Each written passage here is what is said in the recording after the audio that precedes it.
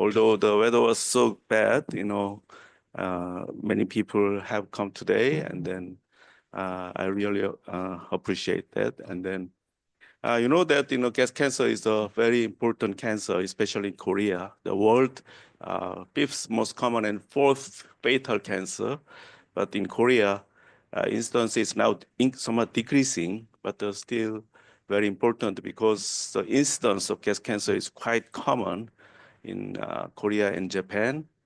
And then China has about half of the gas cancer patients all over the world is in China. So I think Korea, Japan, and China, three countries in Asia is a very important country for the gas cancer. So if we work together, and collaborate for the advancement of the treatment or early detection or something to improve the patient quality of life, all those kind of things, if we work together, I think is very important for all over the world, European or African or all over the world, especially for low-income, middle-income countries.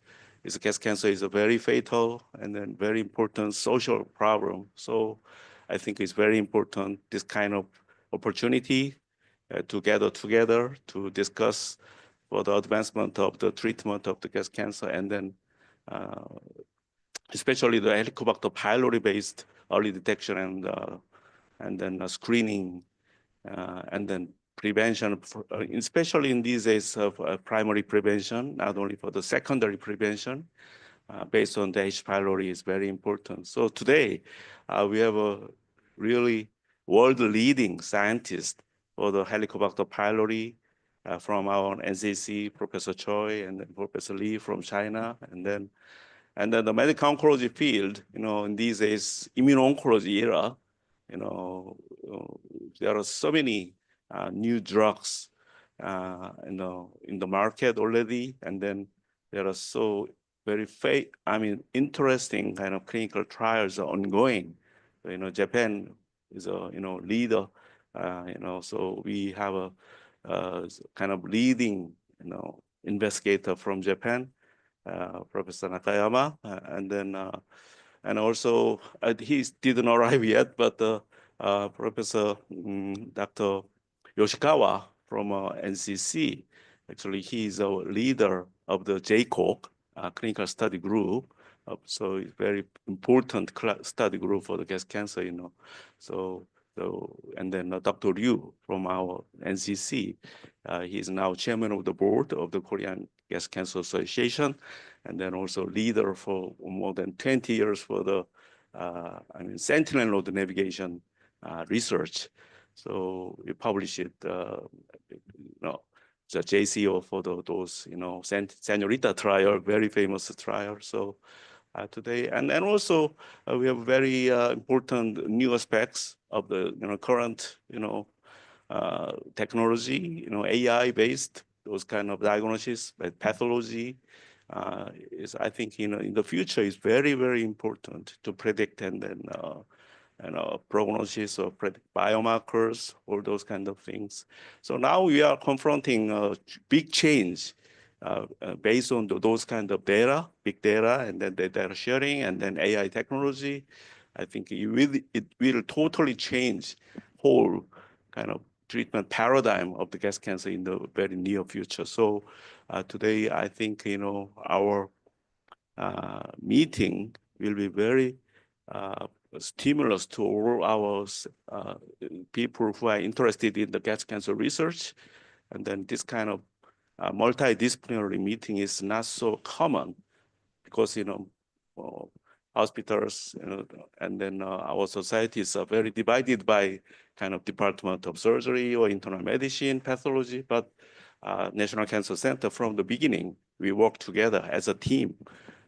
So for more than 20 years, we work together, and then we are very much proud of, things we have done with the team.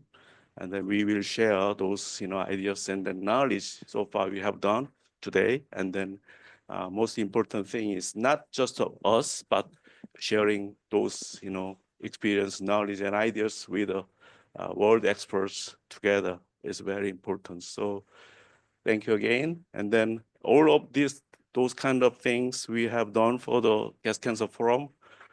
It's the third time, but before that, monthly seminar was done from 2011.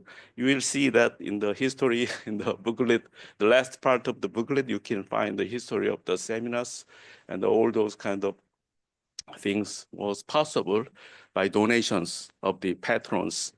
They donated their very valuable kind of money, to improve our treatment for the gas cancer patients. So I really thanks to all those kind of support. And then today, especially speakers and the discussants, and then all the attendees to listen to our discussions in bad weather again. So I really hope you enjoy today until the late afternoon. And then maybe some people can join the dinner, Korean barbecue. Yeah, okay. Thank you so much. And then I'd love to invite by myself to the president of National Cancer Center, Professor Han Guang-yang. Actually, he's an icon of the gas cancer all over the world, and then a leader for the collaboration between Korea and China and Japan. So we are very much proud and then happy to have him here. Please welcome him with a big round of applause.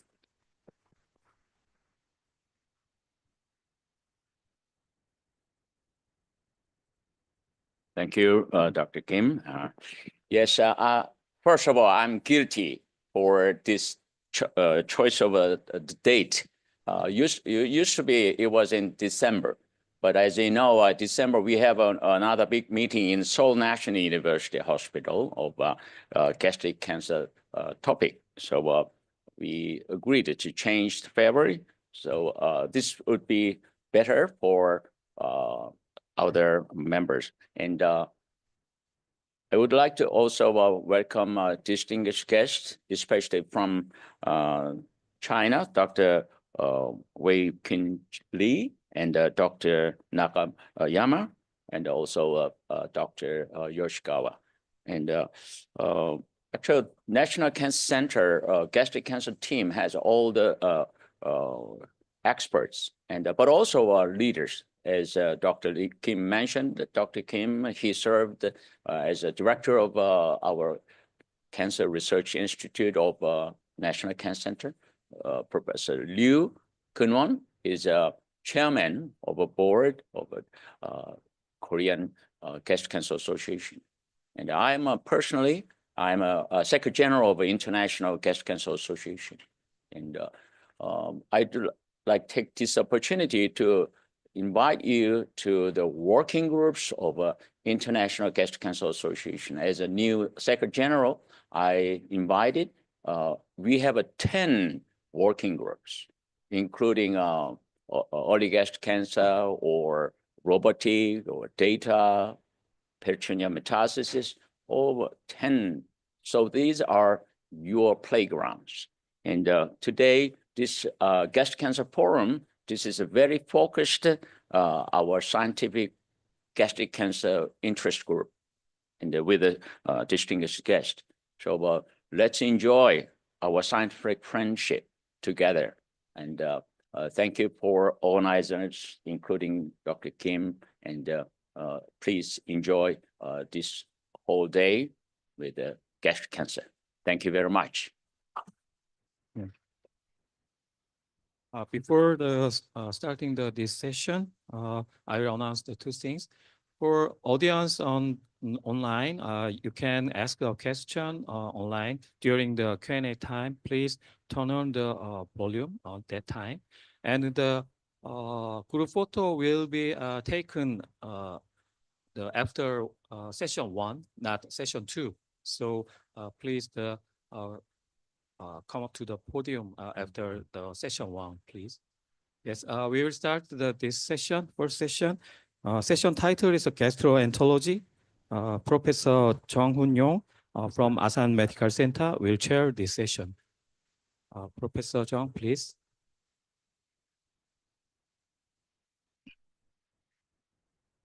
Thank you for a very kind introduction. It's my great honor to manage the first session with the big guys from Korea and China. Two speakers in gastroenterology part is worldwide well known, and they have finished and continue the great job for the prevention of gastric cancer. Okay, let's start the first topic. Yeah, first speaker is Professor Wanqing Li from China. And okay, oh yeah, here.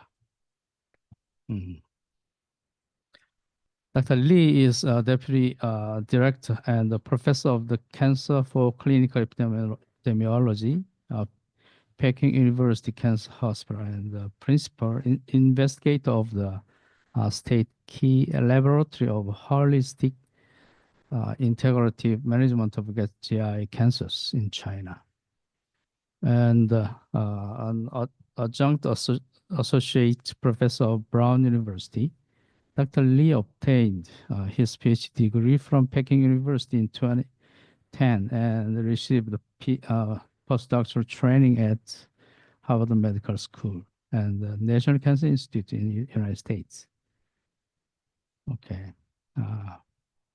Currently, he published the very important data about the prevention of gastric cancer by eradication of H. pylori. Okay, please welcome Professor Li with applause.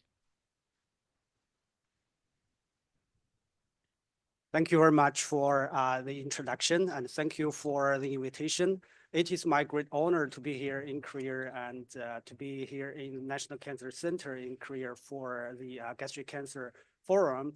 I'm going to share our research on the secondary and primary prevention of gastric cancer in China. You know, in China and Korea, we share the very similar cancer burden. So it's very important that we have such meeting together to talk about our future perspectives and current progresses. So in China, I do not have conflicts of interest to disclose. So in China, you know, 40% of gastric cancer cases and gastric cancer specific deaths occurs in China each year, where gastric cancer still stands as the 5th most commonly diagnosed cancer and the 3rd most common cancer deaths. So even in China, the distribution of gastric cancer epidemiology actually, shows apparent regional heterogeneities. In 1970s, there had been a national survey on cancer specific mortality, which shows that there are several, high-risk areas for gastric cancer, such as Linqi County in Shandong Province and the Zhuanghe County in Liaoning Province, Wei County in Gansu Province, as well as Changle County in Fujian Province. So those areas have been identified as a high-risk area for gastric cancer, and then tremendous research efforts have then been spent on these areas to have research on gastric cancer. So our team have spent a lot of efforts on the Linqi County high-risk area, on the epidemiology, etiology, and prevention strategies for gastric cancer since 1983. So we have, validated and confirmed that the development of gastric cancer is preceded by multi-stage precursor gastric layering progression with H. pylori as a major risk factor, and also, reviewed high intake of alien vegetable and also the high vitamin C levels as protective factors for gastric cancer. Similar with other cancers, China has spent a lot of efforts at the government level for the prevention of gastric cancer, particularly at the secondary prevention level. Since 1980s, there have been investigator-initiated sporadic screening programs led by representative research teams. And since 2008, Linqi County and Zhuanghe County were appointed as the pilot sites for national screening programs in China. Right now, there are 4 major, national level screening programs in China, including the upper gastrointestinal cancer early detection program, now covers 249 sites in 31 provinces. And also the cancer screening program in urban China now covers 75 cities in 30 provinces, as well as the Huai River Basin Cancer Early Diagnosis and Treatment Program. In this area covers 4 provinces with 38 sites. In addition, we also have the opportunistic screening program now involving 31 provinces with almost 800 hospitals. So these programs have contributed a lot to improve the early diagnosis and early detection of gastric cancer in China. So based on the Lin-Chi high-risk areas, based on the National Upper Gastrointestinal Cancer Early Detection Program, we have, found that the endoscopic screening significantly decreased the risk for developing gastric cancer during the follow-up, and also decreased the risk for gastric cancer-specific deaths.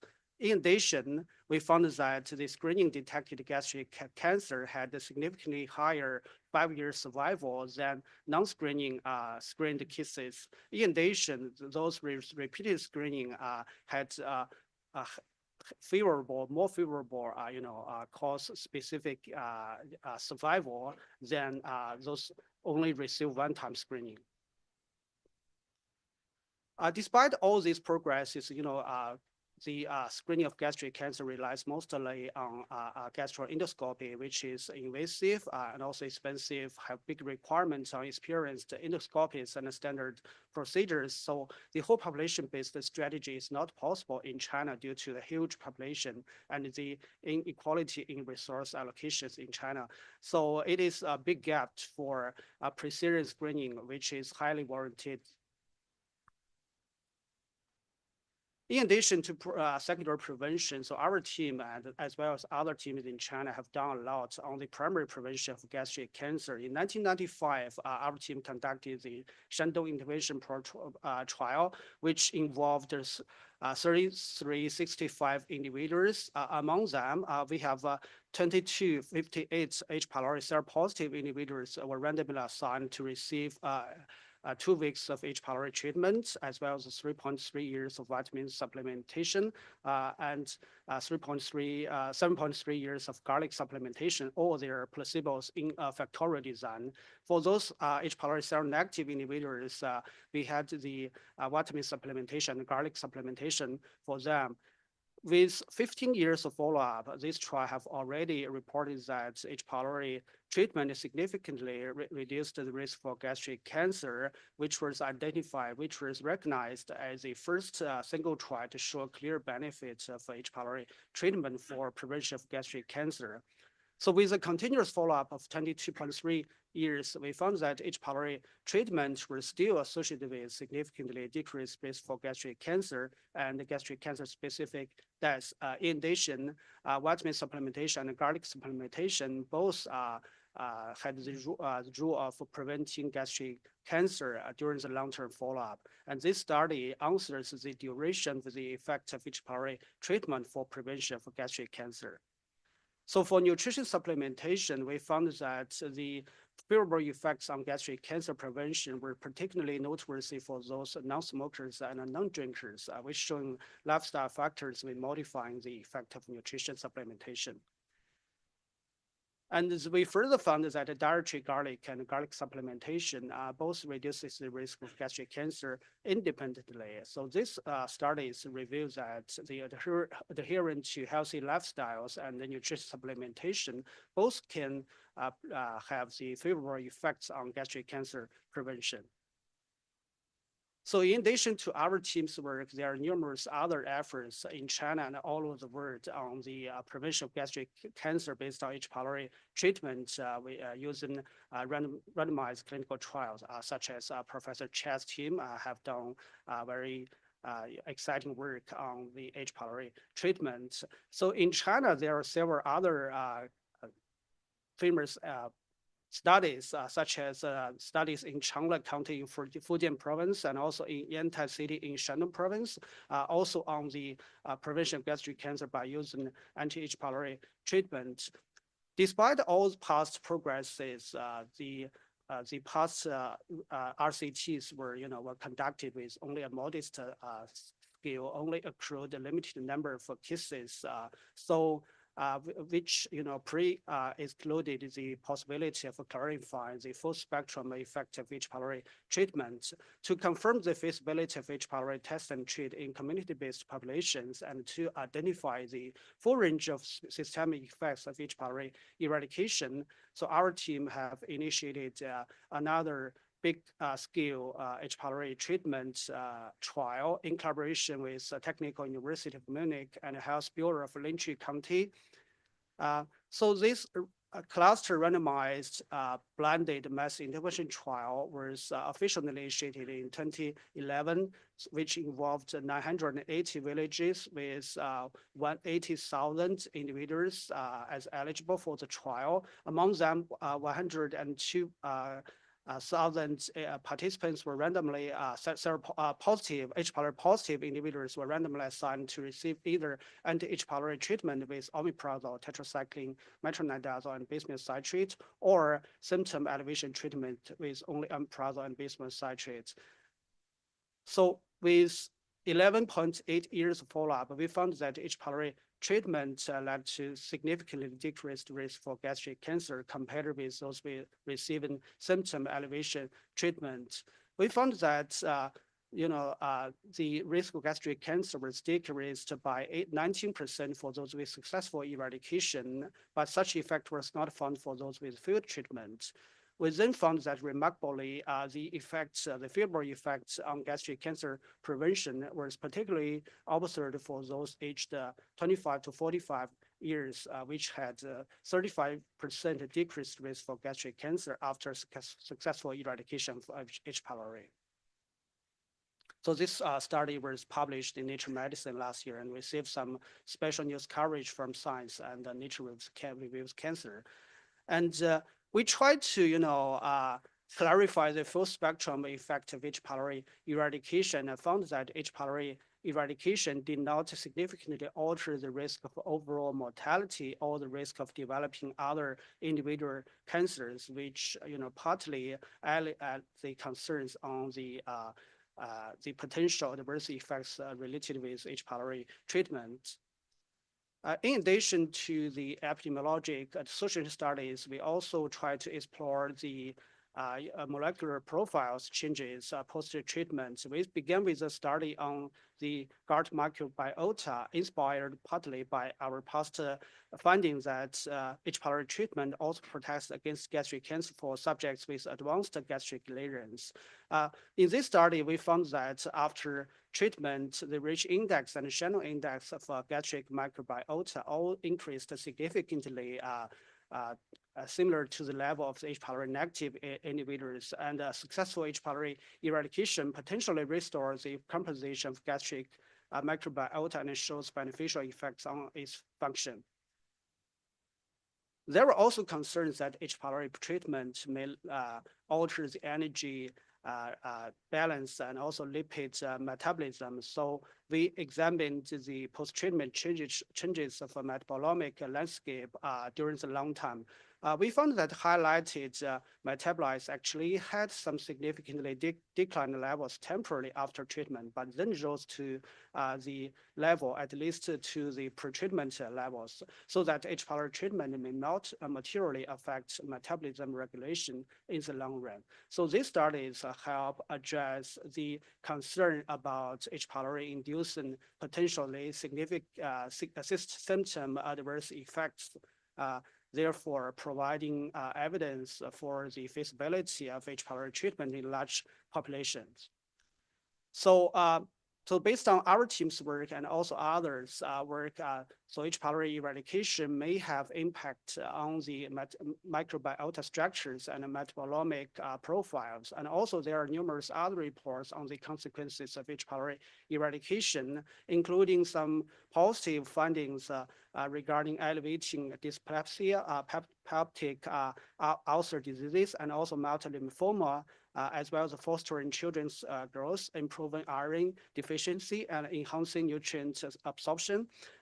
Also, there is some concerns that H. pylori treatment may induce immune-mediated disorders and affect gastroesophageal reflux outcomes, such as Barrett's esophagus, that still requires further study to clarify.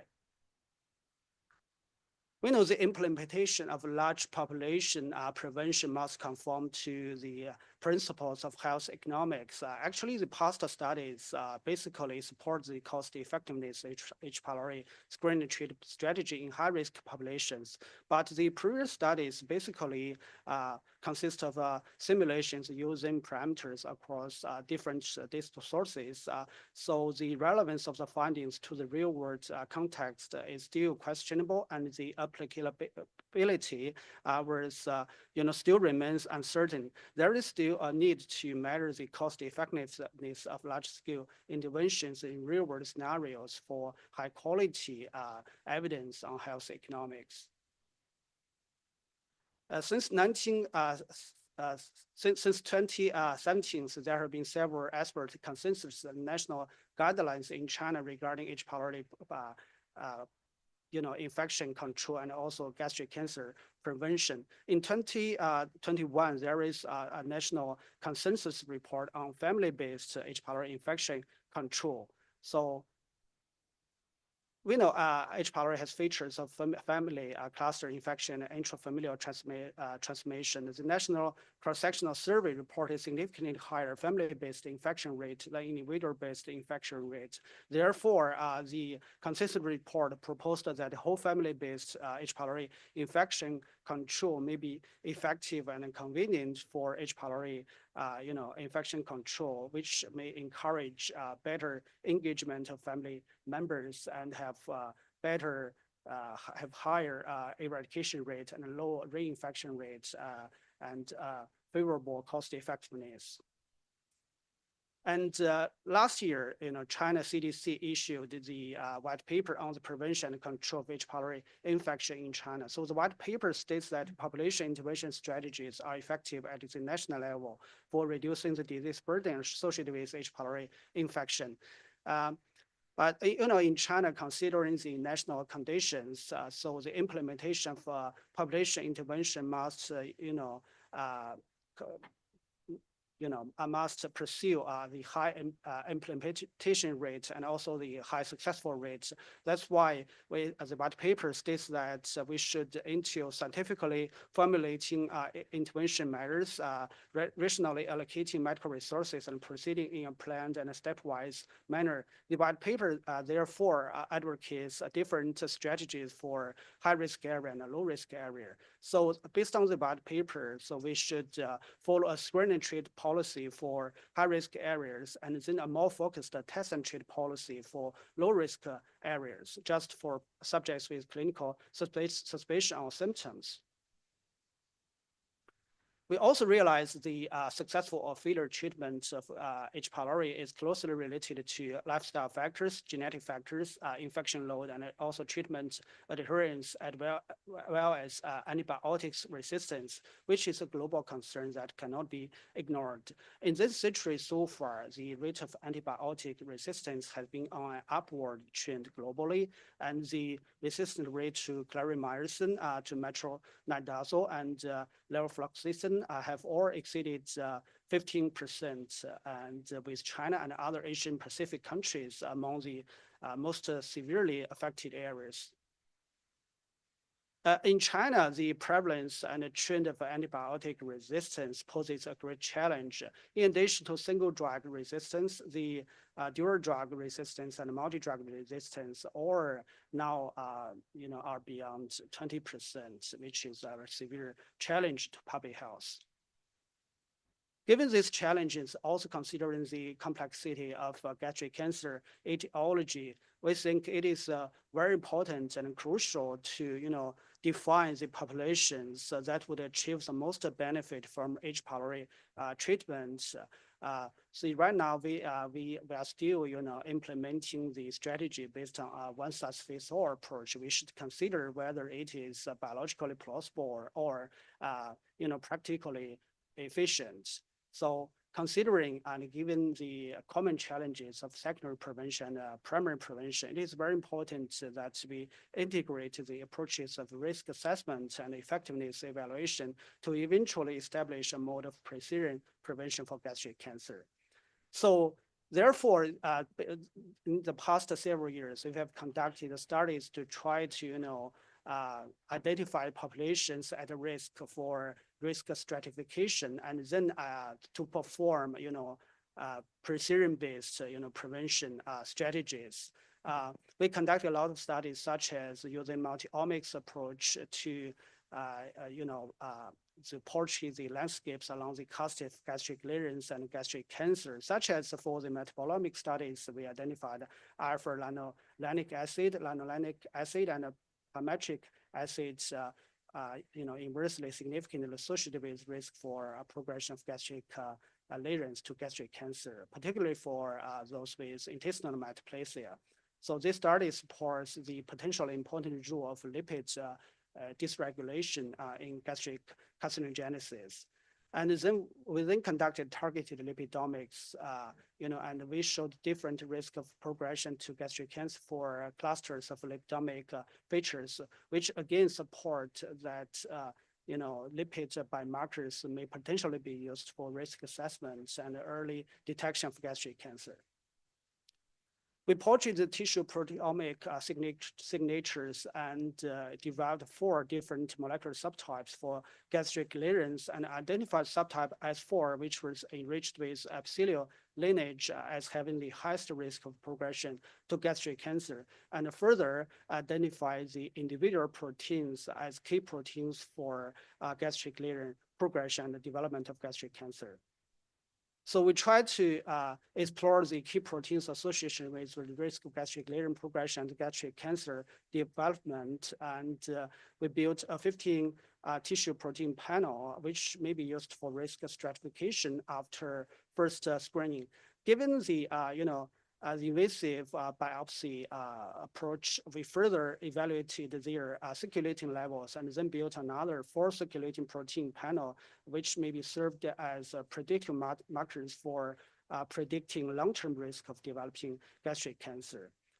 So despite so, we think that high risk does not inherently imply high yields from interventions. That's why we think we need to still conduct studies to evaluate the effectiveness to build the better, the effective strategies for prevention. So previous studies have already identified genetically susceptible individuals may have their high genetic risk modified by adhering to healthy lifestyles. We then conducted a longitudinal genome-wide association study in the context of the multi-stage gastric clearance progression in collaboration with the Shandong Intervention Trial and the China Koduri Biobank. We built a PRS, a polygenic risk score that was associated with the risk of gastric clearance progression and gastric cancer development.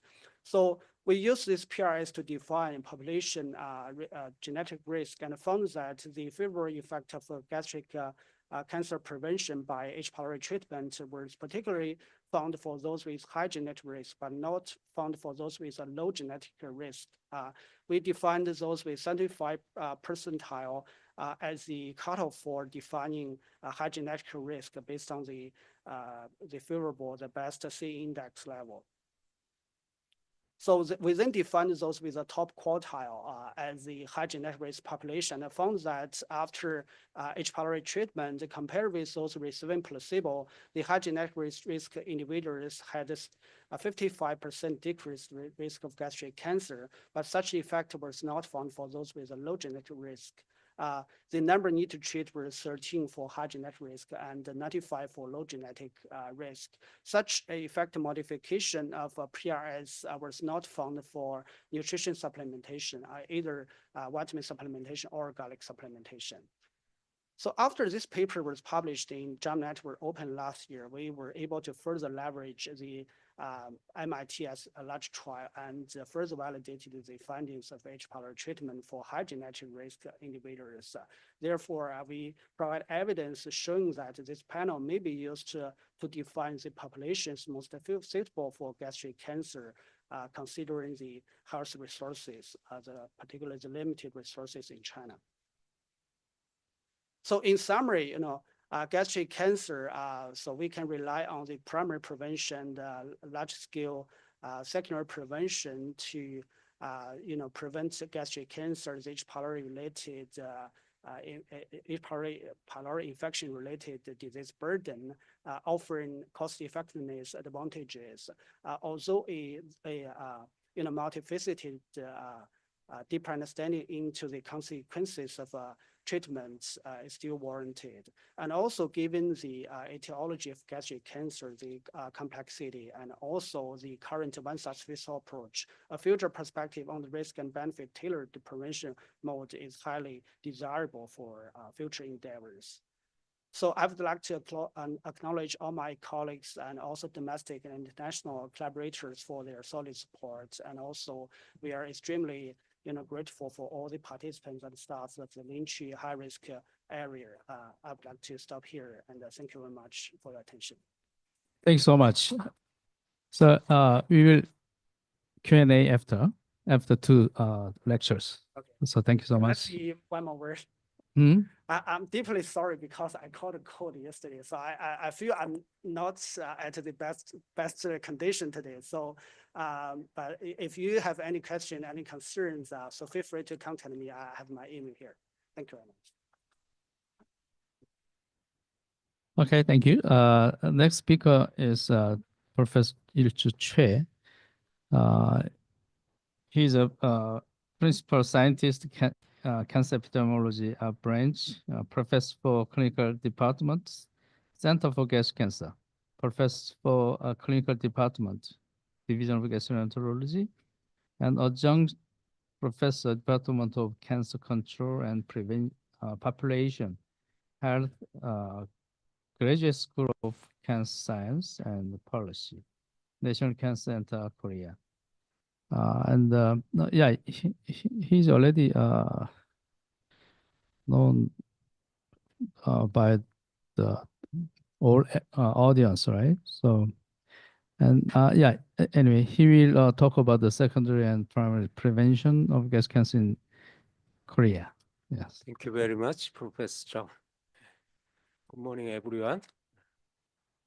This graph shows the trends in major causes of death in Korea. In 1983, cancer became the most common cause of death in Korea, and the proportion is continuously increasing. So our government decided to elaborate 10-year plan for national cancer control.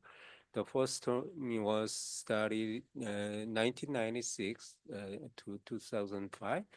The objective of the first term was to develop infrastructure establishing cancer control programs by launching the National Cancer Screening Program and also establishing National Cancer Center and regional cancer centers.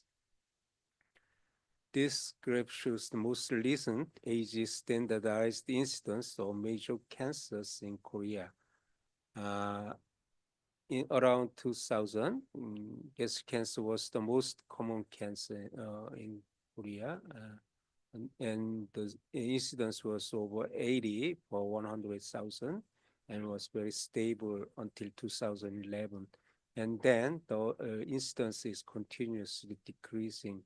The last December published 2022 statistics. According to the data, gastric cancer finally became the 5th most common cancer in Korea. This is our secondary prevention strategy, National Cancer Screening Program, which started established in 2001. For stomach cancer, both men and women over age 40 or higher are recommended to get screening by endoscopy upper GI series and within 2-year interval. But at the time, there was no much data, so this recommendation was based on the experts, many experts' opinion.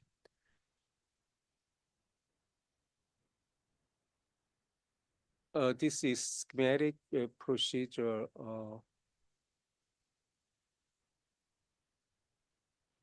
Schematic procedure of National Cancer Screening Program.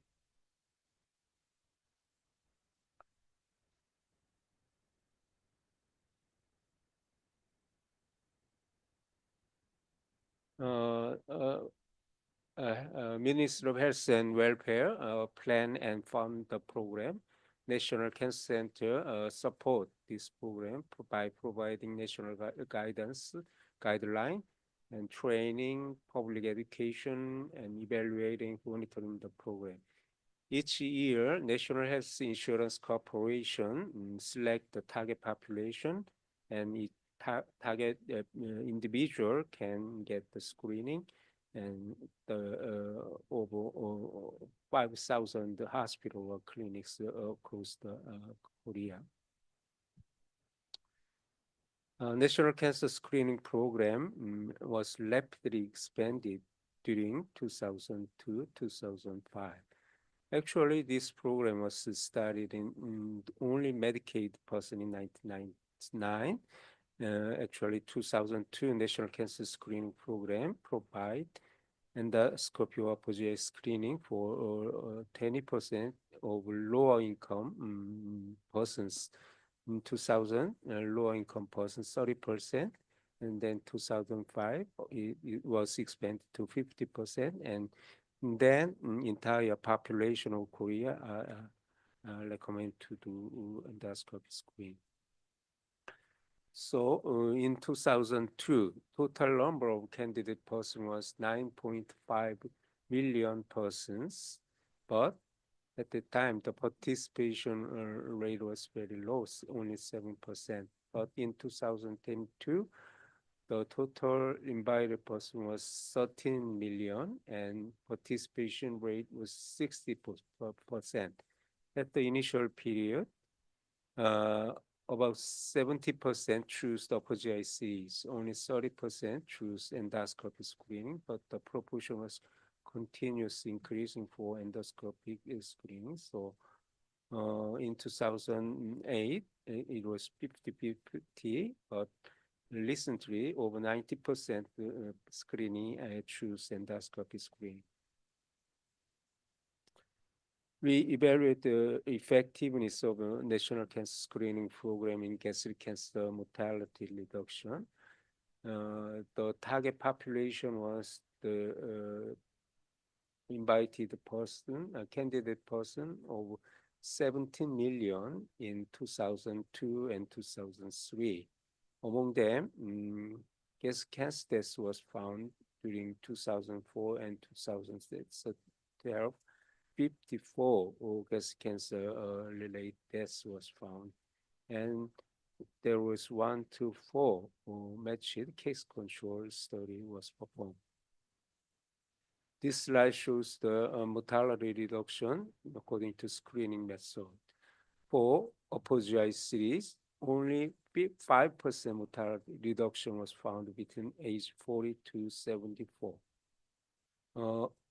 In 5-year age group, 45 to 59 was actually statistically significantly reduced the mortality. When other age group, there was no significant mortality reduction. But in contrast, endoscopy shows the almost 50% mortality reduction, and all the age group 40 to 74 was significant.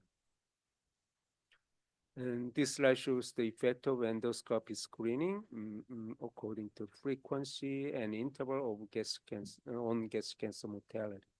First, endoscopy was performed just once. The odds ratio for deaths was 0.6, about 40% mortality reduction. And if a person perform a screening twice, then 70% reductions, 3 times or more. there was 80% reduction. And screening interval is also important. Within 2 years, 0.35 is 35, 65% reduction. But 3 year, 4 year, over 4 years, still endoscopy screening provide mortality reduction. So we can think that 2 year interval might be too frequent. We should evaluate that in the future studies. This is the performance according to gastric screening, according to the method. Gastric cancer detection rate was quite effective in endoscopy screening. In 2002, Opposite series found 0.66 per 1,000 screening in endoscopy screening, opposite screening, but for endoscopy, it was 2.31. The ratio was 3.5. But in 2019, the ratio increased 7.4, which means that more prevalent early cancer and endoscopy can detect more early cancers. So based on the mortality data and this cancer detection rate, we changed our guideline in 2015. The upper limit of the screening is recommended 74, and endoscopy screening is preferred method. Also, endoscopy screening increased the early gastric cancer detection rate and the endoscopy treatment rate. In early 2000, just after our center opened, early gastric cancer proportion was 40% and less than 10% were treated by endoscopically. But recently, almost 75 to 80% are early gastric cancer, and about 40% of gastric cancer are treated by endoscopically. This is the trend of 5-year relative survival of major cancers. For stomach cancer, before we start our national cancer screening program, the 5-year survival rate was mid-40s, but recently it is about 78%, markedly increased during the after the screening study. This is the this graph shows the number of Korean population and total cancer cases. Korean population is 50 million person and shows not so much change, but from 2000 to 2022, the old age group significantly increased.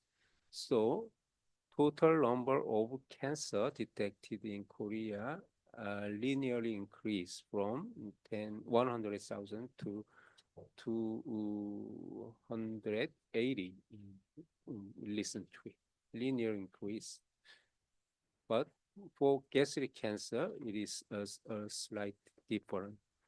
For gastric cancer instance, total number of gastric cancer in around 2000 was 220,000. It increased to 30,000, linearly increased. But from 2011, it was stable around 30,000. But our old age population is increasing, so age standardized instance is rapidly decreasing since 2011. This blue line is mortality reduction. It was 28 or 100,000 in around 2000, or is just 1/4 recent. One of the screening contribution to gastric cancer incidence decrease is the precancerous dysplasia treatment. This cohort study shows that from 2010 and 2018, 150,000 dysplasia were treated in Korea, which means 16,000 cases per year. So this might markedly contribute to decrease actual gastric cancer incidence. And another contribution is gastric cancer is by screening is Helicobacter prevalence decrease. Actually, before our screening program start, 1998, 7% of our population was H. pylori positive. 10 years later, it was mid 50s, and 10 years later, it was mid 40s, which means that each age group, after 10 years, 20 years, about 20% Helicobacter incidence decrease. This might be associated with H. pylori treatment for incidentally found peptical disease as screening endoscopy and increased public awareness associated with screening procedure. However, the major problem is economic burden of gastric cancer screening program. In 2022, 751 billion won was spent. 7,500억 was spent for gastric cancer screening, almost tripled during last 10 years. This is a rapid increase, so we have to revise our screening program to decrease the economic burden. I'd like to talk about the future perspective gastric cancer screening program by primary prevention and surveillance for high-risk group rather than general population screening. At National Cancer Center, we performed placebo-controlled RCTs to evaluate the efficacy of H. pylori treatment for gastric cancer prevention. We performed 2 high-risk group studies for endoscopy resection of early gastric cancer and family members of gastric cancer patients. 2 studies was finished, and we are now doing average risk group study who are healthy individuals who are participating in National Cancer Screening Program, which is started in 2014 and will finish in 2029. This is our first randomized clinical trial, which was done in early gastric cancer patients. Even Helicobacter pylori treatment, there was about 3% per year metastatic gastric cancer incidence, which is 20 to 30 times higher risk. And this patient has already have severe atrophy or intestinal metaplasia at the background. So primary outcome of this study shows that hazard ratio for gastric cancer was in treated group was 0.5 compared to placebo.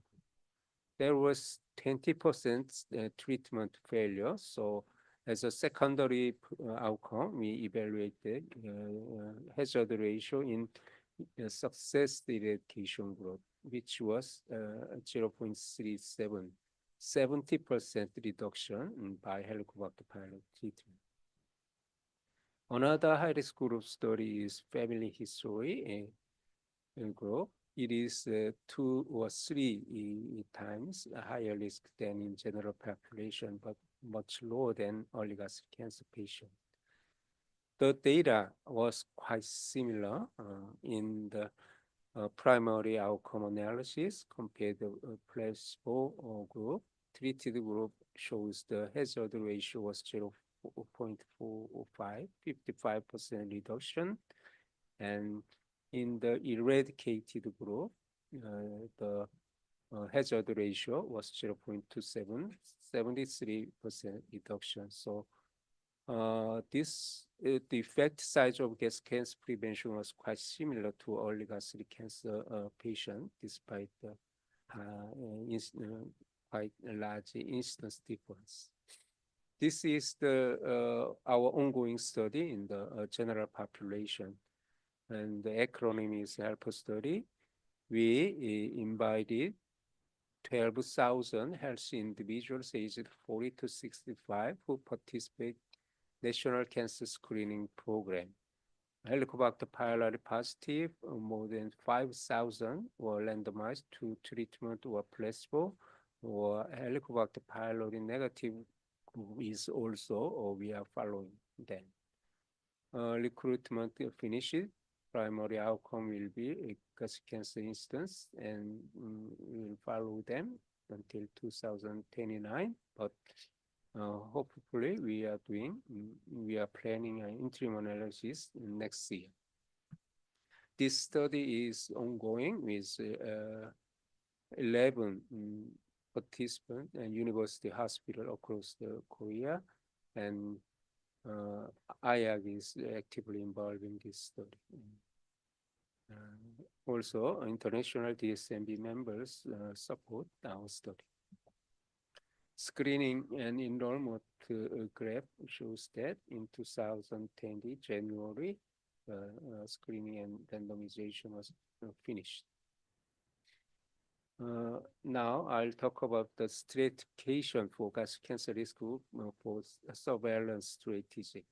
We have three methods. The first one is endoscopy to evaluate the atrophy or intestinal metaplasia. And the other one is serology by checking the pepsinogen 1 and 1 to ratio. And third one is histology, taking biopsy at different sites from corpus and antrum, and grade by using update Sydney system, and by combining corpus and antrum severity, we can get the Olga Olgim stages. We tested out this method by in the family members of gastric cancer patients who are the participant of previous RCT. The first method was the pepsinogen test. In group 1 was Helicobacter pylori negative and pepsinogen negative. In group B, only Helicobacter positive without atrophy. Group C, D is already developed atrophy, but irrespective of Helicobacter pylori. This data shows that Kaplan-Meier curve shows that in group B it was not significantly different to group A, but in group D, who have already developed atrophy, it has quite high hazard ratio for gastric cancer. And we also checked the histology evaluation by Olga and Olgim staging system in the same family member cohort. We found that in Olga stage compared to Olga stage 0 as a reference, Olga stage 4 red line, Olga stage 3 pink line shows significant increased hazard ratio. So it might be useful to use Olga stage. Also, Olgim stage might be useful. Similarly, Olgim stage 4, Olgim stage 3 is significantly increased risk of gastric cancer. So, ladies and gentlemen, I'd like to summarize my talk. In Korea, organized national cancer screening program using endoscopy was provided to be effective in mortality reduction of gastric cancer.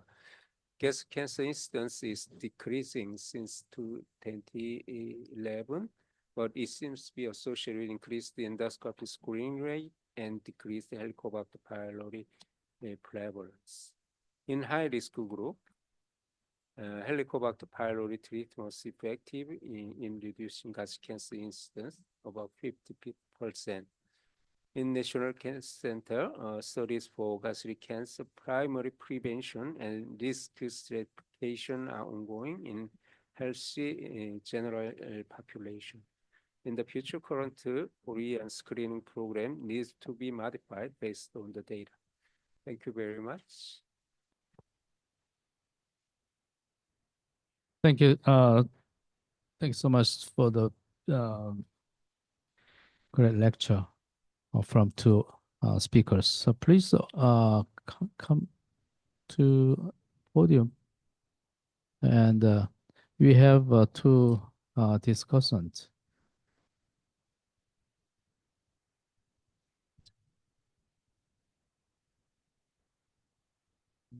다리가 있어요? 다리는 없어. 아니 세워놓고요.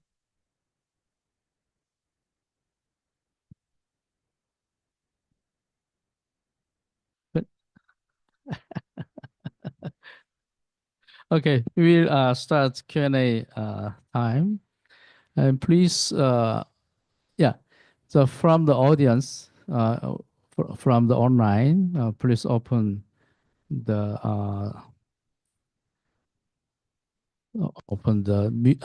cancel the mute, and then please ask to our speakers. Okay, first question from Prof. Kim. Just not working.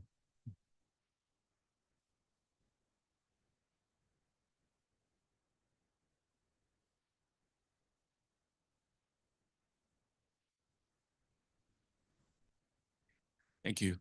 Thank you very much for a great lecture. I really enjoyed in the very comprehensive review of the current status of the primary and secondary prevention in China, and then kind of somewhat same thing, but somewhat focused on the national screening program based. Those kind of data is very interesting.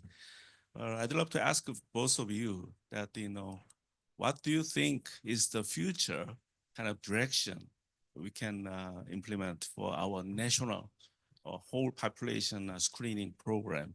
Is it because you have mentioned about many things, not only H. pylori, but the kind of genetic, I mean the genetic high risk group, and also some dietary factors or metabolic factors, or so many things. So and then Dr. Choi shows the kind of a pepsinogen study or kind of endoscopic finding of the kind of Olga or Olgim. So some different kind of things you have shown to us. So I'd love to know your idea. What should be the next stage kind of some ideal screening program in the near future, in the maybe for maybe within 10 years.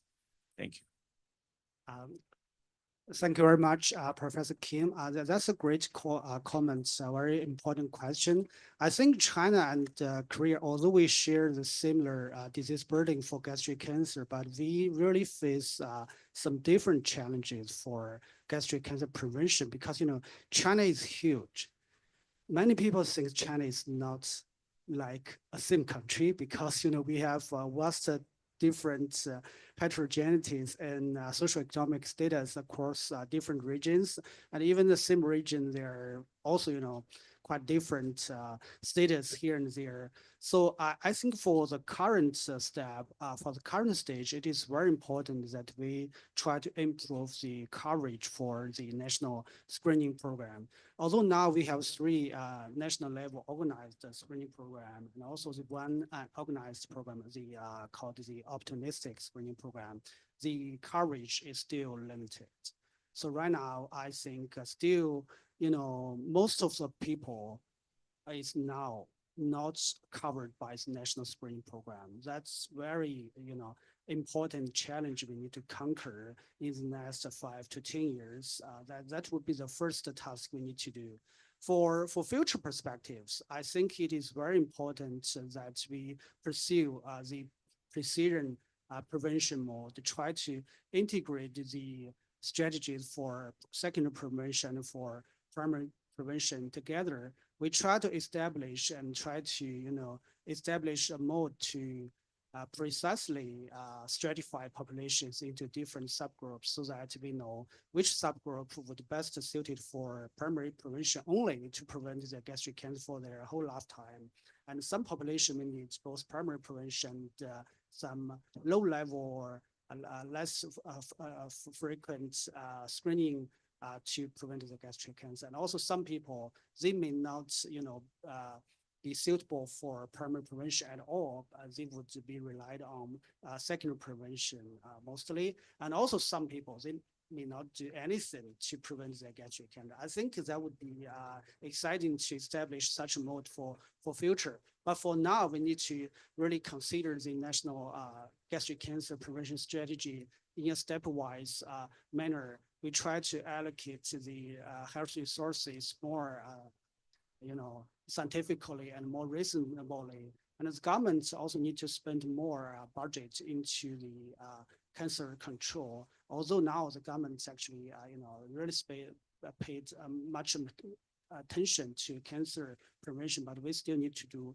more for now and for also in the future. And also the past efforts focused on limited areas with the so-called high risk. But how to define the high risk? Because we know high risk, the risk is always evolving. The high risk areas may become low risk in the next few years. And also there may be some new high risk areas that turning out. And also we need to consider the different cutoffs to define high risk populations. That requires our, we keep to provide better scientific knowledge for our population subgroup identification and the high risk population definition, so that we can better pursue the gastric cancer prevention.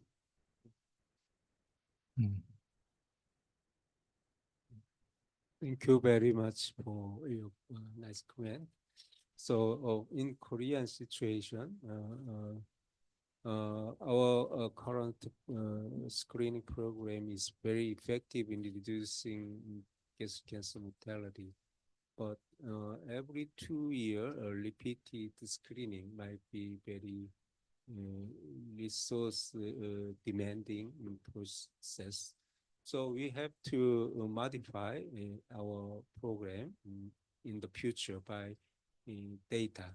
Actually, in 2001, we have no data. So recommended 2 year interval every person over 40. But it should be modified, age should be modified, interval should be modified. And according to the initial endoscopy screening finding, the presence of Helicobacter and presence of Ethiopian intestinal metaplasma. This information are currently are lost and do not incorporated into next step. Next, just like colon cancer, there is a different follow-up period according to the initial colonoscope finding. The number of polyp or character of the polyp affect the next time examination.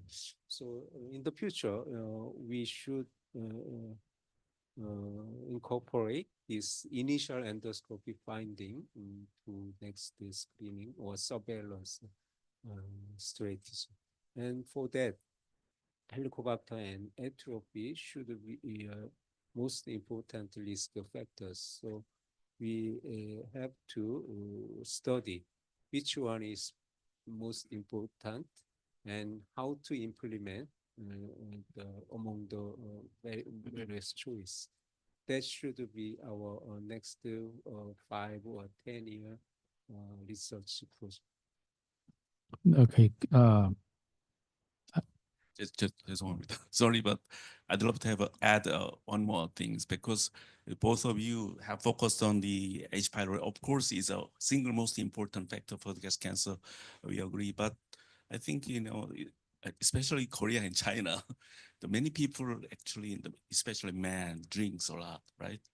And also smokes. The smoking rate is still very high, right, in China. So you didn't mention about those things, but I think, actually overall risk is not only H. pylori, those environmental or habitual factor must be very, very important. So in the future, maybe with a kind of data era, AI transformation era, I think we need to consider those kind of risk stratification by not only H. pylori, but also those kind of incorporating all those kind of habit, lifestyle kind of parameters should be also considered.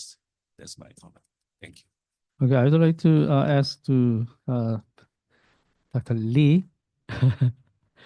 Yeah, please advise to Professor Choi regarding the modification of interval and other screening methodology in Korean National Cancer Screening Project. So,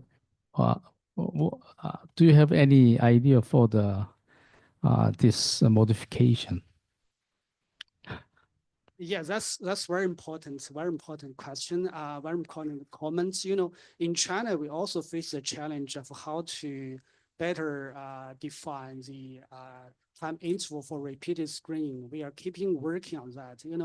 The latest national screening guidelines actually modify the time interval for those with advanced gastric clearance, those with intestinal metaplasia or low-grade intraepithelial neoplasia for the time interval to less than 2 years. So that means 2 years, people need to, every 2 years, those people diagnosed with those advanced gastric clearance need to have their second endoscopy. But still, that was, still, in my opinion, one size fits all approach. People are different. Even if we have the same gastric clearance, we are still different persons. It is very important that we do some finer effects, finer risk stratification, like Professor Kim just mentioned. We try to integrate H. pylori and also those lifestyle factors together to build some AI-based risk stratification system so that we can have some better evidence to inform one people how long he would need to have his next endoscopic screening. For now, in China, we have 2 years interval recommendation for those advanced gastric clearance. Yeah, so it's different between the primary endpoint is mortality decrease, and the detection of early cancer is different, right? So initially, the mortality reduction is very important, but in advance, the quality of life is secondly maybe important. Okay, yeah. So now and Mike to discussant. Yeah, Yeah. I'm Sang-Gil Lee from Yonsei University. I was located for the discussant, but we have many short time for discussion. First, I will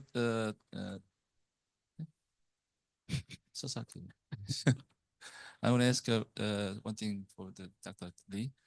I'm very impressed with what you are doing and what you are now doing. So, but nobody denied Helicobacter pylori eradication is a cornerstone for Helicobacter gastric cancer prevention. But now I found that you are moving beyond the eradication for the smart eradication. So I maybe I missed what you reported, that you show us the high risk genotypic pattern or low risk pattern. There is some difference between difference of benefits of Helicobacter eradication. But also the Dr. Che show us the Olgin, Olga, or some atropic profiles can affect the benefit of eradication.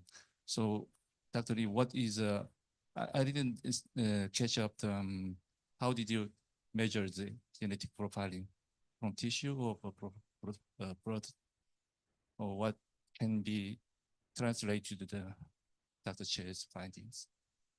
Yeah, thank you very much, Professor Lee. That's very nice question. So, firstly, I want to, clarify a little bit regarding, I'm not moving from H. pylori eradication to some smart technology completely, because I just trying to do something to really, make some new finding, because many people think H. pylori treatment is effective. So it is some kind of evidence node knowledge. So right now we need to think more about our future and our next steps. So for the high genetic risk, we defined actually using the blood based the GWAS approach because it is quite convenient and less expensive. So it can be realized by even places with low resources. That's what we use.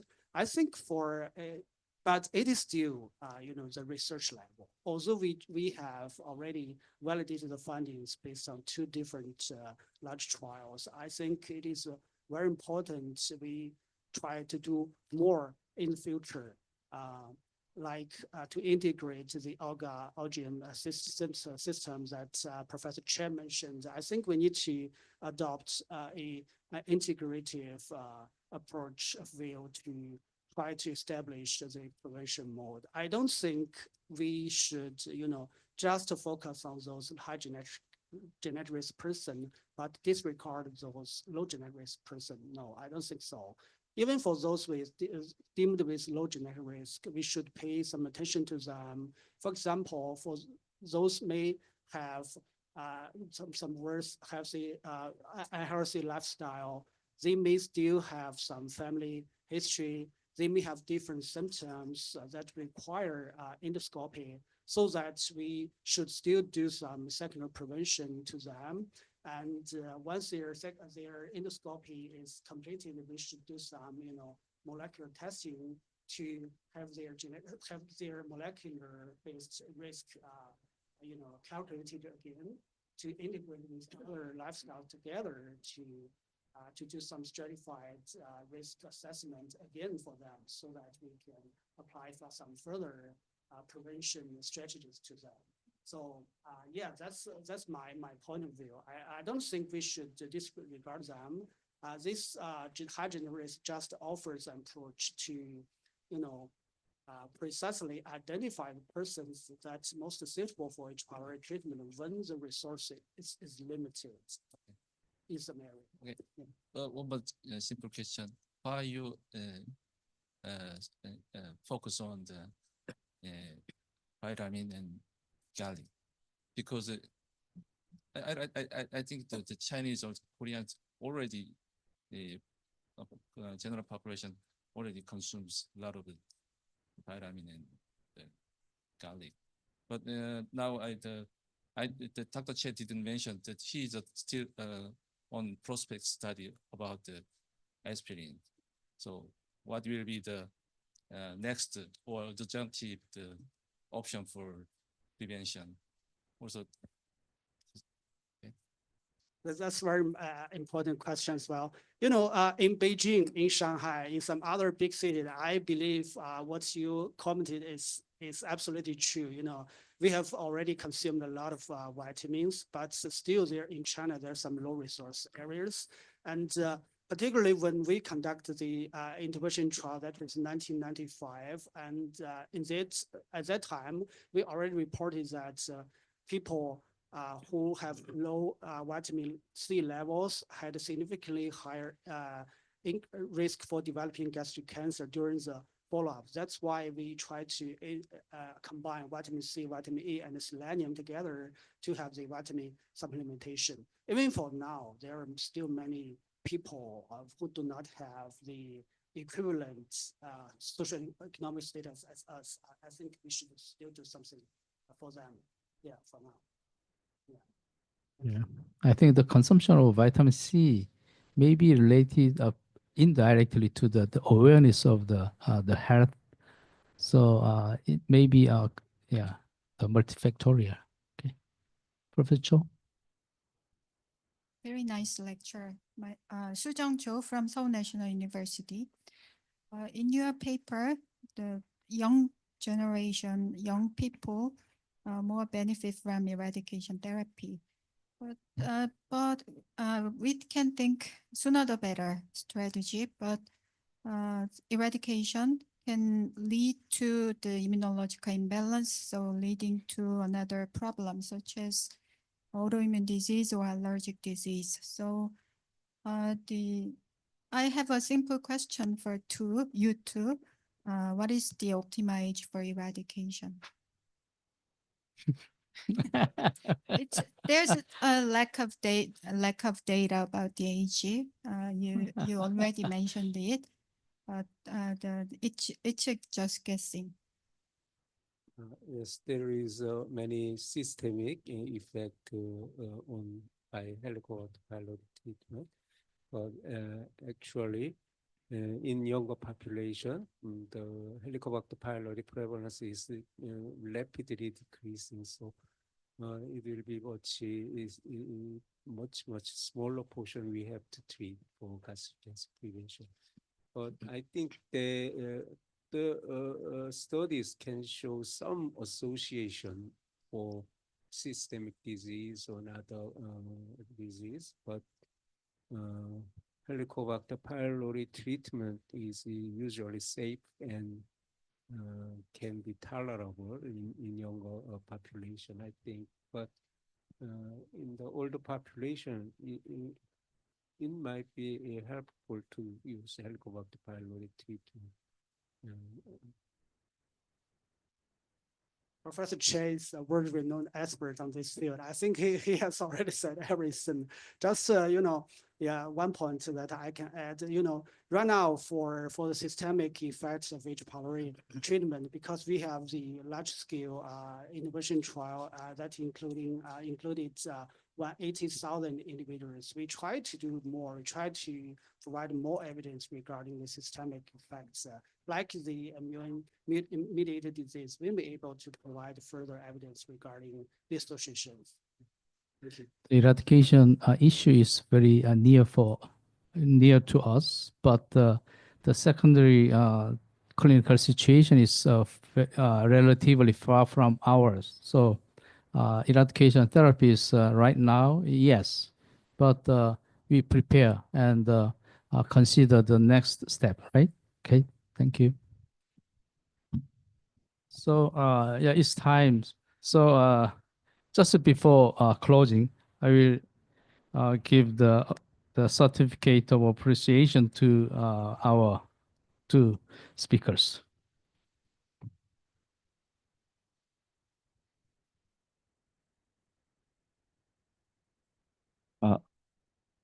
제가 대독하겠습니다.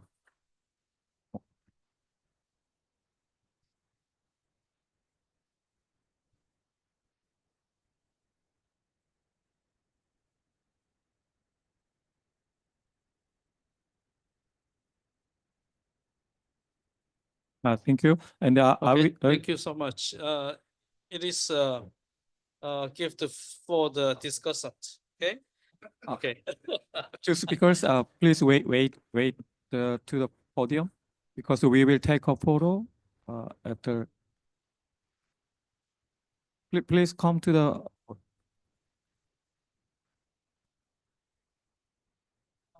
As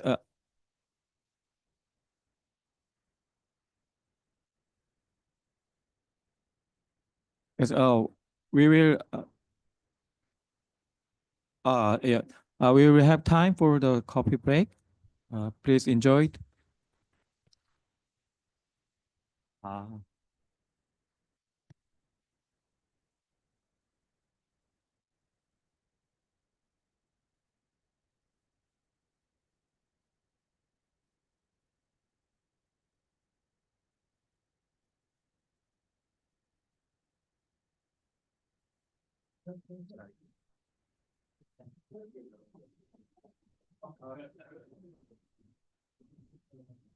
선생님, 요거 세션 사진 찍고 나서 전체 그 디스커선트랑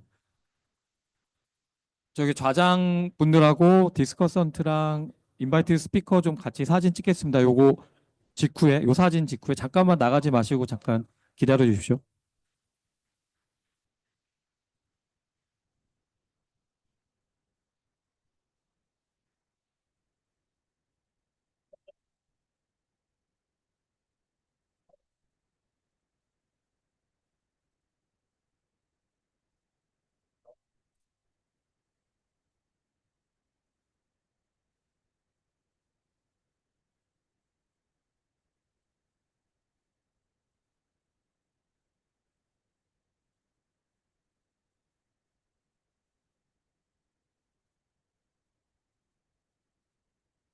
유근원 선생님.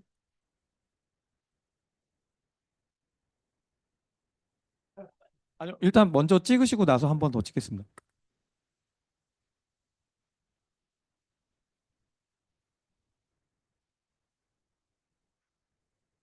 인섭 선생님 미안한데 저 유근원 선생님 좀 잠깐 모시고 올 수 있나요? 저희 그 지금 참석하고 계신 스피커분들하고 인바이티드 스피커 그다음 인바이티드 게스트 센터장님 다 앞으로 나오셔서 사진 한 장 그룹 포토 찍겠습니다. 동명철 선생님, 이성학 선생님, 이해수 선생님 다 나와주십시오. 인섭 선생님. 야, 됐어요. 최원영 선생님, 유근원 선생님, 유민희 선생님 다 앞으로 나와주십시오. 장대영 선생님.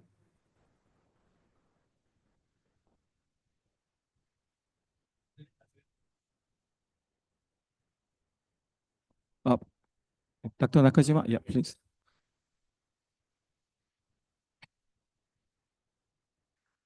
예, 자리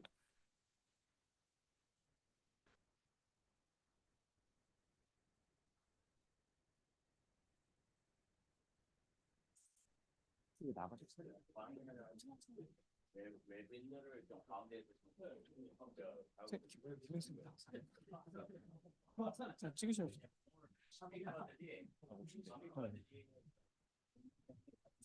아니, 나가지 말라.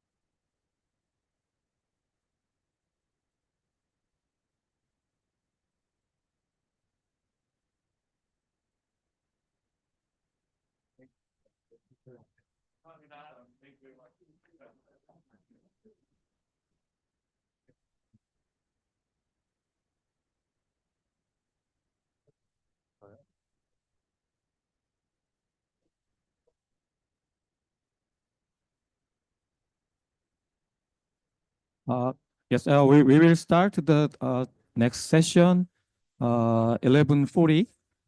Please enjoy coffee time.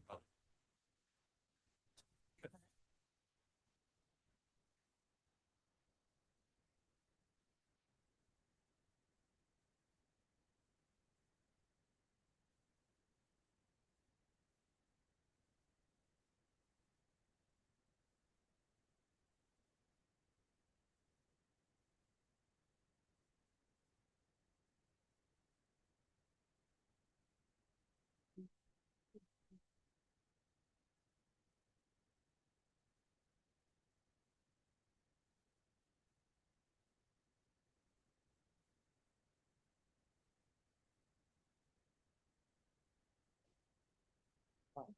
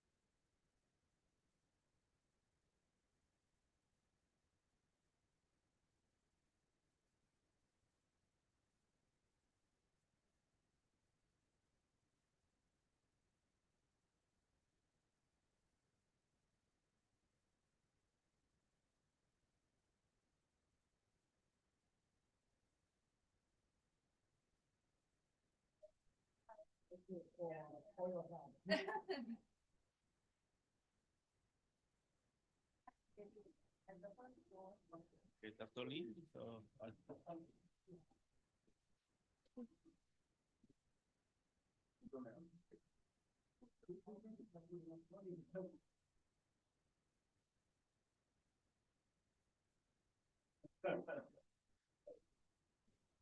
you're very busy. Yeah. I'm very sorry, not to have you.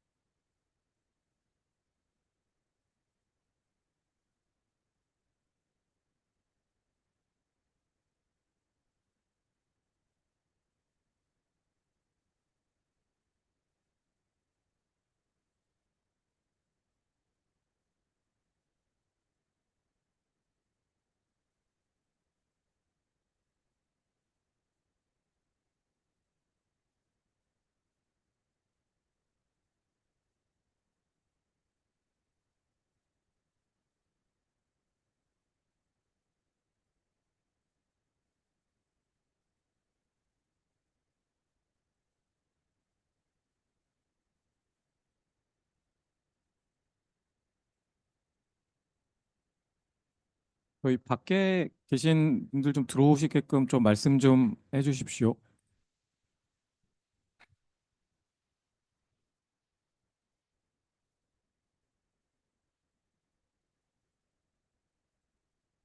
Yes,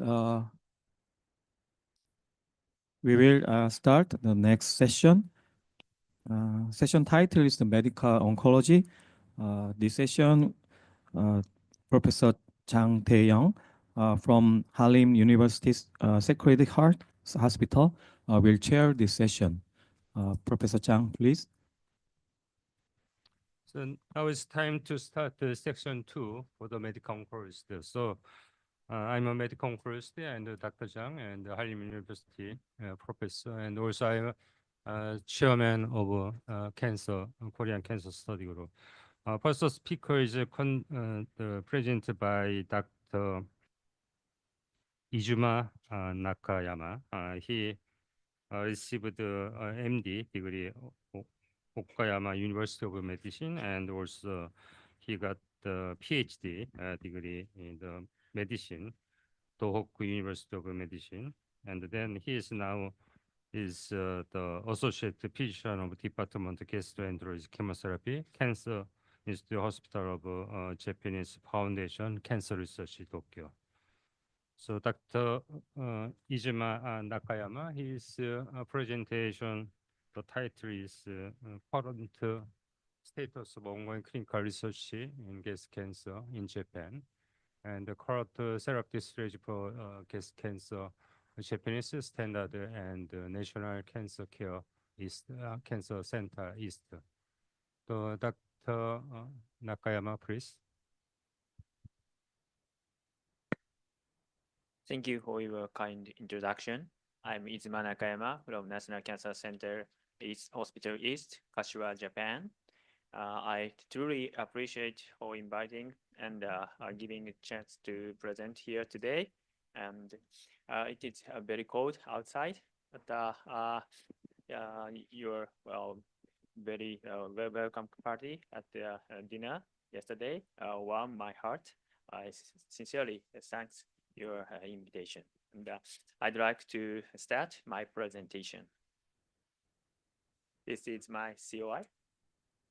First of all, I'd like to introduce my department members. We have, as shown here, 11 doctors in our department, and he sent out Dr. Stara is chief of our department, and he's a very famous medical oncologist in Japan. And he and I see the old gastric cancer patient in the outpatient clinic in my hospital. This is my agenda for my talk. First, I'd like to share the current clinical landscape for the patient with metastatic gastric cancer and introduce our treatment strategy. And next, based on daily clinical practice, I will introduce the ongoing clinical trial in Japan and that in our institute. So let's move on to the first topic. Here's an overview of the key clinical trial for advanced gastric cancer before 2020. As you know, by around 2010, platinum-based doublet chemotherapy became the standard care first-line treatment for the advanced gastric cancer worldwide. The TOGA trial conducted and released the result in 2010 and introduced the trastuzumab, the monoclonal antibody targeting for HER2, which is the first molecular target therapy in the treatment of gastric cancer. By the middle of 2010, several clinical trials were conducted, including the Korean study. This study showed the survival benefit of the second-line treatment. And late 2010, more evidence emerged for the third or later line, so-called salvage line treatment. So in 2017, nivolumab monotherapy was introduced as a third or later line for the gastric cancer based on the successful result of the ATTRACTION 2 trial. And later, trastuzumab deruxtecan which is the first ADC, antibody drug conjugate, targeting for the HER2, emerged and became available in the clinical practice in 2020. The TAS trial, randomized phase 3 study, to confirm the effectiveness of the TAS 102 FTD TPI, and it became the one of the option of the third or later line treatment. Now let's talk a quick look back at the past to the current standard landscape of chemotherapy landscape or the gastric cancer, with a special attention to the newly emerging target, Claudin 8.2. On March last year, zolbetuximab, first in-human monoclonal antibody targeting the Claudin 18.2, was firstly approved in Japan ahead of any other countries. Subsequently, zolbetuximab was approved in your country, South Korea, UK, EU, US, and China. Claudin was the first discovered as a key molecule of the tight junction strand by the Japanese-based researcher Dr. Shoichiro Tsukita and Mikio Furuse.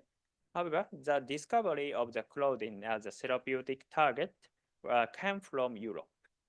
In 2008, a German immunologist, Dr. Safin and Dr. Telej reported the Claudin as a pan-cancer target in clinical cancer research. They developed an antibody specifically targeting Claudin 8.2, not binding to the Claudin 8.1. And they found the biotech venture company and initiate the early phase clinical trial in Europe. After that, Astellas Pharma developed right, moved to the Astellas Pharma, and they initiated two global randomized phase 3 study, Spotlight and Grow trial. As you know, these independent two clinical trials, Spotlight and Grow, show the survival benefit by adding zolbetuximab with standard chemotherapy for patients with HER2 negative, Claudin 8.2 positive, and previously untreated advanced gastric cancer. So it is now standard care for this patient. Here I show you the integrated analysis of the Spotlight and Grow trial published in New England Journal of Medicine last year. Hazard ratio for PFS 0.71 and the hazard ratio for OS 0.777. 10% increase in the 2-year PFS and OS was observed. Nausea, vomiting, and the loss of appetite are most commonly observed in patients treated with zolbetuximab zobi in Spotlight and Grow, as shown here, while symptoms often appear during the first infusion. It decreases clearly after the second or later cycle. This toxicity are likely caused by the immune reaction between the zobi and Claudin 8.2 expressing normal gastric mucosa. Proper management of these unique GI toxicity is crucial for successful use of the zolbetuximab in routine clinical practice. This slide shows the investigation of the GI toxicity using the ferret. As you can see on the left side, the stomach mucosa looks redness and edematous. And histological analysis reveals the erosion on the mucosal surface in the early stage of the administration. At the vomiting, inflammation spread to the submucosal layer, and immune cell infiltration remained at 6 hours later of dosing. Gastritis is also observed in patients, similar to the finding in the animal study. Redness erosion and edema can be seen in various areas of the normal stomach mucosa. In some cases, this can be mistaken for the tumor progression. So since 2021, a practice-changing result has been launched. Checkmate 649 successfully demonstrated the survival benefit of nivolumab with chemo for the patient with HER2-negative metastatic gastric cancer in first-line setting. MSI high and the PD-L1 high patient is a possible PD-L1 is a possible biomarker for patient selection. However, MSI and PD-L1 testing are not prevailed in most hospitals in Japan at that time because nivolumab was available for all patients previously untreated all patients, regardless of the MSI status or PD-L1 CPS. So, however, emergence of the ZOBI changed the situation. Today, a biomarker-driven approach is the standard for the treating metastatic gastric cancer. Japanese guidelines recommend performing these tests at time of the diagnosis to ensure the patient receives the most appropriate treatment based on their biomarker status. This approach helps optimize treatment outcome and allow for a more personal therapy plan for each patient. Here, I'll show you the current available agent and the treatment strategy sequence in the Japanese clinical practice. Oxaliplatin is widely used, especially in the major cancer center in Japan.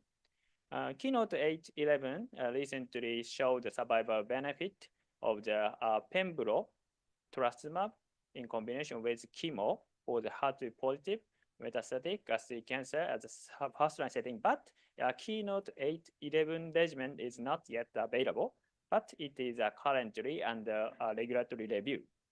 For HER2-negative protein 18 positive patient, patient selection remained a debated issue.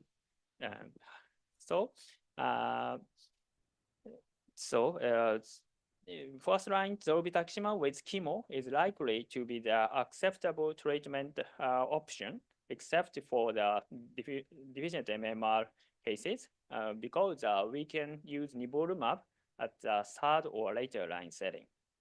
For PD-L1 high expressing tumor, CPS like CPS 10 or more, ICI may be the preferential treatment option.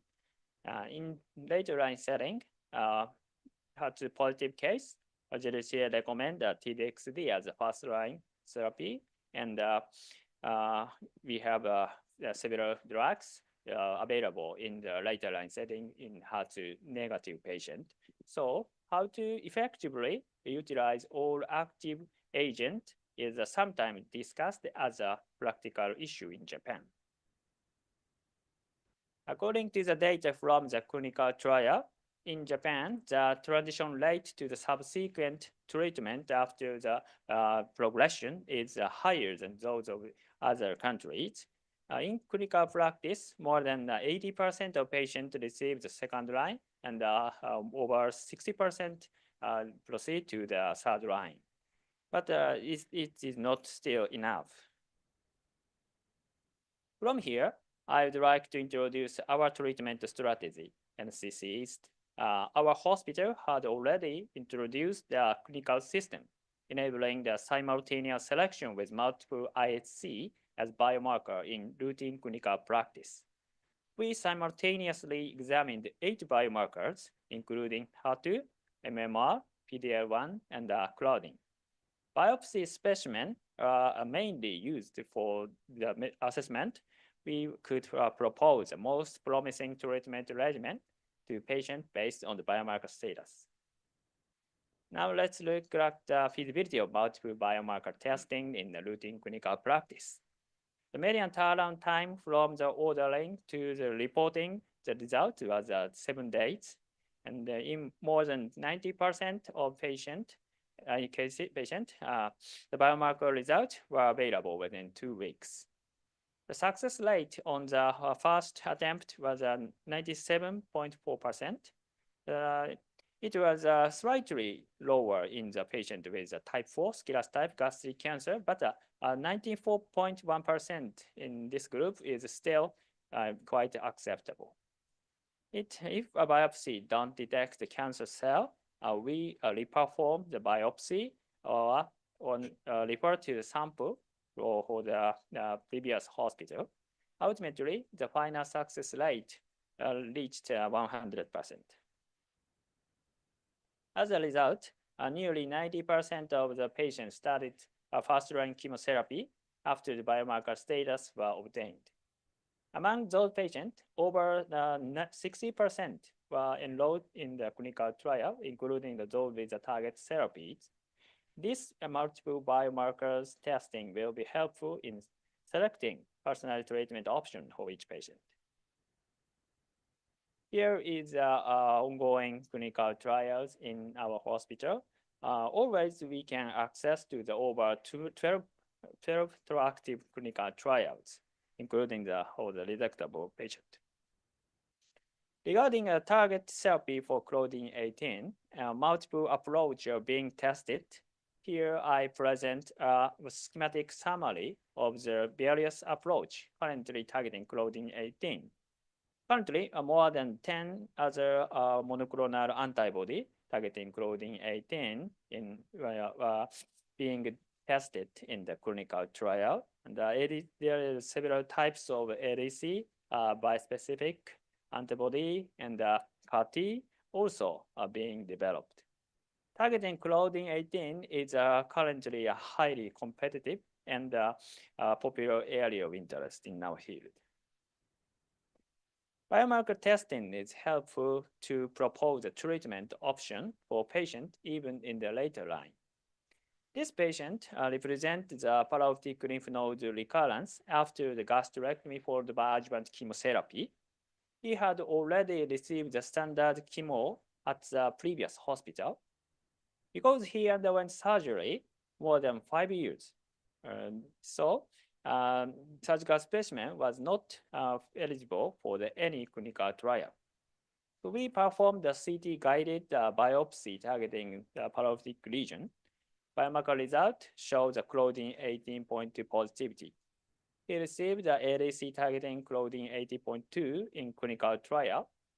After 2 cycles of administration, although tumor shrink was not clear, but tumor marker level was decreased by half. However, a biomarker with ISC are not enough. A comprehensive cancer genome screening platform, so-called Monster Screen, in the Scrum Japan project, utilized as a powerful tool in the explanation of the new biomarker for the novel treatment. We can share the updated information on the cutting edge of data with key members, Dr. Yoshino, Nakamura, Hashimoto, in the TR department. In fact, we have experienced the case where a therapeutic target identified, leading to the positive treatment outcome. We made in a close collaboration with a member of the TR section of the immunotherapy. We provide insight into the immunogenic mechanism behind the hyperprogressive disease by assessing the clinical samples. The subset of the regulatory T cell inhibit the efficacy of the immunotherapy, but anti-VEGF marginal inhibitor could eliminate these regulatory T cells. So based on these research findings, we initiated the IIT of using lenvatinib, multiple kinase inhibitor targeting VEGF, to overcome the immunosuppressive feature of the gastric cancer. So here I show you the case with a remarkable response to this combination in patients with immunologically cold tumor, such as MSS or CPS low. Here I will provide a brief summary of this section. The emergence of the ZOBI has accelerated a biomarker-driven therapeutic approach in clinical practice in Japan. Currently, HER2, MMR, PD-L1, and MMR PD-L1 and the CP Claudin 8.2 status are essential for the patient selection in first-line treatment. At our institute, comprehensive biomarker testing began before 2020. This has enabled us to propose the most promising treatment regimen, even for later line setting. So let's move on to the next topic. There are several study oncology groups for the clinical trial in Japan. Jacob Stomach Group has initiated several clinical trials. Dr. Yoshikawa will present these clinical trials today. At present, all ongoing Jacob study mainly focus on the resectable stage gastric cancer, including surgical procedure or comparison with modality, a robot or laparoscopy. In reality, the latest clinical study for the metastatic gastric cancer is the JCOG 1013, which was completed in the 2018. JCOG 2204 is a randomized phase 2 trial comparing neoadjuvant FLOT versus DOS for patients with resectable type 4 and large type 3 gastric cancer. This study includes patients with cytology positive and or peritoneal metastasis at the perigastric region. While cytology positive or peritoneal metastasis at the perigastric region is considered a non-curative factor, gastrectomy remains the center to the treatment of gastric cancer in JCOG strategy. This is initiated clinical trial initiated by another study group, JACRO. As you know, adjuvant DOS, DS, docetaxel plus S1 is a standard regimen for the patient with a pathologically stage 3 gastric cancer. However, there is no large-scale prospective study for early recurrence after DS therapy. This single-arm phase 2 study of Kpox plus nivolumab is considered to answer this clinical question. Overall response rate is a primary endpoint. This is a clinical trial using new agent, which is bemarituzumab, which is not yet approved in Japan and any other countries. WJOG has just begun single-arm phase 2 study to evaluate bemarituzumab in anti-FGFR2b monoclonal antibody targeting monoclonal antibody in the combination with ramucirumab and paclitaxel for previously treated patient with FGFR2b positive gastric cancer in second-line setting. FGFR2b positive is determined by the same criteria ongoing first-line clinical trial bemarituzumab. Primary endpoint is set as an overall response rate. Outside the oncology study group, Kyushu University initiated a phase 1 study of the intraperitoneal infusion of the adoptive cells transfer with a newer NK cell like CD3 negative cells. This is a collaborative work with academia and a biotech venture company. Unlike NK cells, Gaia NK-like cell express multiple cytokine, a chemokine receptor, and adhesion molecules that are essential for the accumulation and retention of these cells in the solid tumors. Unlike the CAR T cell, Gaia NK cells can kill cancer and eliminate solid tumor as quickly as within 1 to 48 hours. DLT is set as a primary endpoint, and the optimal dose finding is under investigation. Here I will present the ongoing clinical studies in Japan. Post-marketing studies are primarily conducted to explore new combination therapy using pre-existing agent. Next, I'd like to introduce clinical trials initiated by our institute. TDXD is a standard care for the patient with breast cancer, not only HER2 positive, but also HER2 low or HER2 ultra low. Exploratory analysis of Destiny Gastric 01 demonstrated the encouraging result of the TDXD monotherapy for patients with HER2 low advanced gastric cancer. This is a single-arm phase 2 study evaluating the T-DXd in combination with nivolumab and the reduced dose of the K-box for the treatment-naive patient with HER2-low gastric cancer. This study was conducted at the Mouse Center in Japan. Patient accrual was completed last November. We are waiting for the result. And as you know, zolbetuximab-related GI toxicity is a major concern when implementing this new agent in clinical practice. A higher loading dose of Zolbi has been adopted in the clinical practice to achieve the therapeutic blood concentration of Zolbi at earlier point. However, this rapid increase in blood level may be linked to the GI toxicity. To address this, we have initiated a randomized phase 2 study to evaluate whether omitting the loading dose can reduce the unique GI toxicities without compromising the efficacy. This study is conducted as a pragmatic design. This study named GENTLES reflects our goal of delivering a gentler and a more effective treatment for both patient and the researcher. The primary endpoint is the vomiting-free rate. This is also a post-marketing study of the fruquintinib with FTD TPI in the salvage line treatment of the metastatic gastric and colorectal cancer. Primary endpoint is set as a DCR in the phase 2 part. This is collaborative work with the basic researchers aimed at targeting cancer stem cell by inducing the ferroptosis. Both salazopirine and oxyfedrine may trigger intracellular oxidative stress leading to the cell death. And also, salazopirine and oxyfedrine were not originally developed as an anti-cancer agent. They have been identified as a candidate for drug repositioning. A phase 1 study is currently ongoing at our institute for patients with heavily pretreated solid tumor, including gastric cancer. We are planning to initiate a clinical trial for locally advanced G-junction adenocarcinoma as a single-arm phase 2 design. This study involves administration pembrolizumab plus FLOT as the initial chemo, followed by the short course CRT.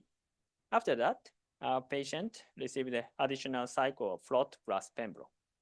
Then we conduct a detailed evaluation, including the high sensitivity ctDNA assay, to assess the presence of any hereditary tumors. Based on the result, we aim to determine whether a surgical reduction is necessary or an organ preservation approach can be considered as a treatment option. This is a summary of my talk. Ongoing clinical trial in Japan is mainly conducted with a post-marketing agent. In our hospital, several kinds of clinical studies are ongoing, including investigator-initiated trial, post-marketing trial, collaborative work with the basic researchers. The key challenge is how to find the right balance between standard care and the therapeutic development, delivering the best practice to patients, both now and future. This is the final slide. Multidisciplinary collaboration network in the NCC East are necessary for the best practice. We are working with many staffs to offer a wider range of therapy to more patients. Thank you for your kind attention. Thank you, Dr. Nakayama, the comprehensive and nice talk, and the Q&A is after one more presentation. Thank you. Okay, second, and the remaining the presentation conducted by the Dr. Choi. Dr. Choi got the MD degree at Jeonnam University, and he is also a medical oncologist, and he is now a staff physician, National Cancer Center Hospital, this hospital. And Dr. Choi, please. And his title is Key Update in Systemic Therapy from the Korean Practice Guideline for Gastric Cancer 2024. Please. Thank you for the introduction. I'm Won-young Choi. I'm a medical oncologist at the National Cancer Center. Title of my talk is the key updates in systemic therapy and the updated guidelines for gastric cancer in Korea. it will be mostly a review of the recently published major landmark studies within the 2 years from the updated version since the 2022 guideline. The Korean practice guideline was recently published in Journal of Gastric Cancer last month. It is freely accessible at the JGC website. So I just wanted to make a notion that this work was already published. This is a collaborative work of the interdisciplinary working groups among the major stakeholders of gastric cancer, including oncology, gastroenterology, and surgery pathology, majorly driven by the Korean Gastric Cancer Association. The Korean practice guideline started making evidence-based guidelines with a methodology taken from systemic reviews since 2018, directed by Dr. Kun-won Ryu. And then afterwards, the second version of the systemic review-based guideline was published in 2022. And this guideline was a 2-year update version of the 2022 guideline because recently, as Dr. Nakayama mentioned in the previous lecture, there were so many key landmark trials that have practice-changing recommendations. So we needed to update the guideline to reflect those scientific changes into the real-world clinical practice. So from now on, we plan to make major updates every 4 years and minor updates every 2 years. So there will be another major update in 2026. And then after that, after 2 years, there will be minor updates ongoing and so on. So in the 2024 version, most of the studies that were revised, that needed the revised guidelines were coming from chemotherapeutic agents. So these topics, including adjuvant chemotherapy, neoadjuvant therapy, and palliative therapy, were included in the guidelines based on systemic review and meta-analysis. So starting from adjuvant chemotherapy, the adjuvant chemotherapy of using S1 alone or CAPOX has been used for nearly 20 years since the publication of the S1 study in 2007. The recommendation has not been changed, still recommending S1 alone or CAPOX in stage 2 or 3 gastric cancer.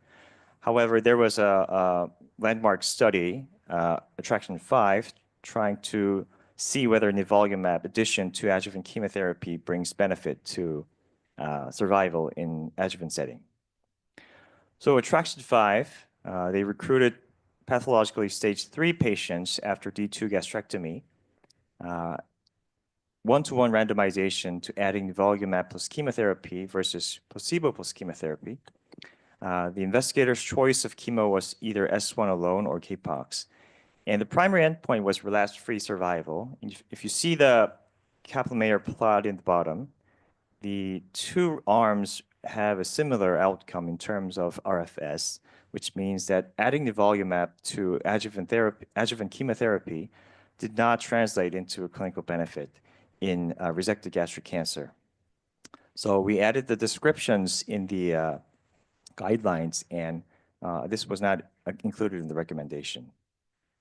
One thing I wanted to mention here is that this is not a new data, but a meta-analysis of adjuvant regimens based on either oral fluoropyrimidine-based doublet versus S1 monotherapy. 2 trials, ARTIST-2 from Korea, compared S1 versus SOX plus RT in stage 2-3 with lymph node positive by AJCC 7th edition.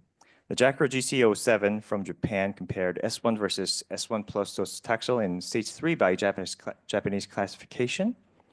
Although these 2 studies, especially SOX, is not approved in Korea for adjuvant chemotherapy, these 2 studies show that oral fluoropyrimidine-based doublet regimens can be a more favorable option than S1 monotherapy for stage 2 with lymph node positive or stage 3 gastric cancer.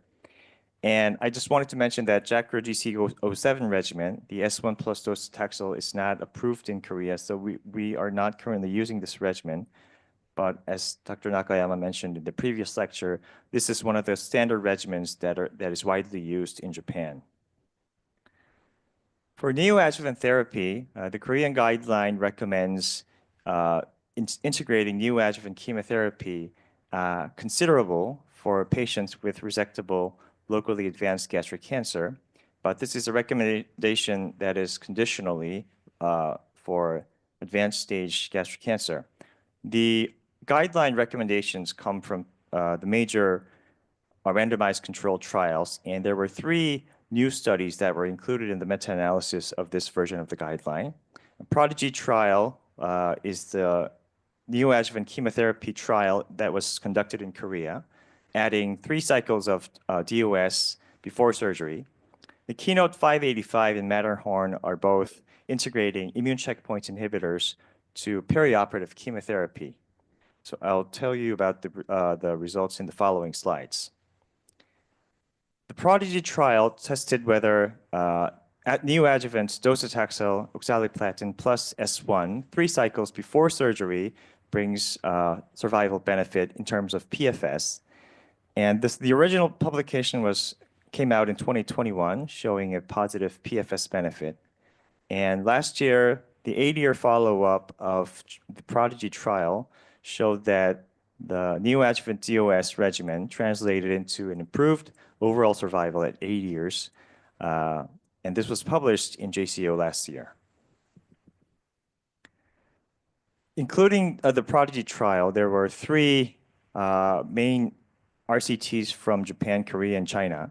So the Japanese trial tested neoadjuvant S1 plus cisplatin 2 cycles before surgery. The Resolve trial tested perioperative SOX, and the Prodigy trial tested neoadjuvant DOS. So the regimens in the 3 trials are all heterogeneous.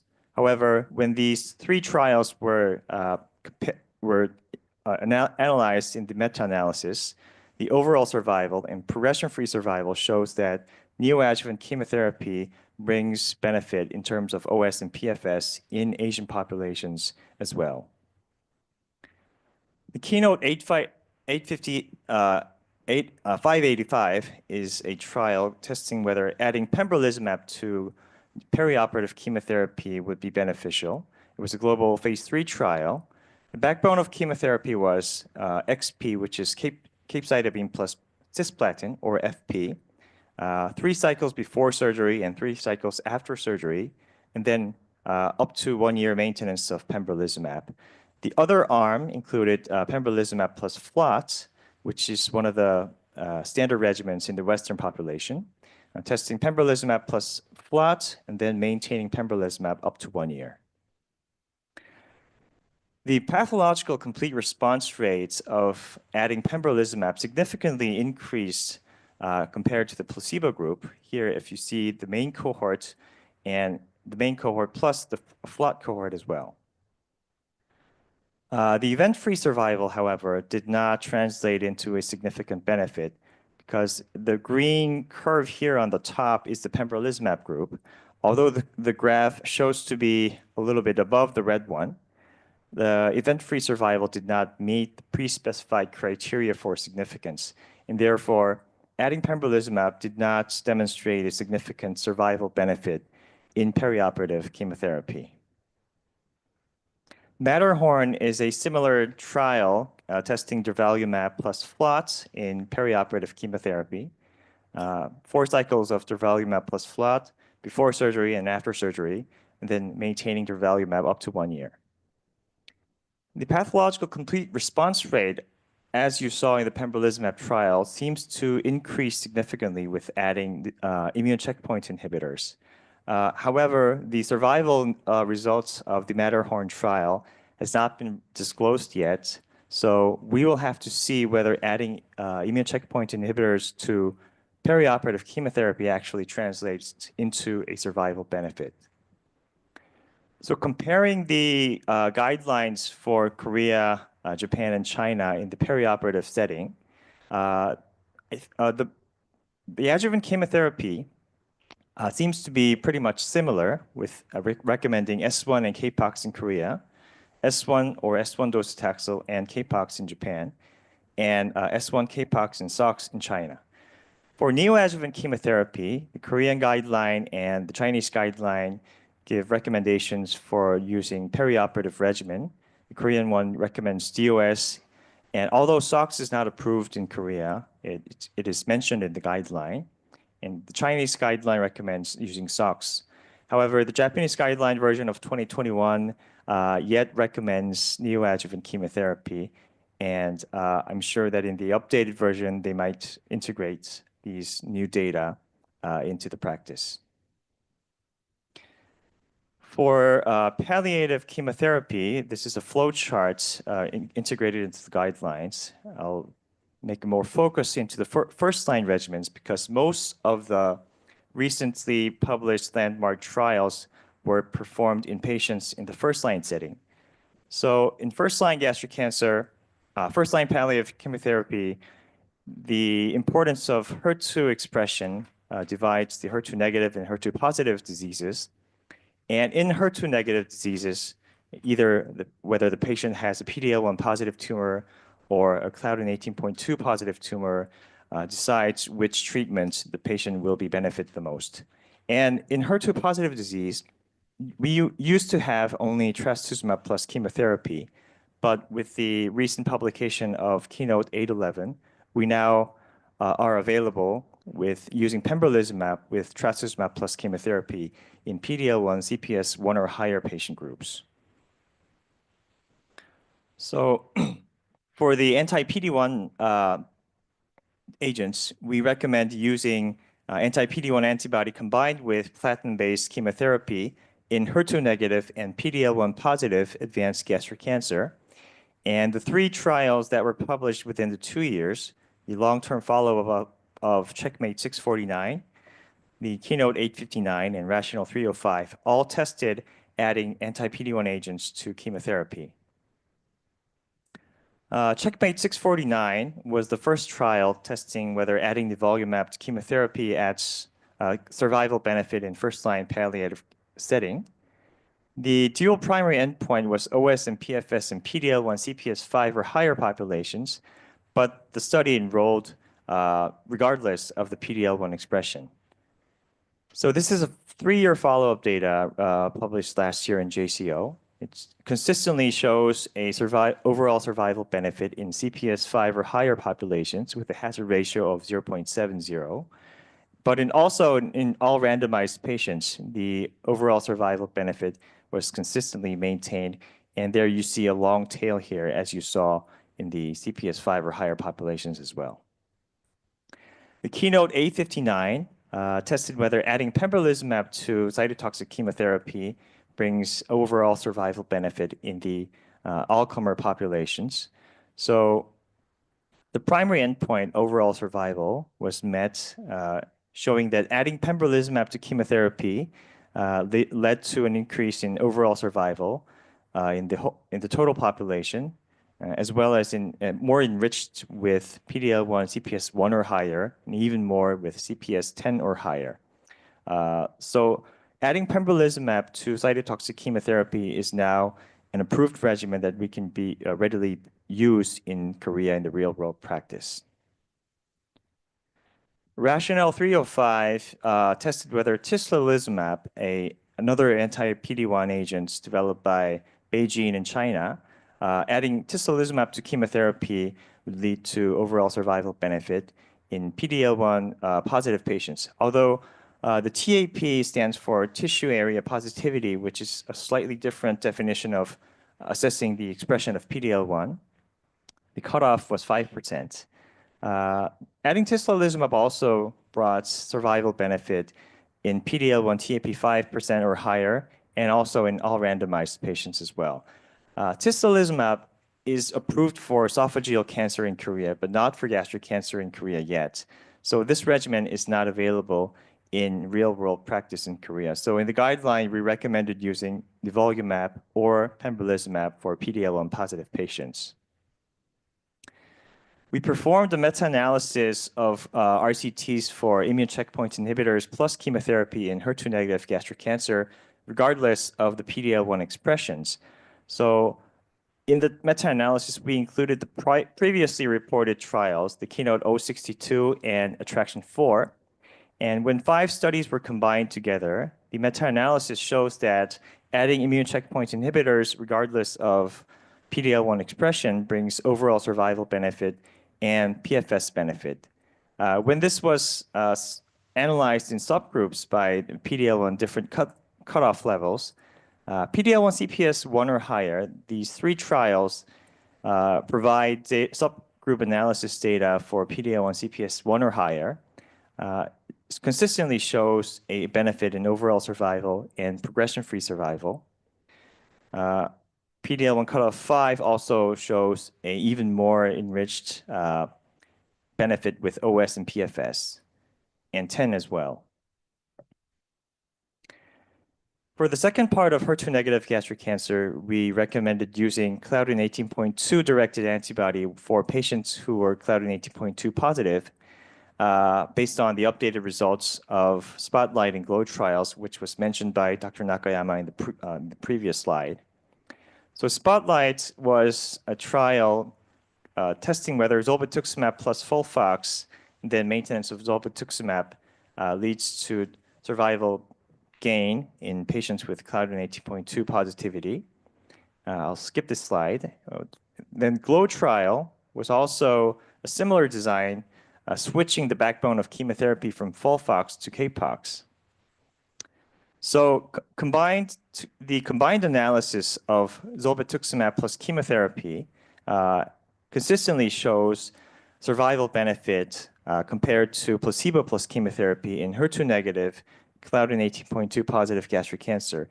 And zolbetuximab will be released into the market in March this year. So hopefully we'll be able to use zolbetuximab in real-world clinical practice in Korea.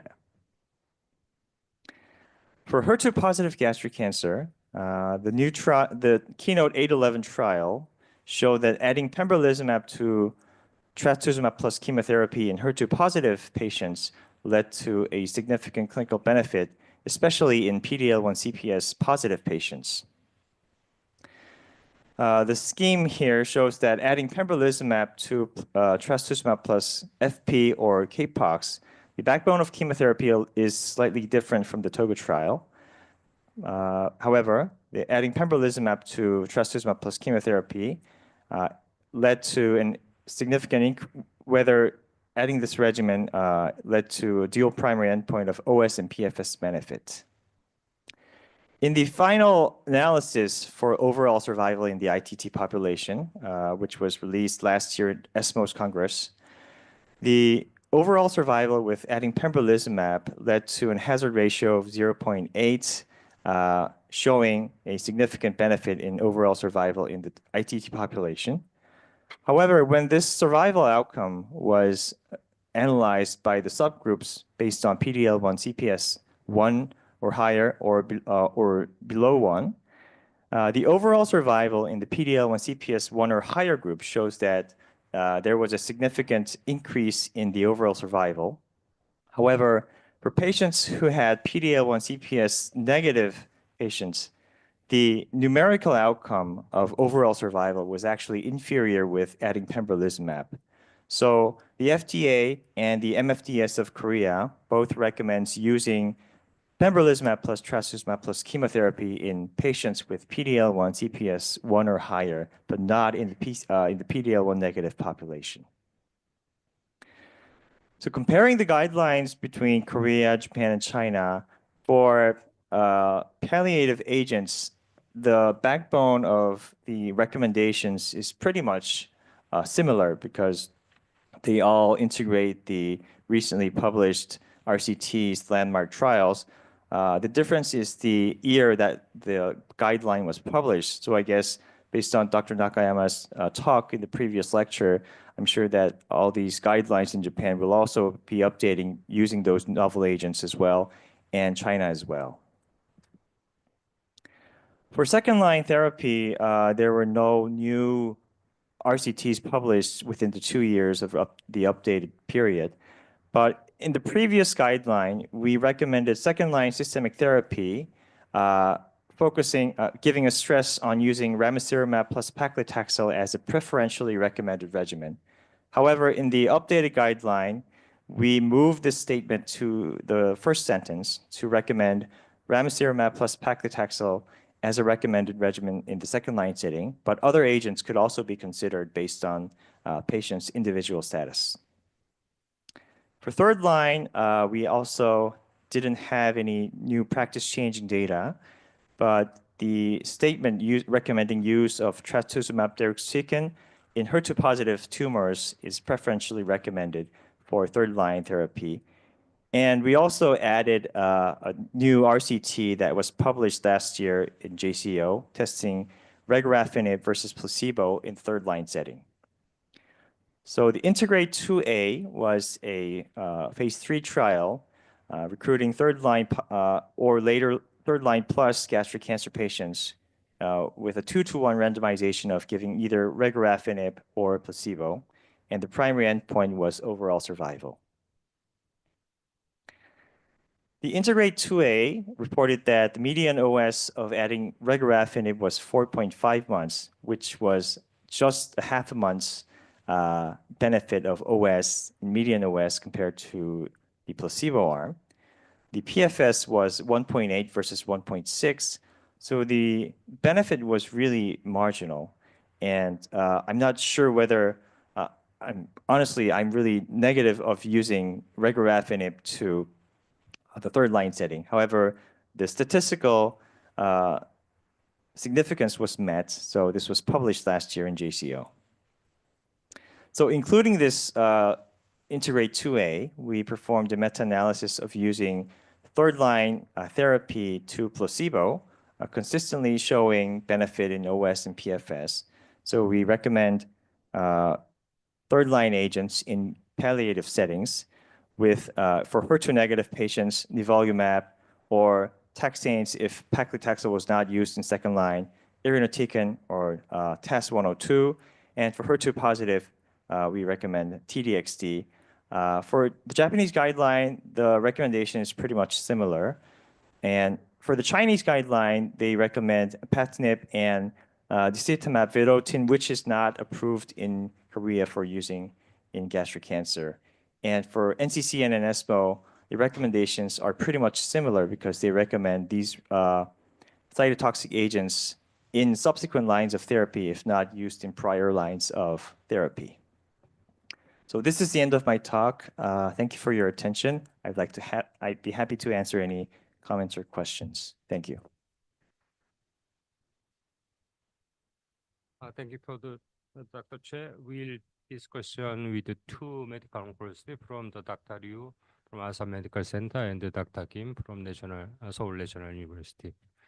So please chair for the two speakers. Dr. Nakayama, please.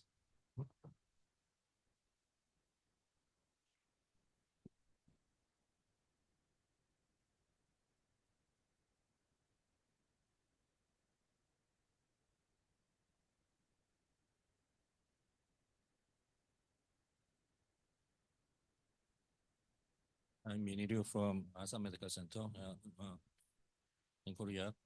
I'm a medical oncologist. Thank you so much for your excellent lecture. Currently, Japanese doctors and Korean doctors are collaborating with each other in many clinical trials. And first of all, I congratulate on success of recent clinical trials and start of many new clinical trials in Japan and making updated guidelines in Korea. I have one question, especially in the timing of using nivolumab. As Dr. Nakayama mentioned that nivolumab can be used in first line setting and third line setting also. So, but my colleagues, my Korean colleagues think that nivolumab is preferred in first line setting because when nivolumab is used in third line setting, many patients lose their option in a later line setting. So we Korean doctors use nivolumab in first line setting rather than using nivolumab in third line setting. But Dr. Nakayama said that nivolumab can be used in third line setting, especially in Claudin 18.2 positive gastric cancer. So some proportion of gastric cancer patients show expression of both Claudin 18.2 and PD-L1. In those cases,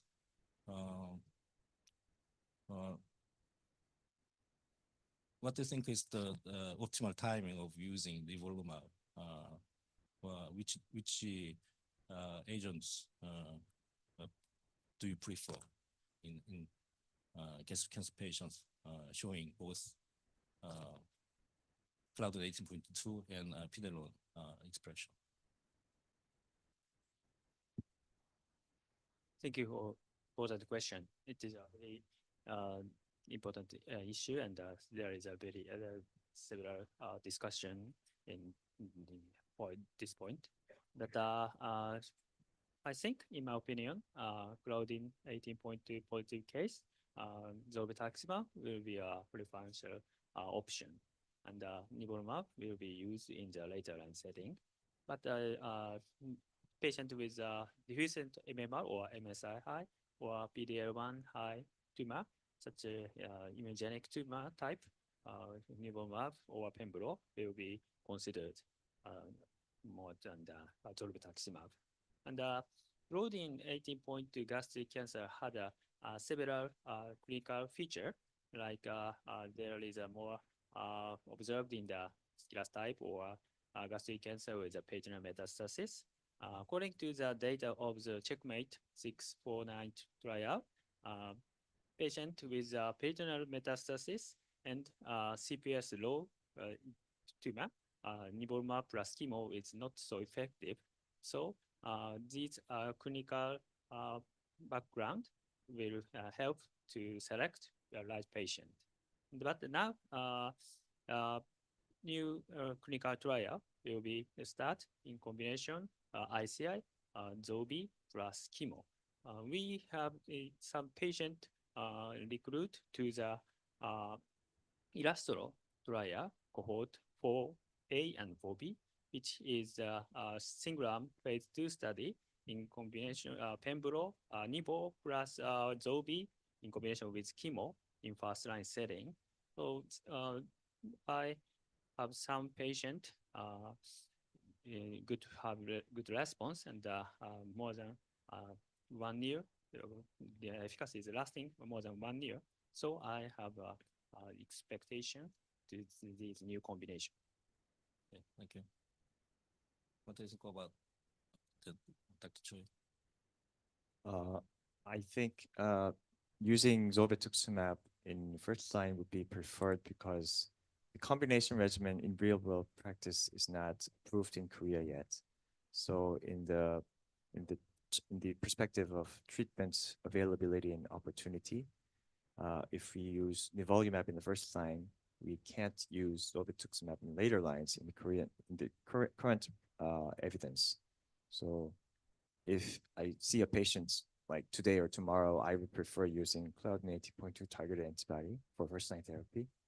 But as Dr. Nakayama mentioned, in special situations like MSI high or patients who are expected to have very good response to immune checkpoint inhibitors, I would individualize the decision to use nivolumab.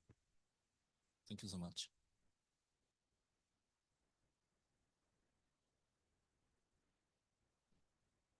I am Taeyoung Kim from National University Hospital. Thank you for your very beautiful and comprehensive review, clinical trial, and standard of care in Japan. So in Korea, two types of immune checkpoint inhibitors are usually used in your practice. So therefore, we have to do two types of PD-L1 test, for example, 28-8 or 22C3. So you, as you mentioned before, so you performed the PD-L1 test. So I have quick question. So what types of PD-L1s you performed in your practice? 2 types or 3 types, or only one 28-8 or 22C3 both? Thank you for a very important question. Actually, we use to 28.8 alone, but we will change to C3. But because maybe as I mentioned, Keynote 8.11 regimen will be approved in Japan. So we have to select patient by the CPS using the 22C3. So we will be use 22C3. But to investigate with 22C3 and 28.8 is not feasible, and it's not meaningful in the clinical practice. So we have to select each one. And then I asked Dr. Che, and so as far as you know, those specific PD-L1 tests included in guideline. So yes, can you mention about that? That's a very important point. Based on the clinical trial, the nivolumab should be used based on CPS 5 or higher of 28.8, and pembrolizumab should be used, is recommended in PD-L1 positive tested by 22C3. But for practical issues and scientific issues, we did not include the name of the antibody that should be used when selecting patients for nivolumab and pembrolizumab, because there are some papers that show that interchangeability of the 2 antibodies show correlations. And another is that if we mention the specific type of antibody in the guideline, it might affect the practice patterns in Korean doctors. So we thought just mentioning the PD-L1 cutoff instead of specific antibodies in the guidelines. So any question and comment came to participants and online. And Dr. Nakayama and Dr. Che, the important thing is when I use some new drug, we have to check this reimbursement by the national insurance and something. So Dr. Cha mentioned if you do Claudin 80 positive, you can use jovitusmab, but it's expensive drug because our country, Korea, is not reimbursed in the national insurance. So usually most patients have to use immune checkpoint inhibitor covered by the national insurance. And then if the the reimbursement approval, we can use jovitusmab freely. How about the reimbursement status of Japan, Dr. Nakayama? In Japan, all approved agent reimbursed. So all patients use this agent with national insurance system. But cost, economic toxicity is a major problem in future. So now we are discussed in the Congress, National Congress, to reduce the cost. And I also have another question to the Dr. Nakayama, because the companion diagnosis system in Korea very strict. Sometimes it takes a long time than the usual system, approved system. How about in Japan? My question is if there is the several kind of immune checkpoint inhibitor companion diagnosis, you can use it freely interchangeable between the 2 tests. Thank you. But in Japan, nivolumab and pembro in the first line approved for all patients. So regardless of the PD-L1 CPS score. So PD-L1 to 28.8 and 22C3 is considered as a complementary diagnosis, not a companion diagnosis. So, and some institute these tests to the outsourcing outside of hospital. It takes 2 weeks or more. So, but so some institute did not use these testing, and in patient receives anivolumab in regardless of the CPS score before Zobi was.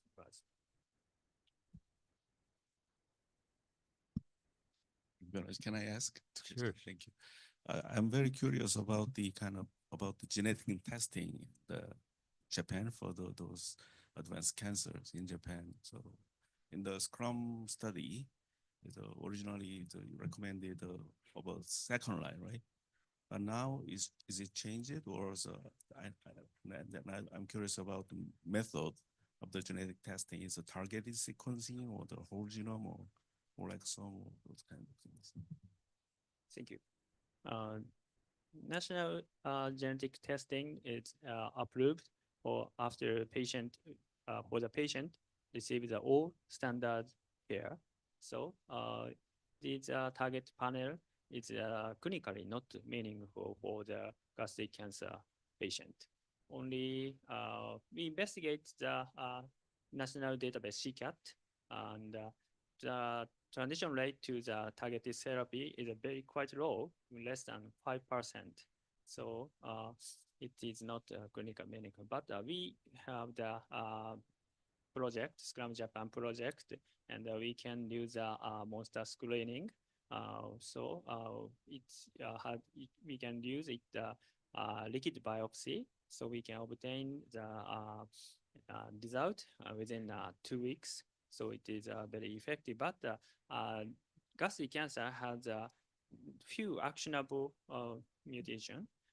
So if we use target base or whole exome or whole exome, gastric cancer originally had few actionable genetic alteration.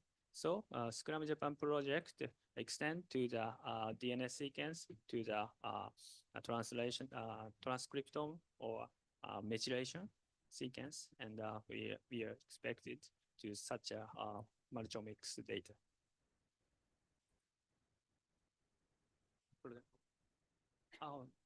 Maybe it's not include the proteomics now.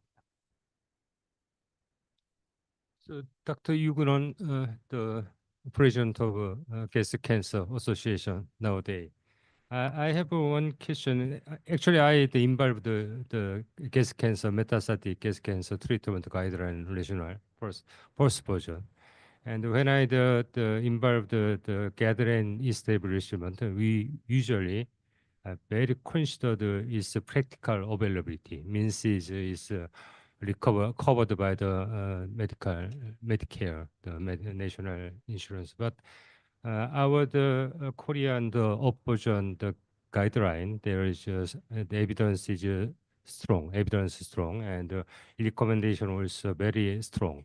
But probably the jobitusmet Claudin 18.2 inhibitor is not reimbursed by the national insurance. In that case, usually we do not, the recommendation is not strong because it's not freely used in the by virtue of the economic burden. So how about your opinion, and how about the Japanese status when the established guideline for the some new treatment?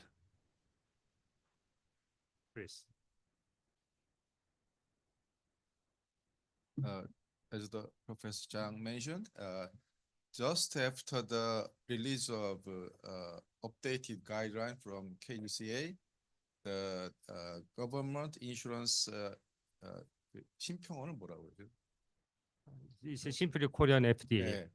Korean FDA are now considering the reimbursement of zolbetuximab because the expert, the KGCA strongly recommend. So, and the Korean FDA requested some opinion to the KGCA. How about the reimbursement about that? So our insurance team are now making us some answer to the Korean FDA. So I don't know exactly the government will approve or reject, but as you mentioned, that's the all of the problem is the money.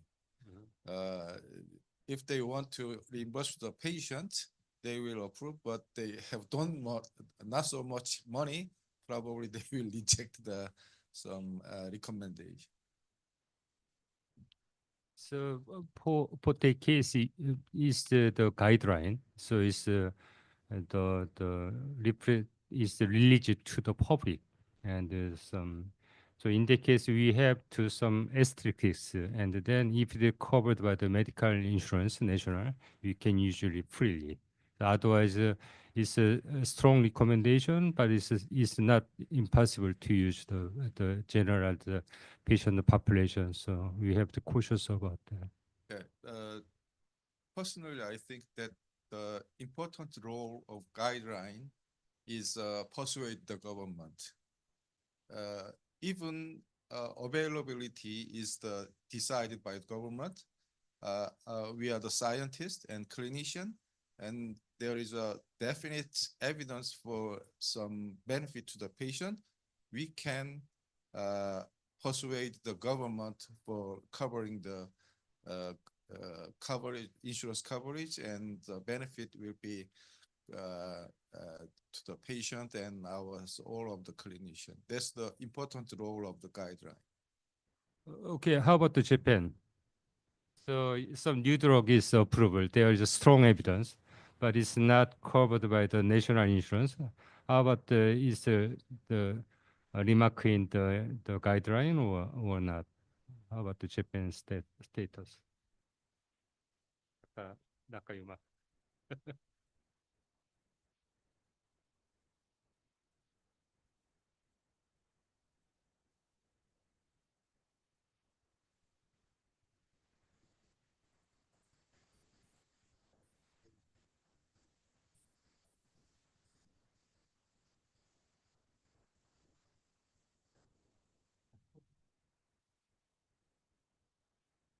So we have another way to use in clinical practice by the scientific committee or patient group request to use this agent like the oxaliplatin in the Vox regimen in the gastric cancer or another another way to use clinical practice. So we should utilize this system.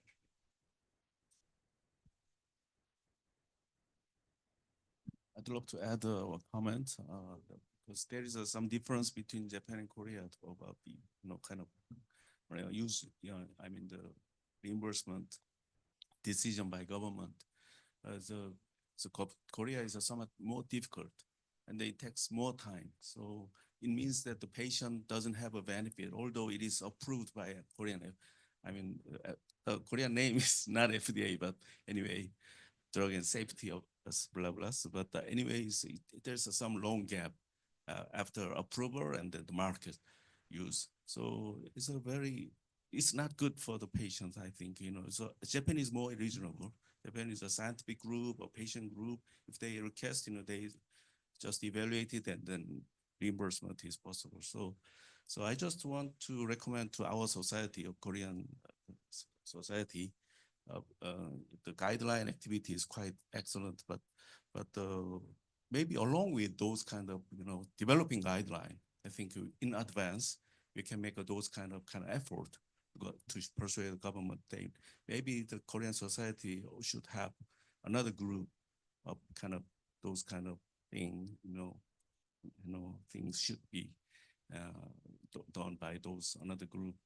To along with those kind of activities of making guidelines. Why not? We need to talk with the government in advance to give the benefit to the patient. So I think National Cancer Institute, NCC, Korea, and also Korean Cancer Association is a strong pressure effect to the government to please do more. And Dr. Kim Tae-yong. So do you think there is, we already mentioned about the test, the PDL1, you can, is possible the interchangeable test? Means we have the CC2 to C3 and another one, the nivolumab, pembrolizumab, different kind of the PD-L1 test. Do you think this we can use, if we use one test, we can adopt two immune checkpoint inhibitor at the same time? Is possible in the future in Korea? I think that in the future, so we will do one of two in treating the patient with immune checkpoint inhibitors. However, as of we cannot use interchangeably. So that another problem is that the tislelizumab we will be approved. I estimate this year. So after the approval of tislelizumab, we have to do three types of PD-L1. So I think that we can do these PD-L1 test antibodies interchangeably in the future. So Dr. Kim is very involved such kind of improvement to the test methodology. Please do. And if there is no further question and comment, we'll finish this section. Before the section, we have the certification appreciation to the two speakers, and also Dr. there is a presentation.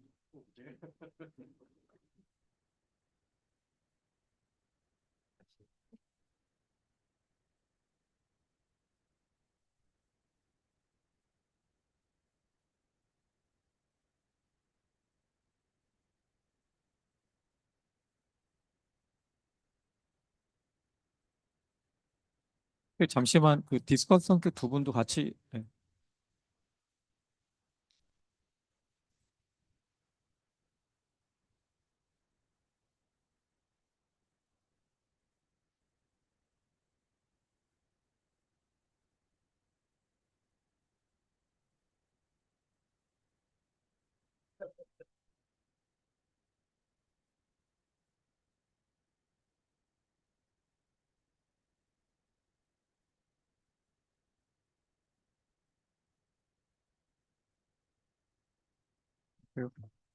Thank you for all audience, and we will have the lunch time. We will start next session at 1:50. Please come back to that time. And 저기 그룹 포토를 한번 좀 다시 찍겠습니다. Please come to the podium. The invited speakers and the chairperson, please.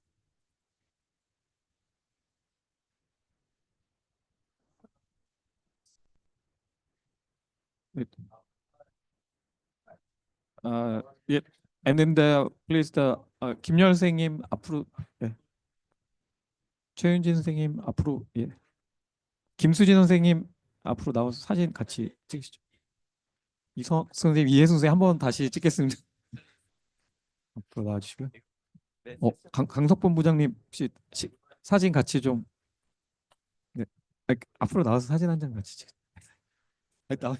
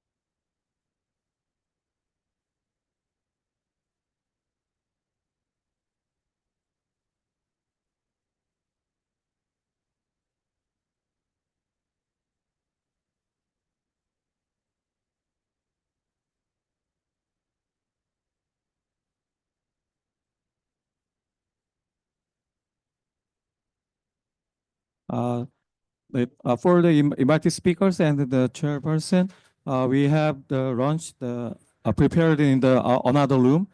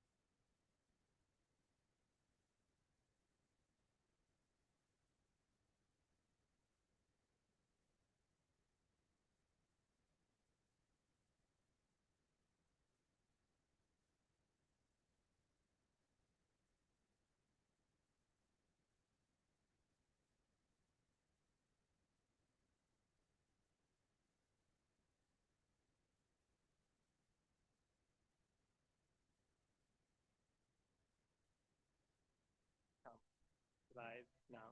Okay.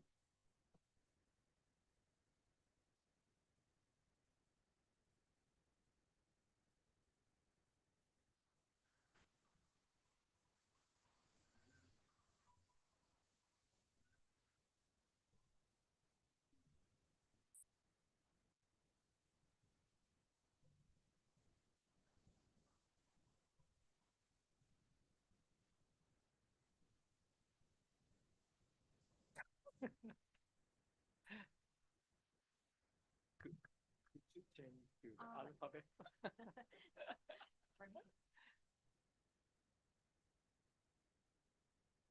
Okay, thank you.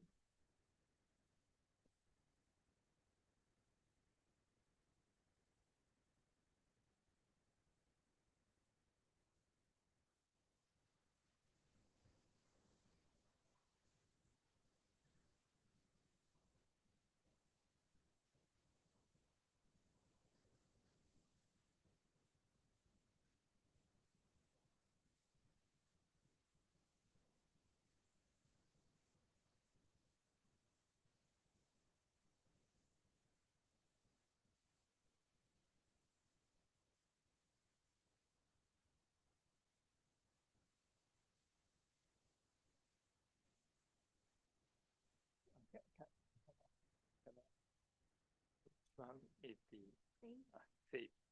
Okay, thank you.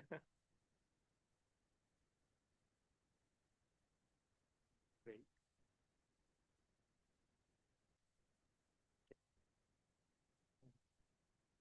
Remove my USB.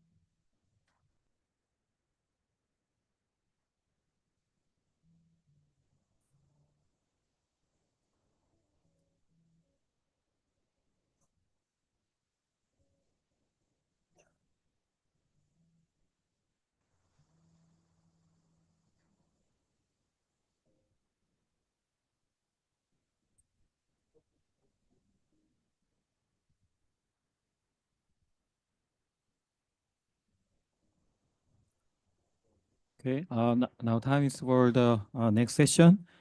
Next session title is the surgical oncology. This session will be chaired by Professor Young Kim, the the chair of the this cancer forum. Professor Kim, please. Okay, thank you very much. Did you enjoy your lunch? Okay, thank you for coming for this session. This session is surgery session, and then first speaker is from Japan, my old friend. Actually, we have done the trial together. It's a very landmark trial between Japan and Korea. It's a regatta trial. It's actually initiated by Japan, but many Korean surgeons participated in and had a very good kind of experience of having collaboration together. And Professor Takaki Yoshikawa was the center of those collaboration for a long time. And now he's working for the chief of the Department of Gastric Cancer in the National Cancer Center in the Shikiji. And then briefly speaking, is his career. He has graduated from Yokohama City University, and then had a training and then a PhD at the same Yokohama City University, and then outbound training at Sweden, Gothenburg University also. But his most important thing currently is he's a chair of the JCOC study group, the famous clinical trial group in Japan, JCOC trial, JCOC study group chair for the gastric part. So he will be talking about today the current status of JCOC clinical trials for gastric cancer in Japan. Dr. Yoshikawa, please give him a big round of applause. Thank you. Thank you very much for kind introduction, Professor Kim. I'm very happy to be here. Thank you very much again for inviting me to National Cancer Center Gastric Forum. Of course, National Cancer Center is a kind of very close relationship with our Japanese National Cancer Center, and so in that meaning, so I'm not just a friend, but a kind of family. So, so you are family, a kind of family. So I'm starting my talk. We have three surgical trials now, which is ongoing. One is omental preservation versus omentectomy, JCOC 1711 phase 3 trial, targeting for clinical T3, T4 gastric cancer. Second one is the phase 2 study to evaluate the safety and feasibility of a minimally invasive splenic hilar nodal dissection for advanced gastric cancer invading the greater curvature. The third one is a very important trial, phase 3 trial, comparing robotic gastrectomy and laparoscopic gastrectomy for any types of resectable gastric cancer. The first one is JCOC 1711, comparing omental preservation and omentectomy. The sample size was 1,050, and the accrual was a little bit slowly down, and which is mainly caused by the approach. When started this trial, only open surgery was allowed. Then we accepted laparoscopic approach, but at that time, robotic approach has been rapidly spread. And then we also revised the protocol to accept the robotic surgery only when the patient is enrolled in JCOC 1907 phase 3 trial. But most surgeons want to perform robotic surgery and want to preserve momentum.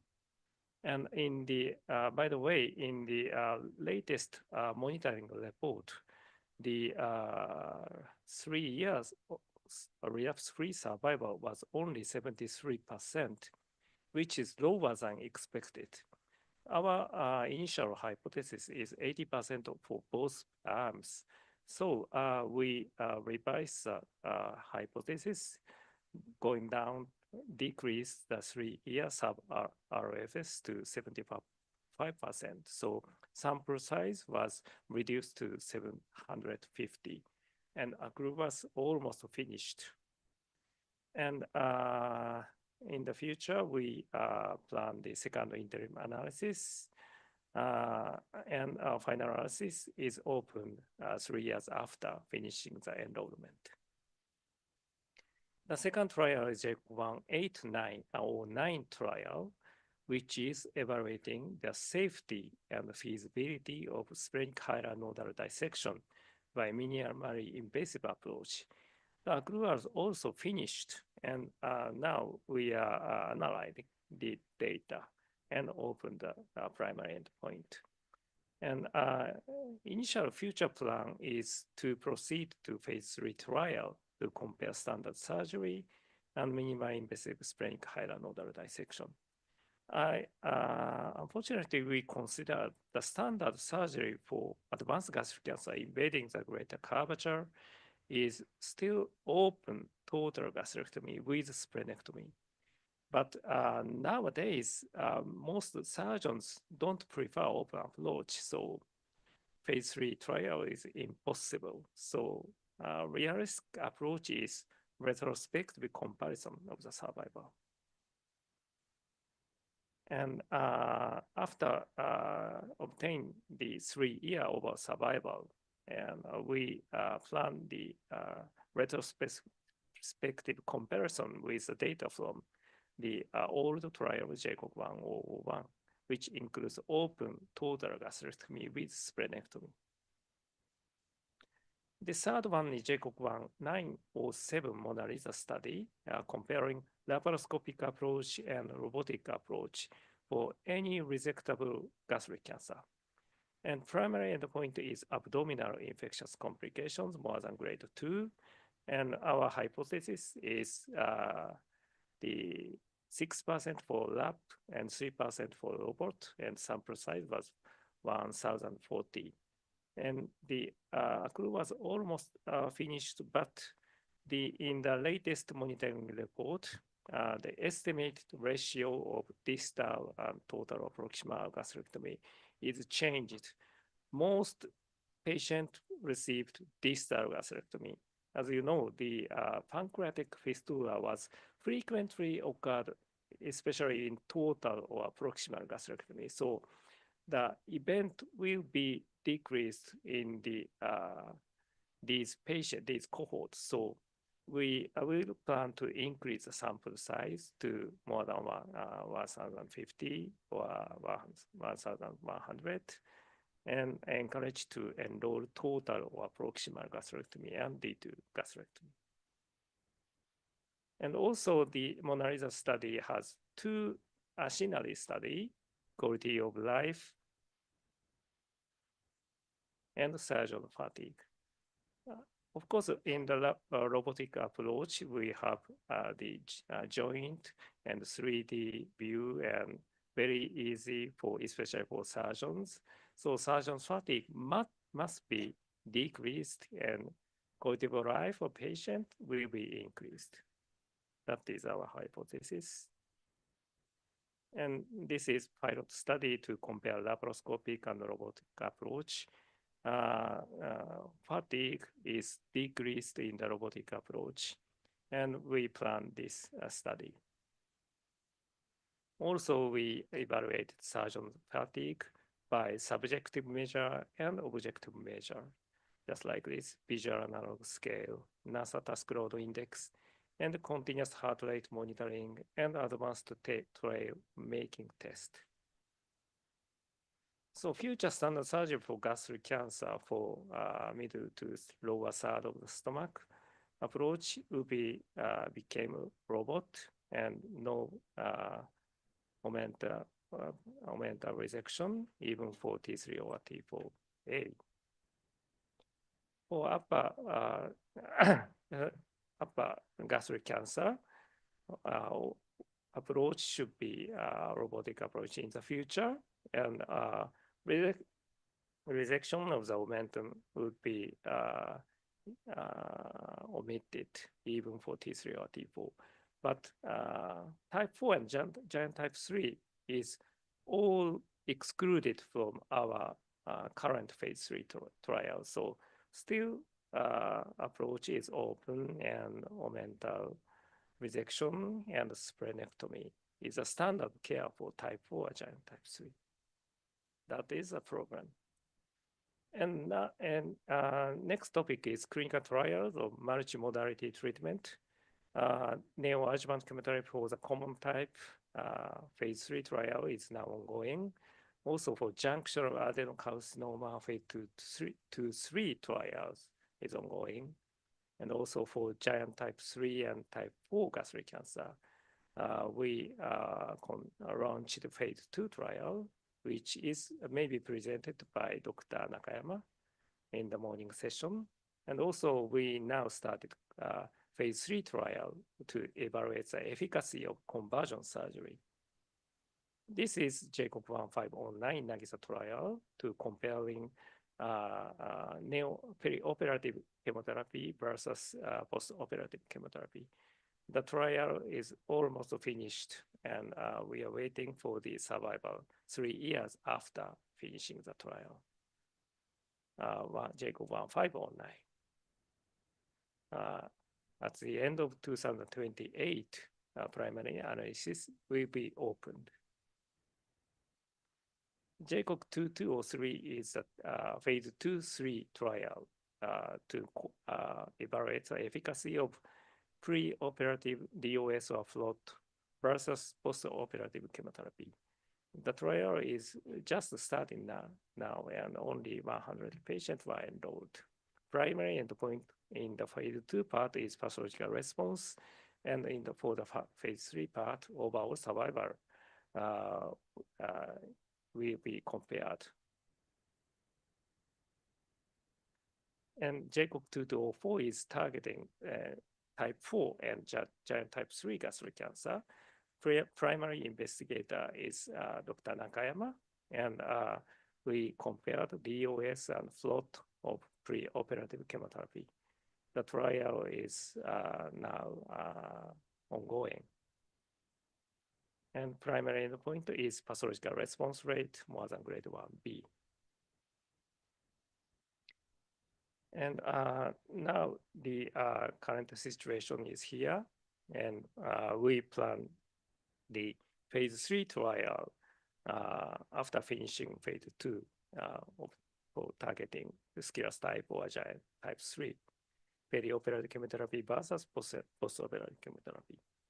As you know, our standard care is primary surgery followed by postoperative chemotherapy, even for scarce type.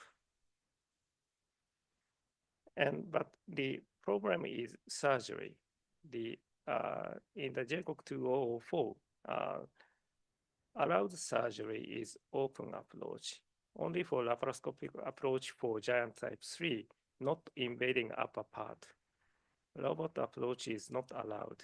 So we want to establish minimally invasive surgery for type 4 and giant type 3. The next trial is Jacob 2301 conversion surgery. That is the initially unresectable clinical stage 4B, pathological stage 4, and received first-line chemotherapy and responded very well. And the disease is converted from unresectable to the resectable tumors. Then we enroll the patient and randomize to continuation of chemotherapy versus conversion surgery. Primary endpoint is overall survival. The trial is just started now. This is our classification of clinical stage 4B. We classified stage 4B to resectable disease, borderline resectable disease, and unresectable disease. And borderline is here, parodic lymph node metastasis, only limited to A2 or B1 area, and liver metastasis limited to 2 or 3, and ovarian metastasis and adrenal gland metastasis limited to the left. And other than all of these stage 4 is classified as unresectable stage 4. Our target is unresectable disease. If the tumors converted from unresectable to the borderline or resectable or non-stage 1 or stage 3, we enroll that patient. And now we are preparing some clinical trials. One is for stage 1 follow-up study, and that is to evaluate efficacy of simplified schedule only by ultrasonography. And the another one is limited nodal dissection for the elderly patient with advanced gastric cancer, D1 versus D2. That is just similar to your ADDICT trial, but for this trial is for the elderly patient, and test arm is D1, because elderly patient had mainly died from the other cause of death, such as pneumonia or other malignancies. So oncological benefit of D2 would be diminished, and D1 would be the suitable for the elderly patient. That is our hypothesis. And also we evaluated triplet chemotherapy for pathological stage 3 after primary surgery. And also the for marginal resectable or resectable clinical stage 4, we plan some multidisciplinary treatment. And also first line intensive chemotherapy for stage 4, FOLFIRINOX versus doublet regimen. The last frontier of surgery is minimally invasive surgery for sclerosed type and parabolic nodal dissection by minimally invasive approach, and minimally invasive surgery for conversion surgery, and the new minimally invasive surgery by Da Vinci SP, single port Da Vinci. We now talking on the minimally invasive surgery for sclerosed type and Da Vinci SP. Surgery for sclerosed gastric cancer. For the sclerosed gastric cancer, our standard surgery is open total gastrectomy with splenectomy.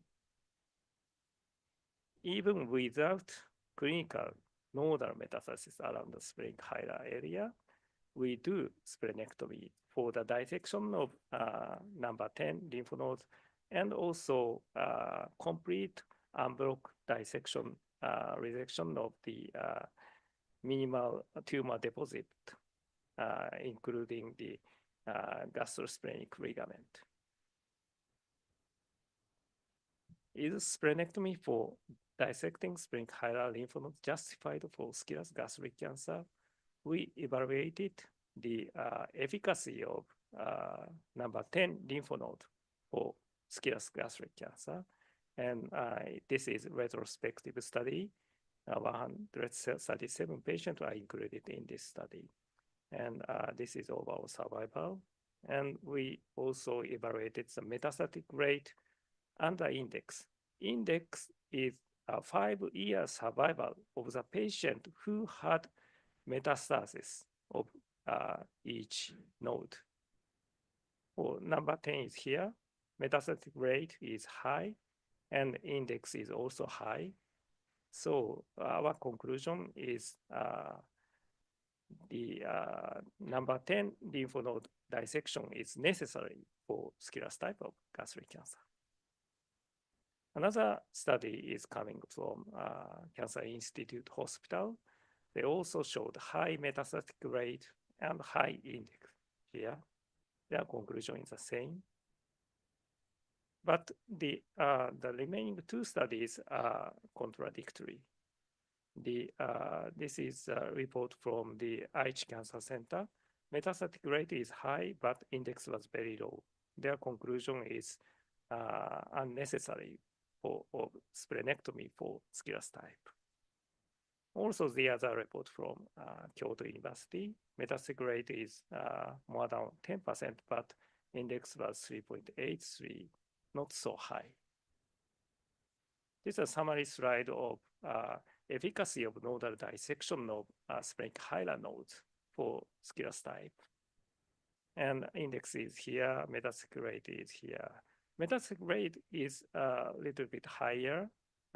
Similarly, reported from all 4 reports, but index is contradictory. So we don't know the answer. All were retrospective studies with small sample size. Demerit of splenectomy include the mobility and function of loss of spleen, greater blood loss, long operation time, total morbidity, high total morbidity, high pancreatic fistula. And also spleen has a function of such as platelet and immune function. And all of these functions were lost by splenectomy. And another report is coming from the Kyoto University. They clarified the short-term outcome of splenectomy by minimally invasive approach. They showed long operation time, but blood loss, less complication, and so on. So minimally invasive approach may be attractive. Also, another approach is coming from the Japan, and they also clarified the robotic spleen preserving nodal dissection. Longer operation time, but less blood loss, less complication. So robotic approach may be attractive. Also, this is a report from the Kinoshita National Cancer Center East Hospital, and minimally invasive surgery again showed some benefit in terms of operation, blood loss, and complication. And this is the JCOG 1809 for the common type, but if we can confirm the safety and feasibility of minimally invasive splenic hilar nodal dissection for the common type, we can apply this technique to the sclerous type. Spleen preserving nodal dissection by minimally invasive surgery is this report is a phase 3 trial and performed by only 2 expert surgeons coming from China. And this report showed the less operation time, less blood loss, less complications. So all of these parameters is improved by minimally invasive surgery. So now we can select 4 types of surgery: open splenectomy, minimally invasive splenectomy, minimally invasive no splenectomy without number 10 dissection, minimally invasive surgery, no splenectomy with number 10 dissection. So we have to establish the minimally invasive approach anyway. And another topic is new minimally invasive surgery by Da Vinci SP, single port Da Vinci. This is the new Da Vinci SP, single port. Our National Cancer Center Hospital bought this very expensive Da Vinci SP. This is Da Vinci SP, and this is the assistant surgeon. And we use much space for assistant surgeon. Very different. Da Vinci XP occupies the space.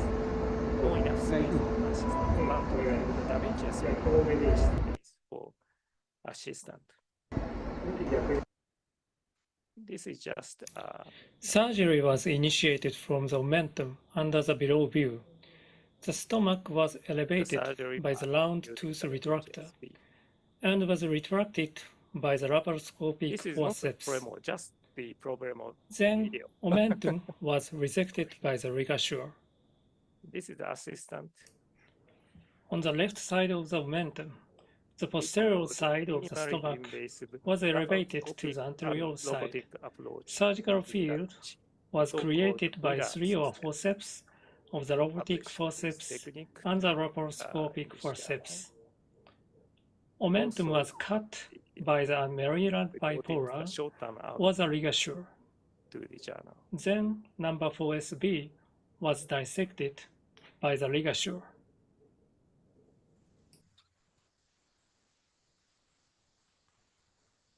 We have many surgeons' hand On the right side, we the have stomach and the done by pedicle robot were retracted and by the round done tooth by retractor laparoscopic surgeon and the laparoscopic using forceps. a total of Robotic 5 operator we retracted the key tension by the fenestrated create bipolar a forceps field and cut or dissected appropriate. by the Maryland bipolar. Laparoscopic operator Again, this retracted tremor is the not the transverse tremor, column. just the Mesentery of the transverse column Sorry. was taken down by these procedures.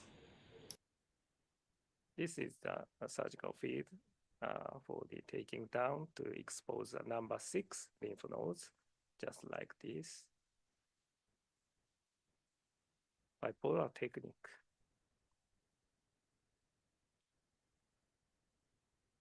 This is a pedicle of right gastric artery and vein. Vein is here. Artery is behind the vein. After taking down the transverse column, Elevated by the root of the right gastroepiploic vein was exposed. The right gastric epiploic That vein, was clipped just like this. and cut by the ligature.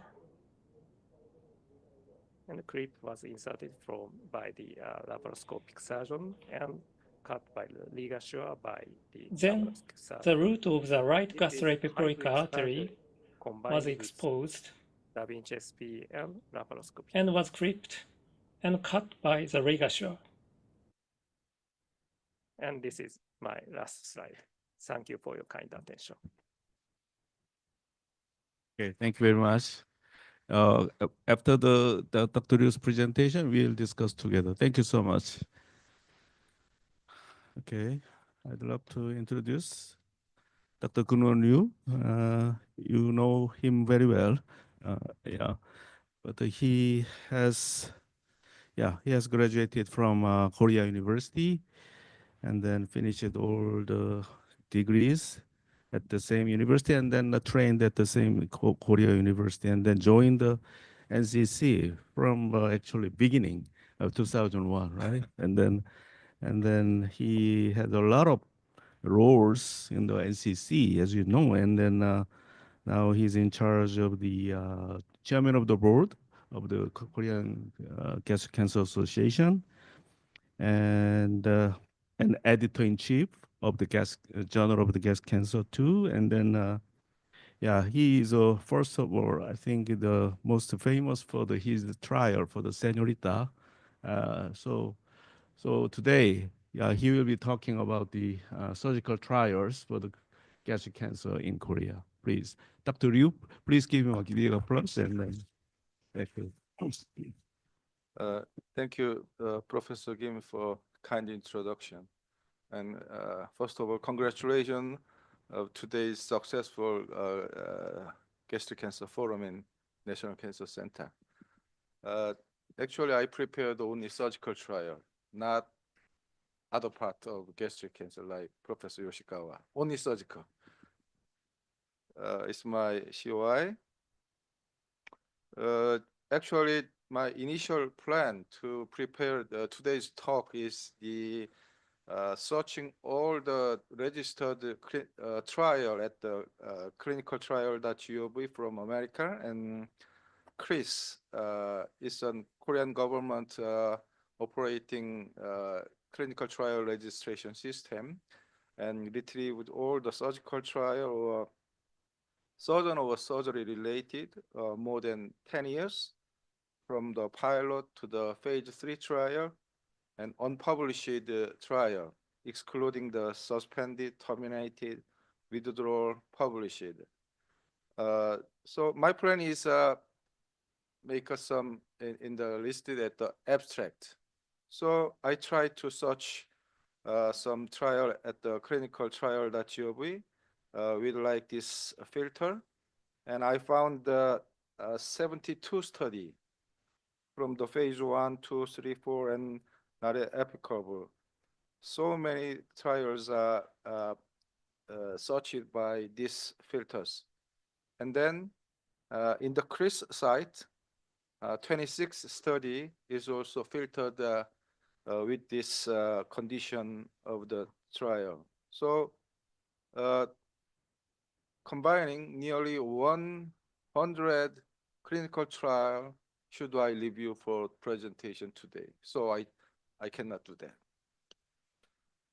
So it's impossible for me. So I changed my mind.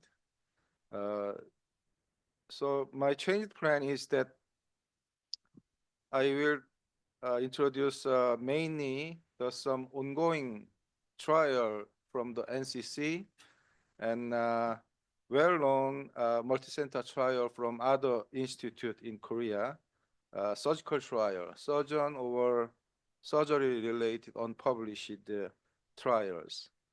I mean, I do not say the past. I say in the future. The first trial is the addictive trial. Probably everybody knows that it is the comparing D1 plus lymph node dissection versus D2 in stage 1B and stage 2 cancer. The PI is Professor Young Kim. It's a multicenter phase trial and sample size is nearly 2,000 and primary endpoint is 5-year survival. Recruitment is finished and now this trial is waiting for the primary outcome. The next trial is Aron trial. It's an assessment of robotic surgery and comparing the non-inferiority of the N2 area nodal dissection. PI is also Professor Kim, and it's a multicenter phase 2. Sample size is 87, and the primary endpoint is number of retrieved lymph node in N2 area. It's already finished the recruitment and just waiting for the publication. The next trial is a ERASE GC trial. This trial comparing the endoscopic resection versus gastrectomy in early gastric cancer in undifferentiated mucosal cancer. PI is the Professor Il-Chu Che and multicenter phase 3 trial.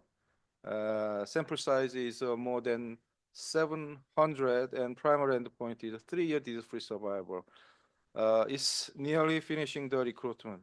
How many patients left, Professor Kim? Four patients left. So after recruitment, the remaining 4 patients, this trial is waiting for the outcome.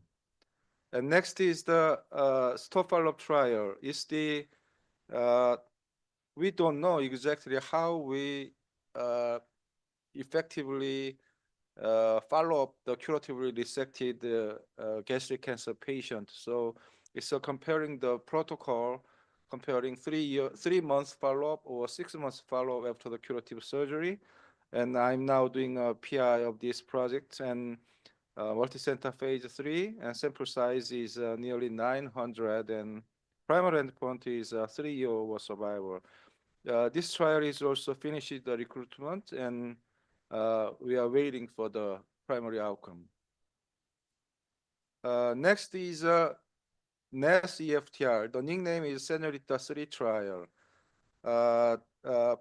PI is the Professor Chang-Kyu Kim, very genius endoscopist. He developed a non-exposure simple suture endoscopic full thickness resection without exposing to the peritoneal cavity. So this endoscopic procedure is combined with the laparoscopic sentinel node navigation surgery in early gastric cancer. This is a multicenter phase 2 trial. Sample size is 88, and primary endpoint is complete resection rate. And this trial is also finished the recruitment and waiting for the publication. Next is 14 victory trial. This trial is comparing the 14V lymph node. 14V lymph node is near the superior mesenteric vein insertion site to SMA, SMV.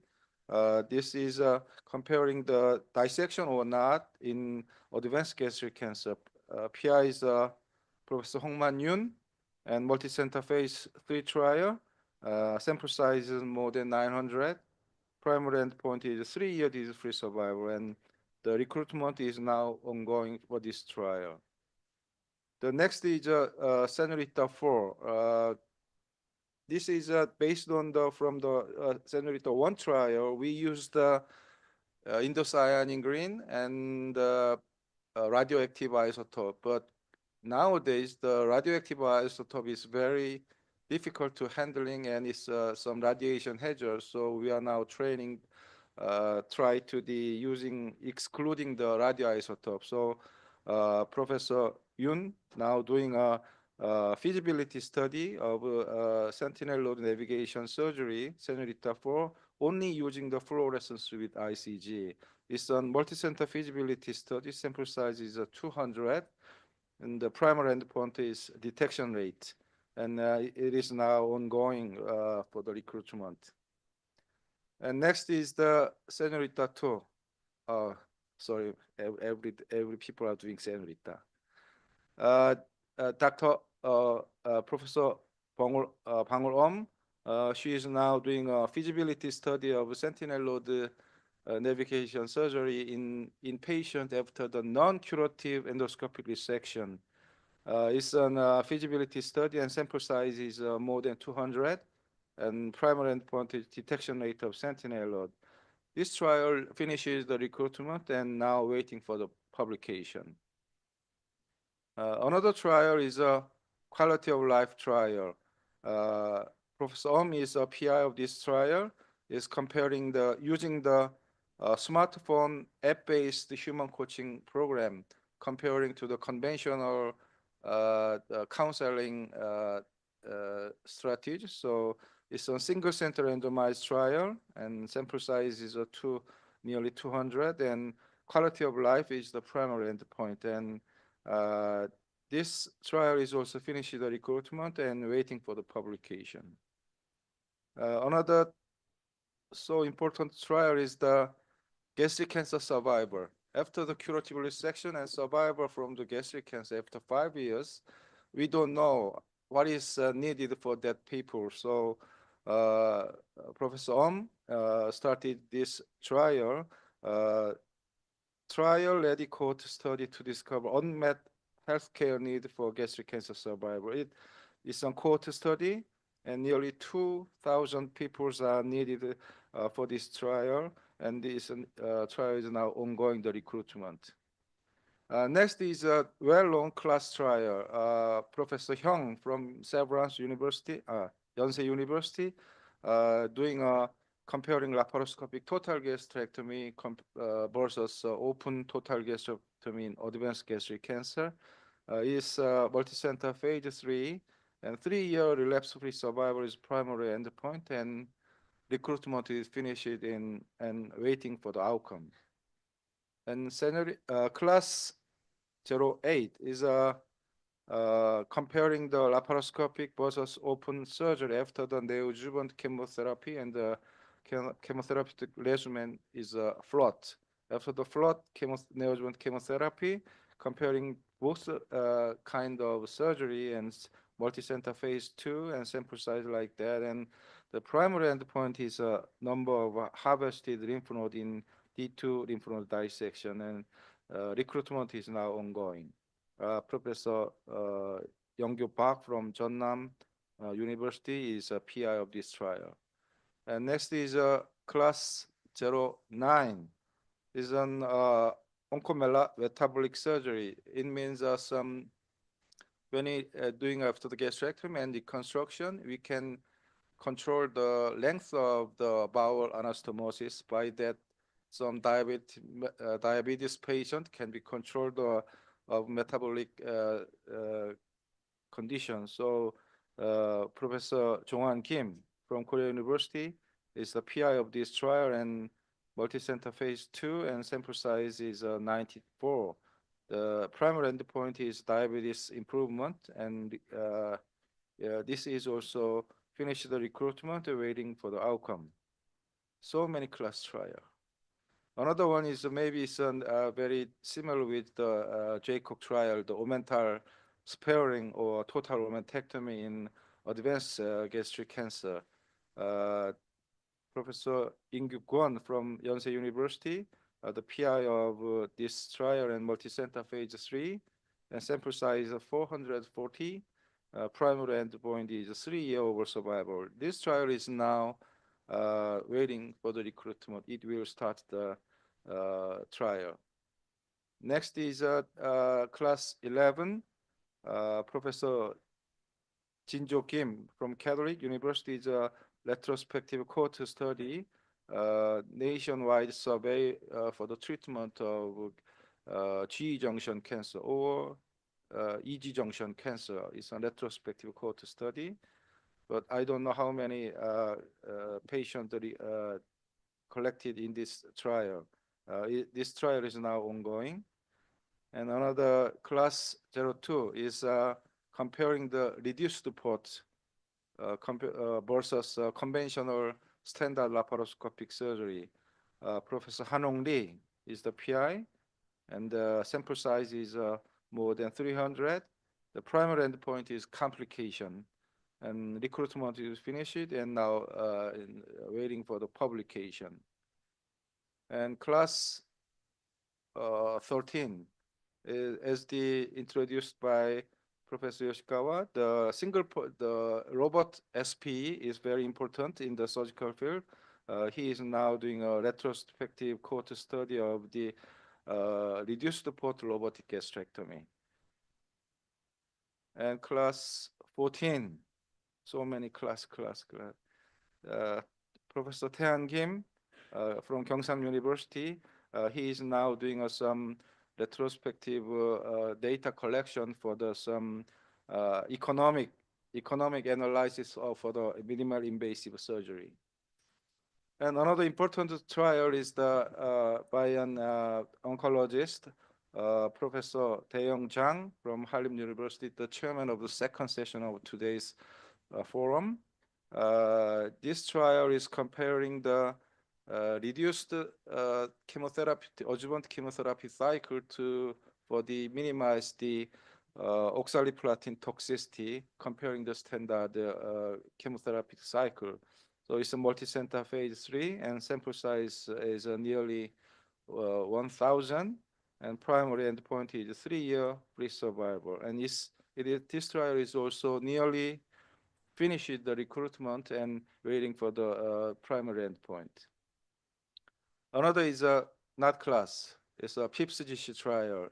This trial is comparing the intraperitoneal paclitaxel therapy with the peritoneal metastasis patient.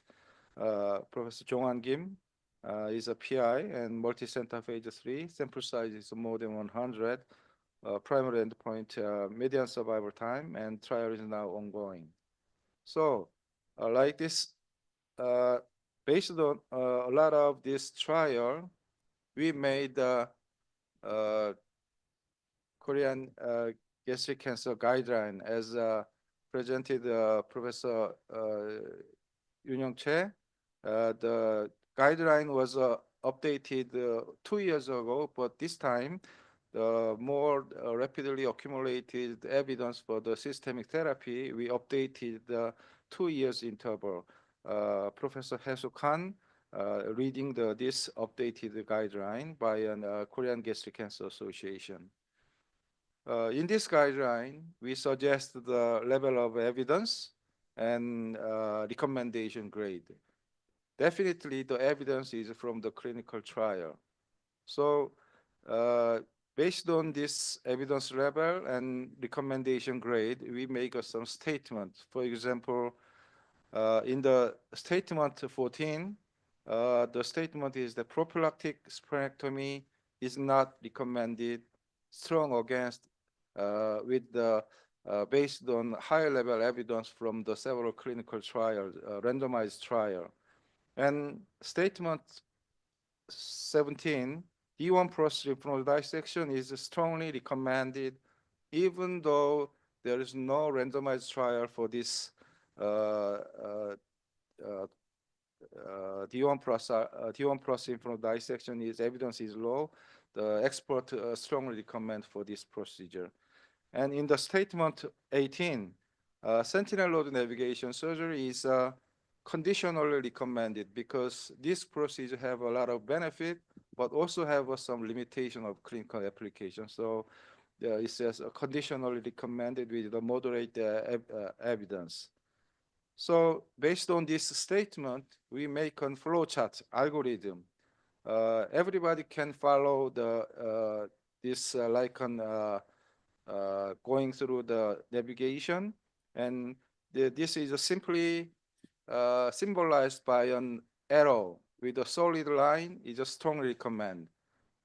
Arrow with a dotted line is a conditional recommend, and negative recommend with the X cross. Do not go this way. And still we do not have some evidence and no recommendation. We can it's a question mark for investigational state. So in this treatment algorithm of gastric cancer, there are so many unmet needs we should solve should be answered. So like this unmet need will be answered by some clinical trial. Class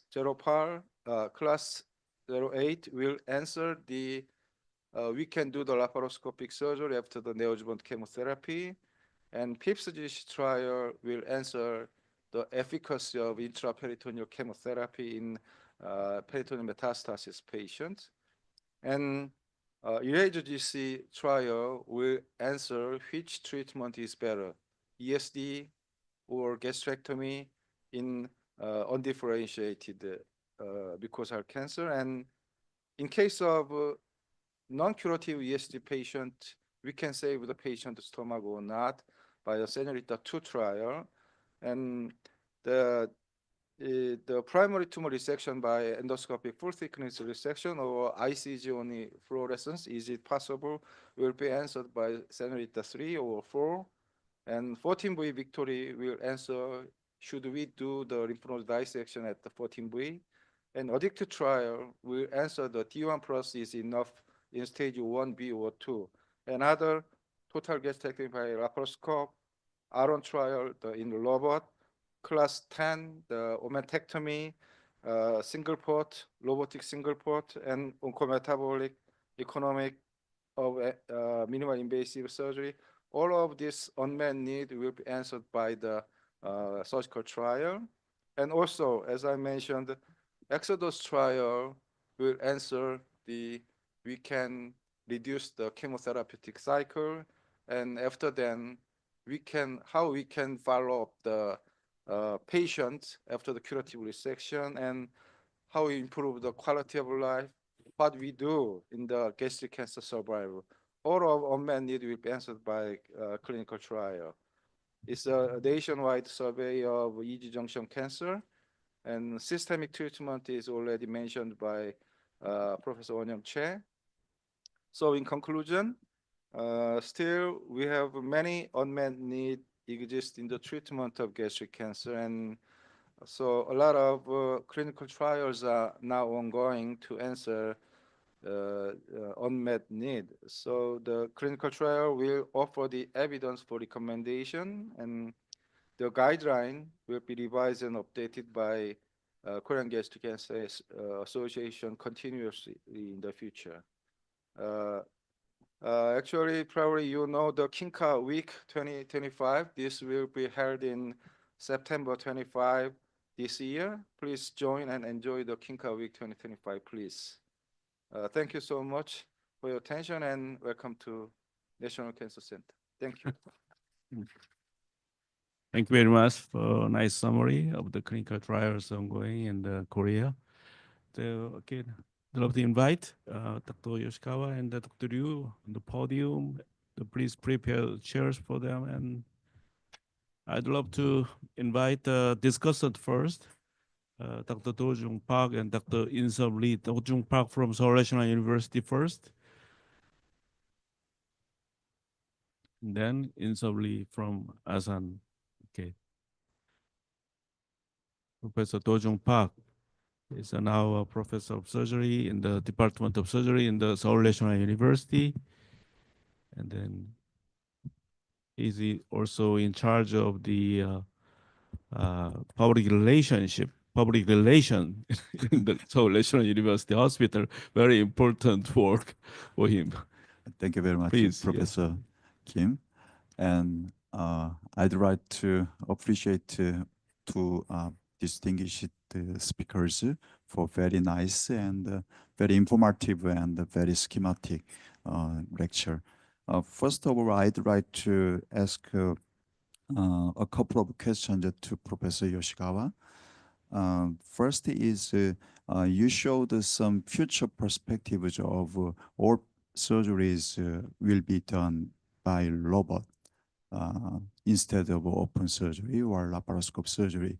However, as of now, only Mona Lisa trial is ongoing, and the Mona Lisa trial, the primary endpoint is just some complication, not the survival rate. So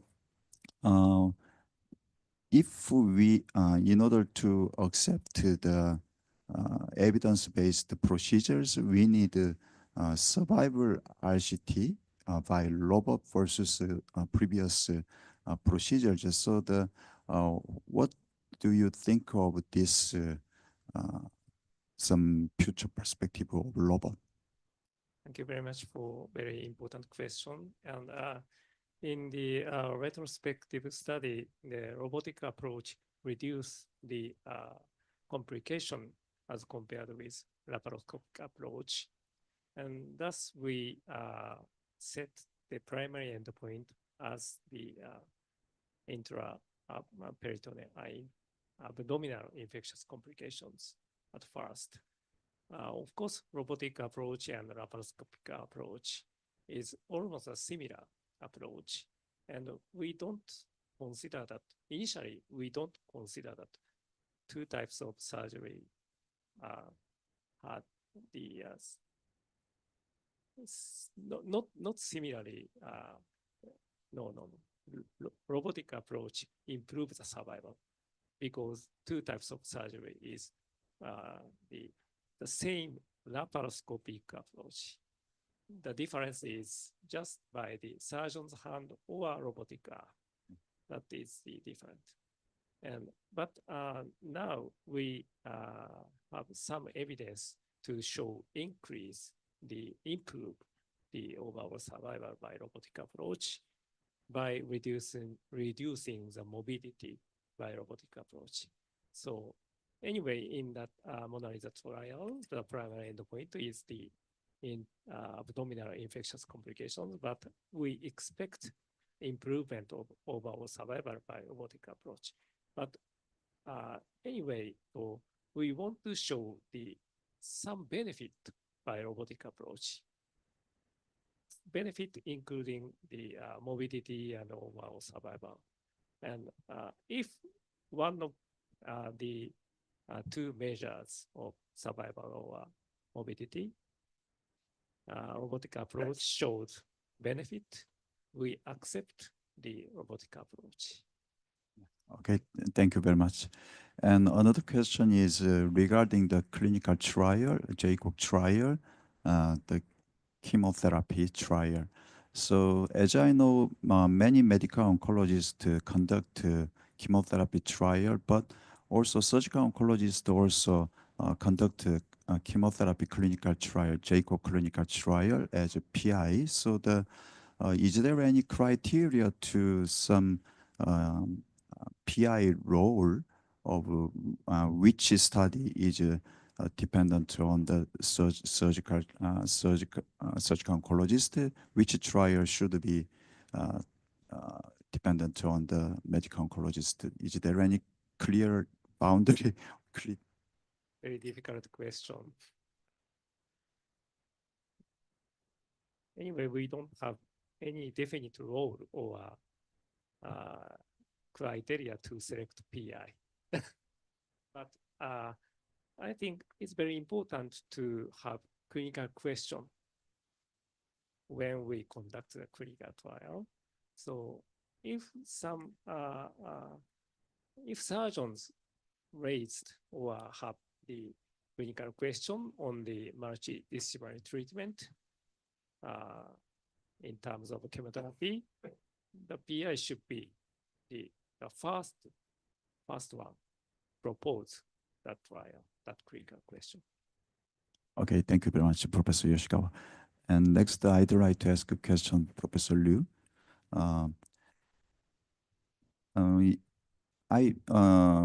Congratulations on the Senorita trial, very nice and very important trial.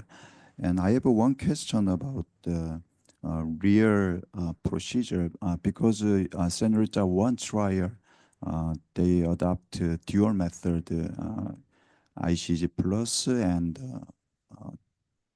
some radiocolloid. So, but Senorita 3 and 2 also dual method, or you adopt a dual method, or? Senorita 2 and 3 is an option, dual tracer or the ICG. ICG guided. Yeah, and Senorita 4 is only doing the ICG. Yeah, okay. And another trial, comparing the ESD versus surgery in undifferentiated cancer. So you showed the mucosal undifferentiated cancer. So is there any criteria, the size criteria and the indication of ESD for undifferentiated cancer? Professor Che, please. Erase this trial.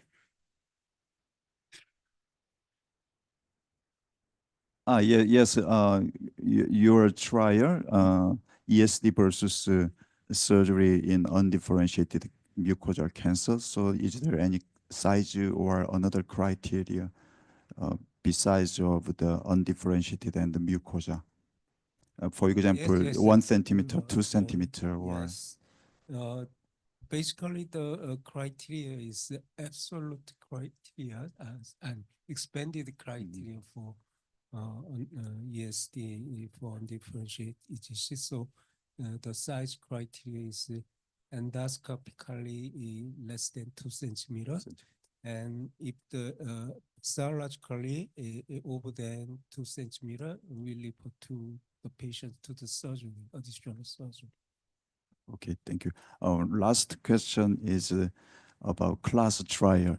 Many class trials you showed, but as I know, class trial started as some prospective study and some encourage of the clinical trial, prospective trial. But recently, several retrospective only trials also included in class trials. So what do you think of this trend?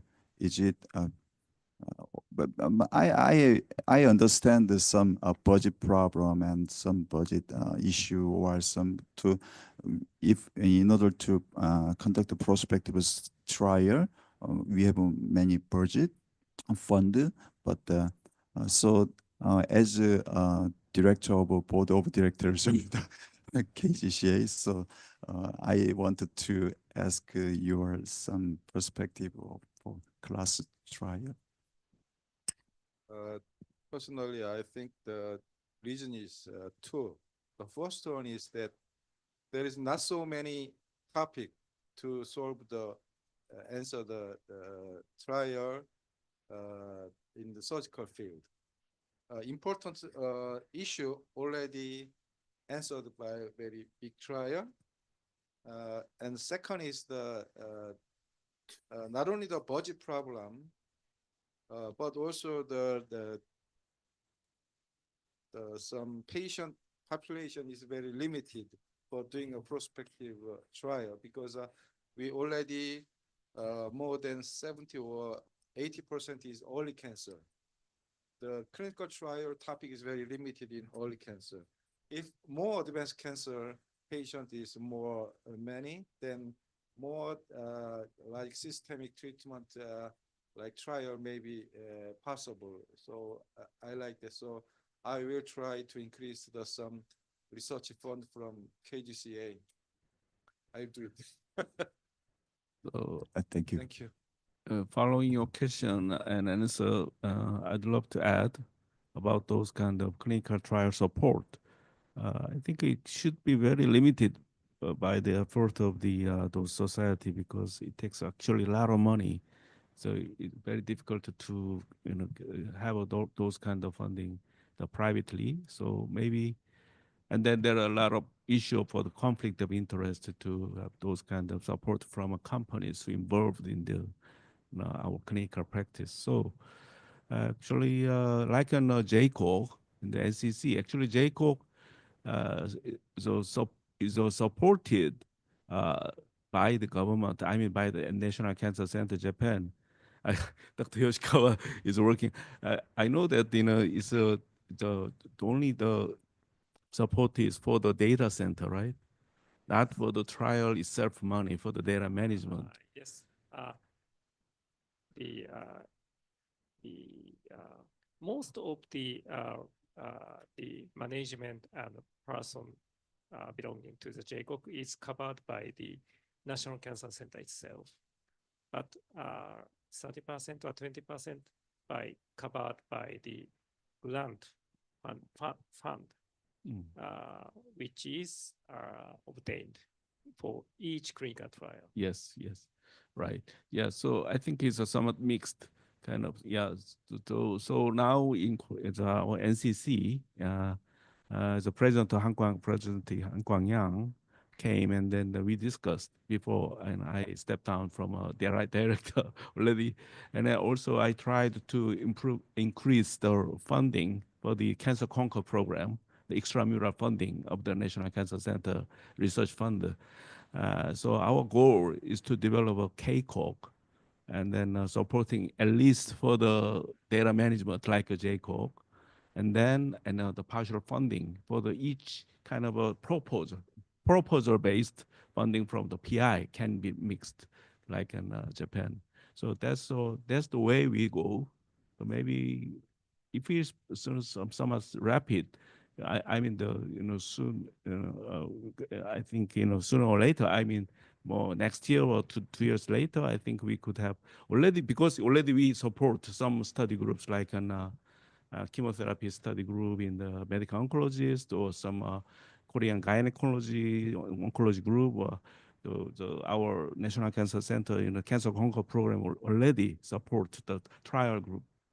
So why not, class group or KGCA, or our, not only gastric or colorectal or hepatobiliary surgery group. I think, we need to do, more actively to do clinical trials, because there are so many unresolved clinical questions, I think.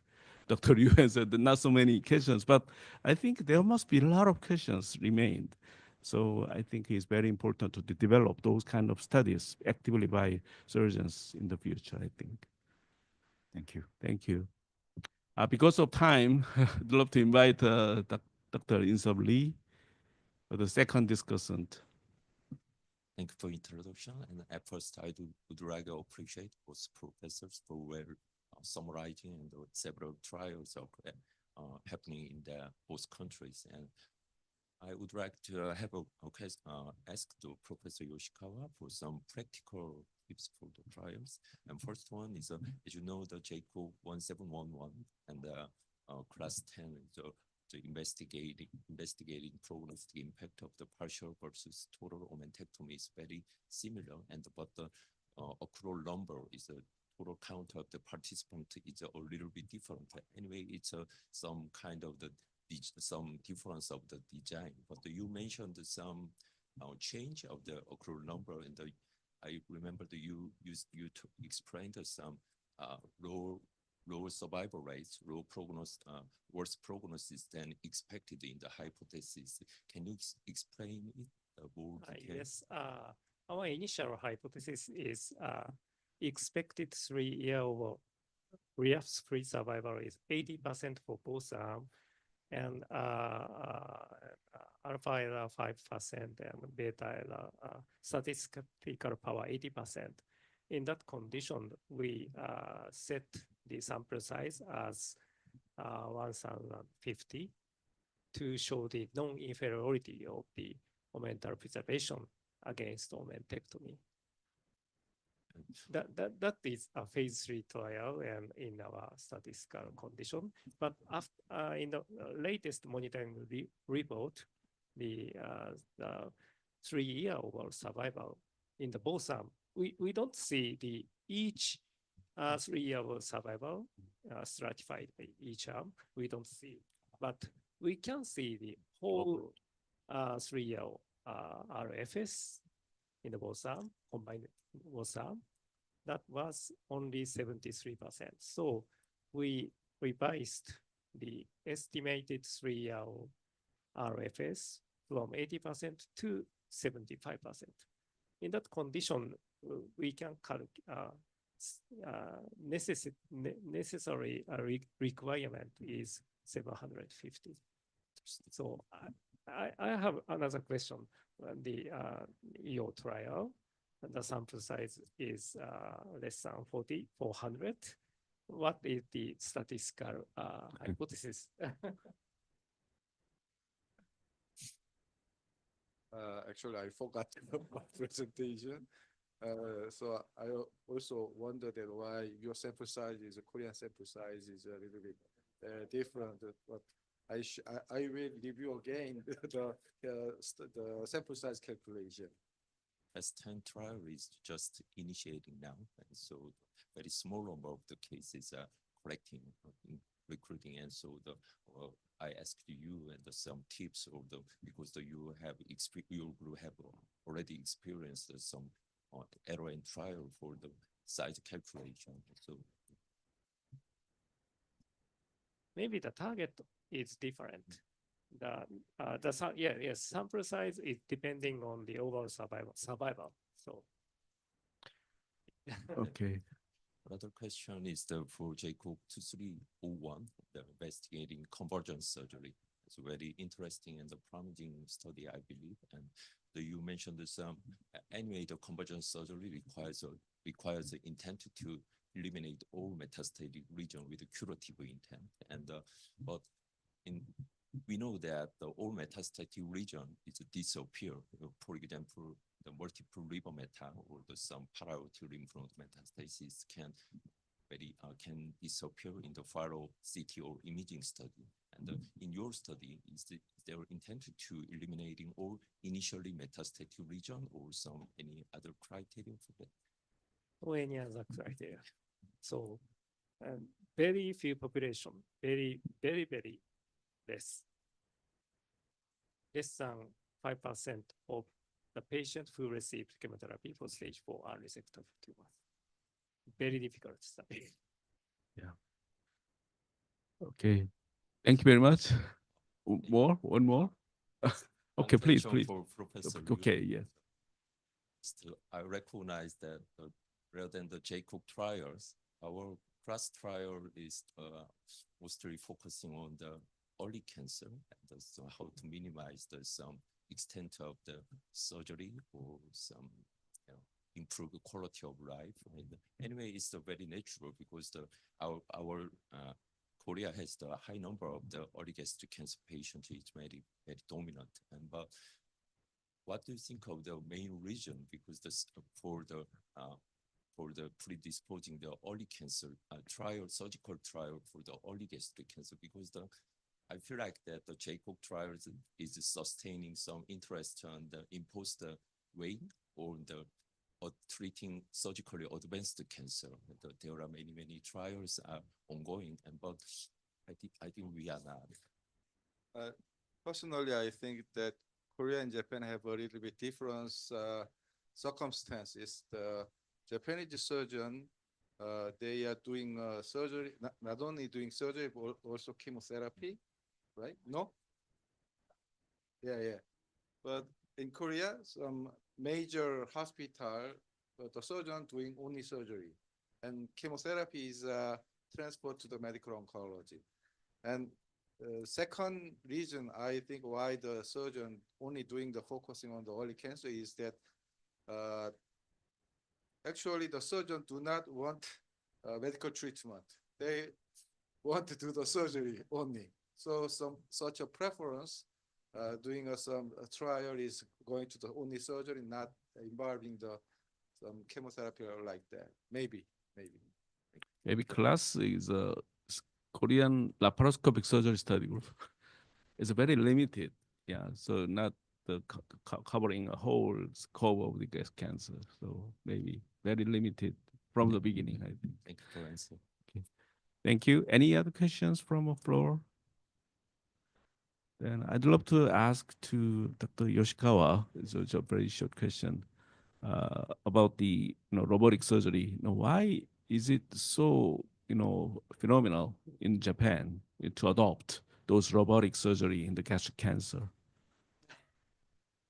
So what is the main reason? I'm very curious about that because from my experience, I think stage 1 and 2, I think in stage 3 there must be some room for the kind of those very good instrument. But stage 1 and 2 laparoscopic surgery is quite, I think, easy and then less cost effective. I think it's cost effective.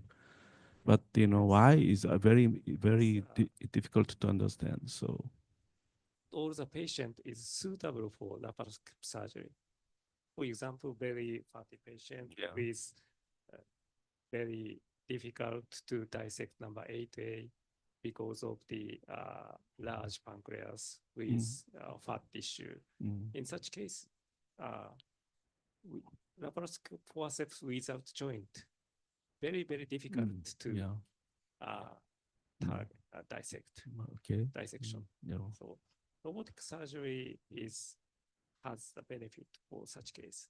And in our retrospective study, robotic surgery decrease the infectious complications as compared with laparoscopic surgery, which is mainly due to the joint and 3D. And also, anyway, we believe that robotic surgery is superior than laparoscopic surgery, even in the stage 1 or stage 2, especially for very thin patient with stage 1. I agree to your opinion. Laparoscopic surgery is feasible and safe, but for fatty patient, robotic surgery has advantage, I think. And also if we confirm the superiority of robotic surgery against laparoscopic surgery, the standard surgery became robotic surgery. Yeah. So at the time, we have to do robotic surgery. Yeah, that's what I'm thinking that, so it's actually very difficult to agree, I think, because, and then for the clinical trial, the performance bias, I mean, that is very important to control because surgical site infection rate is half compared to the laparoscopic surgery. So the morbidity measurement, the correct measurement of the infection is very objective measurement of the infection rate is key of this trial. So there must be some bias in the performance detecting the kind of what is infection, what is not infection is a very strictly monitored, and then there must be a very clear definition of the infection, and then so there must be no bias in the detection and performance bias. Your opinion, but yes, but the surgeon is not so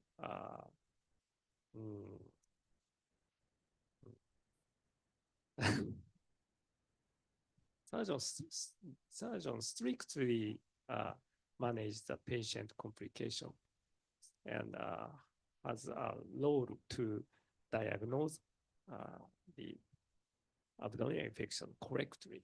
Without complication, we can't say this is pancreatic complication.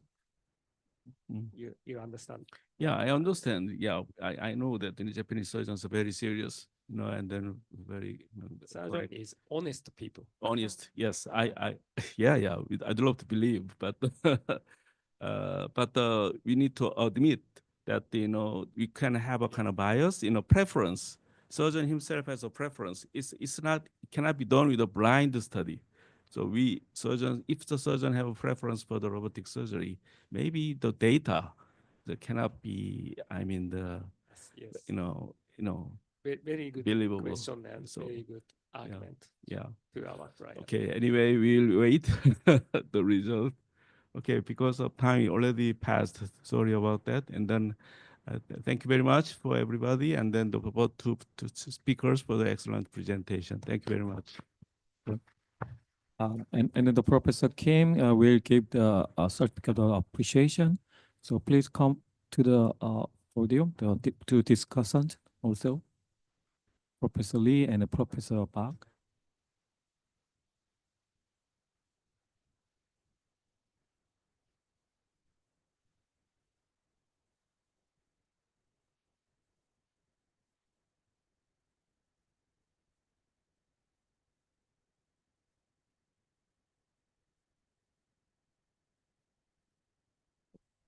두 분도 예.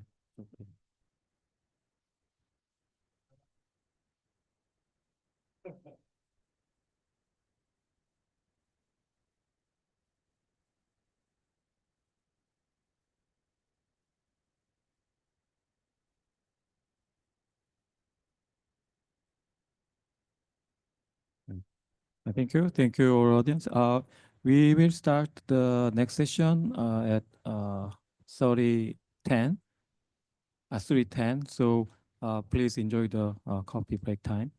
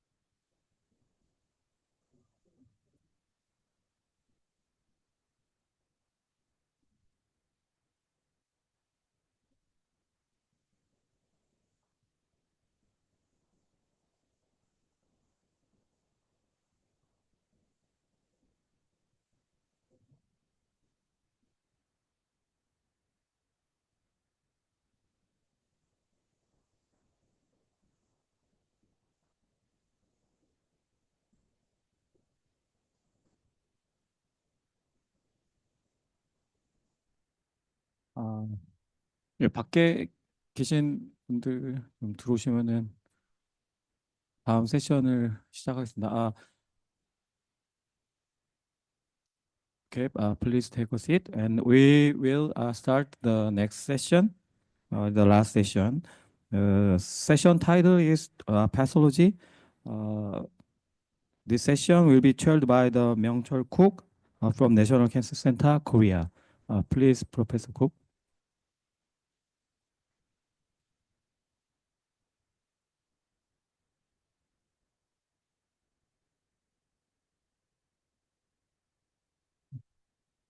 We will start the last section.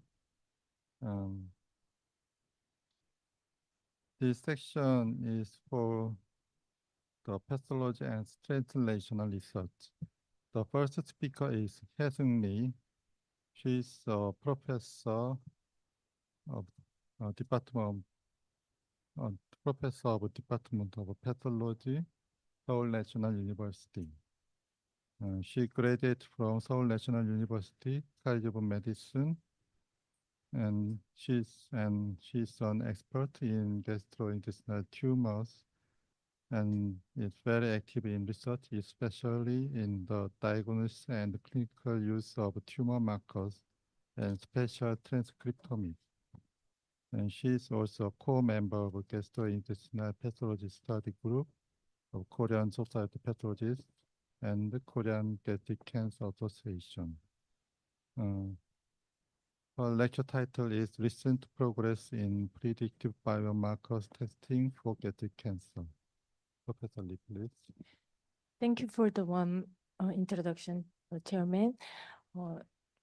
I appreciate the organizing committee for inviting me and giving me an opportunity to speak at the third National Cancer Center Gastric Cancer Forum today.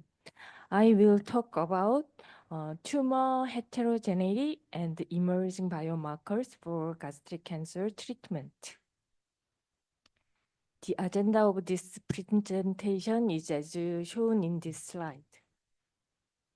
At first, I'd like to introduce crucial biomarkers in gastric cancer. You've seen this. As you know, the treatment for gastric cancer has evolved from cytotoxic agent to targeted therapy and immunotherapy. You've seen this flow chart already today at today's forum. At the pathologist point of view, HER2 testing is mandatory for gastric cancer patients. In HER2 negative patient, Claudin 18.2 test is mandatory. And PD-L1 28-8 and 22C3 immunohistochemistry will be helpful for the treatment. In HER2 positive gastric cancer patient, PD-L1 22C3 immunohistochemistry is necessary. MMR immunohistochemistry and or MSI testing are performed to guide early line immunotherapy decisions. In metastatic or unresectable cases, multiple biomarker tests are required. However, in daily practice, endoscopic biopsy samples are often the only source available, and the amount of tissue is typically limited. This makes tissue sampling and the efficient use of the tissue critical challenges in biomarker testing for gastric cancer patients. Next, I'd like to deal with tumor heterogeneity, one of problems in gastric cancer treatment. Tumor heterogeneity is subclassified into spatial heterogeneity and temporal heterogeneity. Spatial heterogeneity means heterogeneity within the primary tumor, between primary tumor and metastatic tumor, and between the metastatic sites. Temporal heterogeneity means molecular changes over time, whether it results from natural progression or clinical intervention, such as post-chemotherapeutic changes. Now, it is well known that HER2 heterogeneity is significant in gastric cancer. However, earlier studies reported that spatial heterogeneity was observed in about 10% of total cases. Considering HER2 positivity was usually 10 to 20%, more than 80% are already concordant before the comparison. In contrast, HER2 heterogeneity was observed in about half of the HER2 positive cases. This slide shows HER2 heterogeneity. Case A and B are heterogeneously HER2 positive cases.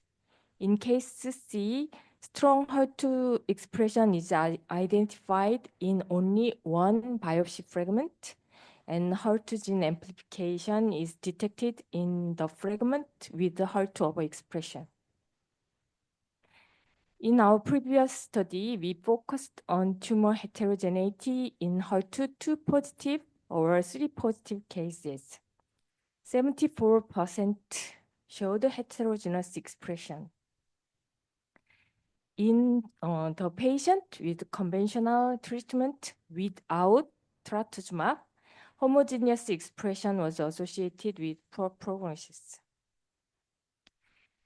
Intratumoral HER2 heterogeneity was associated with diffuse or mixed histologic type and low level HER2 expression or low level of HER2 gene amplification. For patients who received trastuzumab-based chemotherapy, heterogeneous expression was associated with worse survival.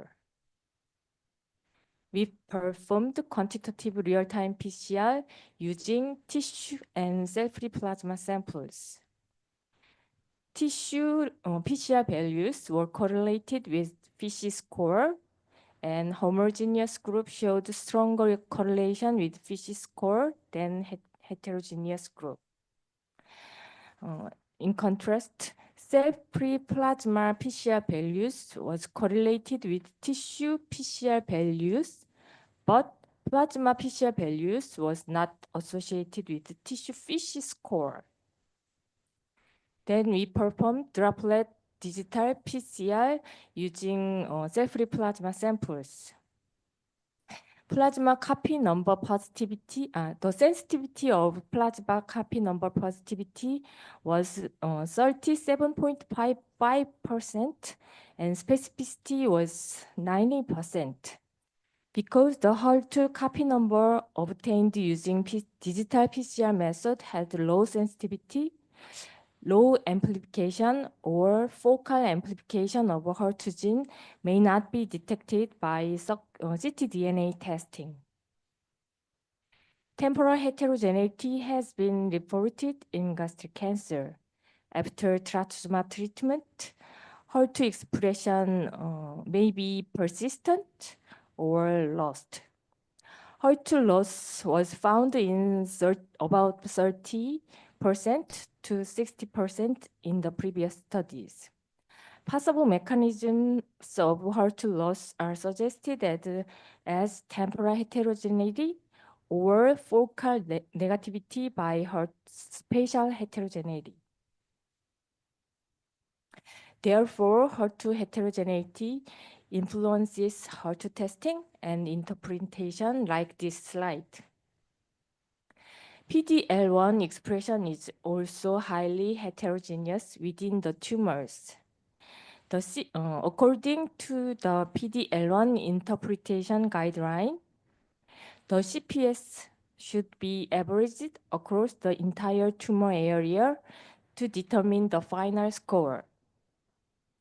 In previous studies, PD-L1 positivity rates are higher in surgically resected samples, and false positivity are more common in biopsy samples. To improve the accuracy of PD-L1 testing, at least 4 to 5 biopsy fragments are required, which is similar with HER2 testing guidelines. Although rare, heterogeneity of MMR or MSI has been reported. As shown in this figure, patient A shows heterogeneous MLH1 expression in the primary tumor. This area shows loss of expression. This area shows intact expression. In the same patient, MLH1 expression is intact in regional lymph node metastasis. In patient B, it is endoscopic biopsy tissue, and the MLH1 expression was lost in the gastric biopsy sample, but MLH1 expression was intact in a supraclavicular lymph node tissue. Our previous study shows that subclonal loss of MLH1 expression was observed in less than 1% of all cases and 4.3% of MSI high cases. Kim et al. Reported this study is from Samsung Medical Center. Multi-regional sampling of 79 DMMR or MSI high tumors from the patient with advanced gastric cancer revealed a heterogeneous MSI status in 80.9%. 1 of 6 MSI high gastric cancer patients showed no response to immunotherapy, which was associated with heterogeneous MLH1 expression. I'd like to move on to the Claudin 18.2. I think all of you already know zolbetuximab, and FDA approved zolbetuximab with Ventana Claudin 18 assay as a companion diagnostic device last year. This table summarizes Claudin 18.2 positivity rate in several previous studies before clinical trials. Rate of high expression varies depending on used antibodies and definition of positivity from 17% to 50%. Based on Spotlight and Glow trials, the Claudin 18.2 testing device and interpretation guideline have been standardized. The Ventana Claudin 18 IVD should be used, and the positivity was defined as a moderate to strong expression in 75% or more of tumor cells. Claudin 18.2 is strong positive in normal gastric glands from surface to deep glands. Therefore, normal gastric mucosa can be used as positive control. This area is gastric cancer glands. In contrast, it is negative or weak to moderate positive in intestinal metaplasia. In the left image, Claudin 18.2 staining is strong in normal gastric gland and weak to moderate in intestinal metaplasia. In right figure, Claudin 18 is strongly positive in gastric cancer, but there are only a few positive cells in intestinal metaplasia area. To characterize Claudin 18.2 positive gastric cancer, we enrolled 1,000 patients who underwent surgical resection for stage 2 to 4 gastric or G-junction adenocarcinoma. Tissue microarray blocks were constructed with 4 representative cores in each case. Area of moderate to strong membranous expression of Claudin 18.2 was calculated across all 4 TMA cores. We did immunohistochemistry for Claudin 18, HER2 PD-L1, and FGFR2b, and MSI testing and EBV insight hybridization were performed also. Claudin 18.2 positivity was observed in 34.4%. Among histologic subtypes by WHO, mucinous adenocarcinoma had the lowest positivity, but gastric carcinoma with lymphoid stroma had the highest positivity. The prevalence of Claudin 18.2 positivity was 38% in both clinical trials. Other single institutions studies showed the positivity as 24% to 47%. Our positive rate was about the middle of these single institutions study.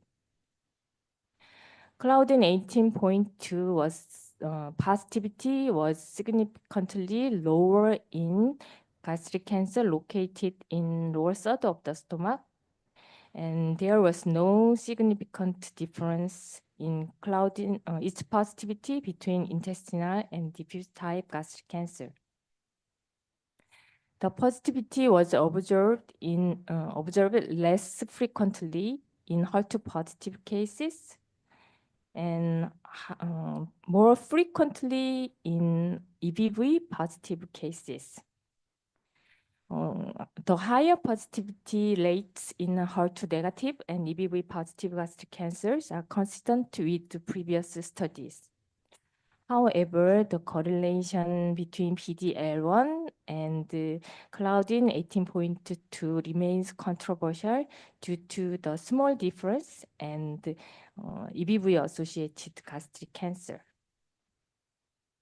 Then we compared Claudin 18.2 expression with other crucial biomarkers. Of 1,000 cases, 32% were negative for all biomarkers. And Claudin 18.2 alone positive cases were observed in 14% of the cases. Kaplan-Meier survival curves did not reveal any differences in overall survival based on Claudin expression status like other studies. In our next study, we enrolled 400 metastatic or unresectable gastric cancer patients.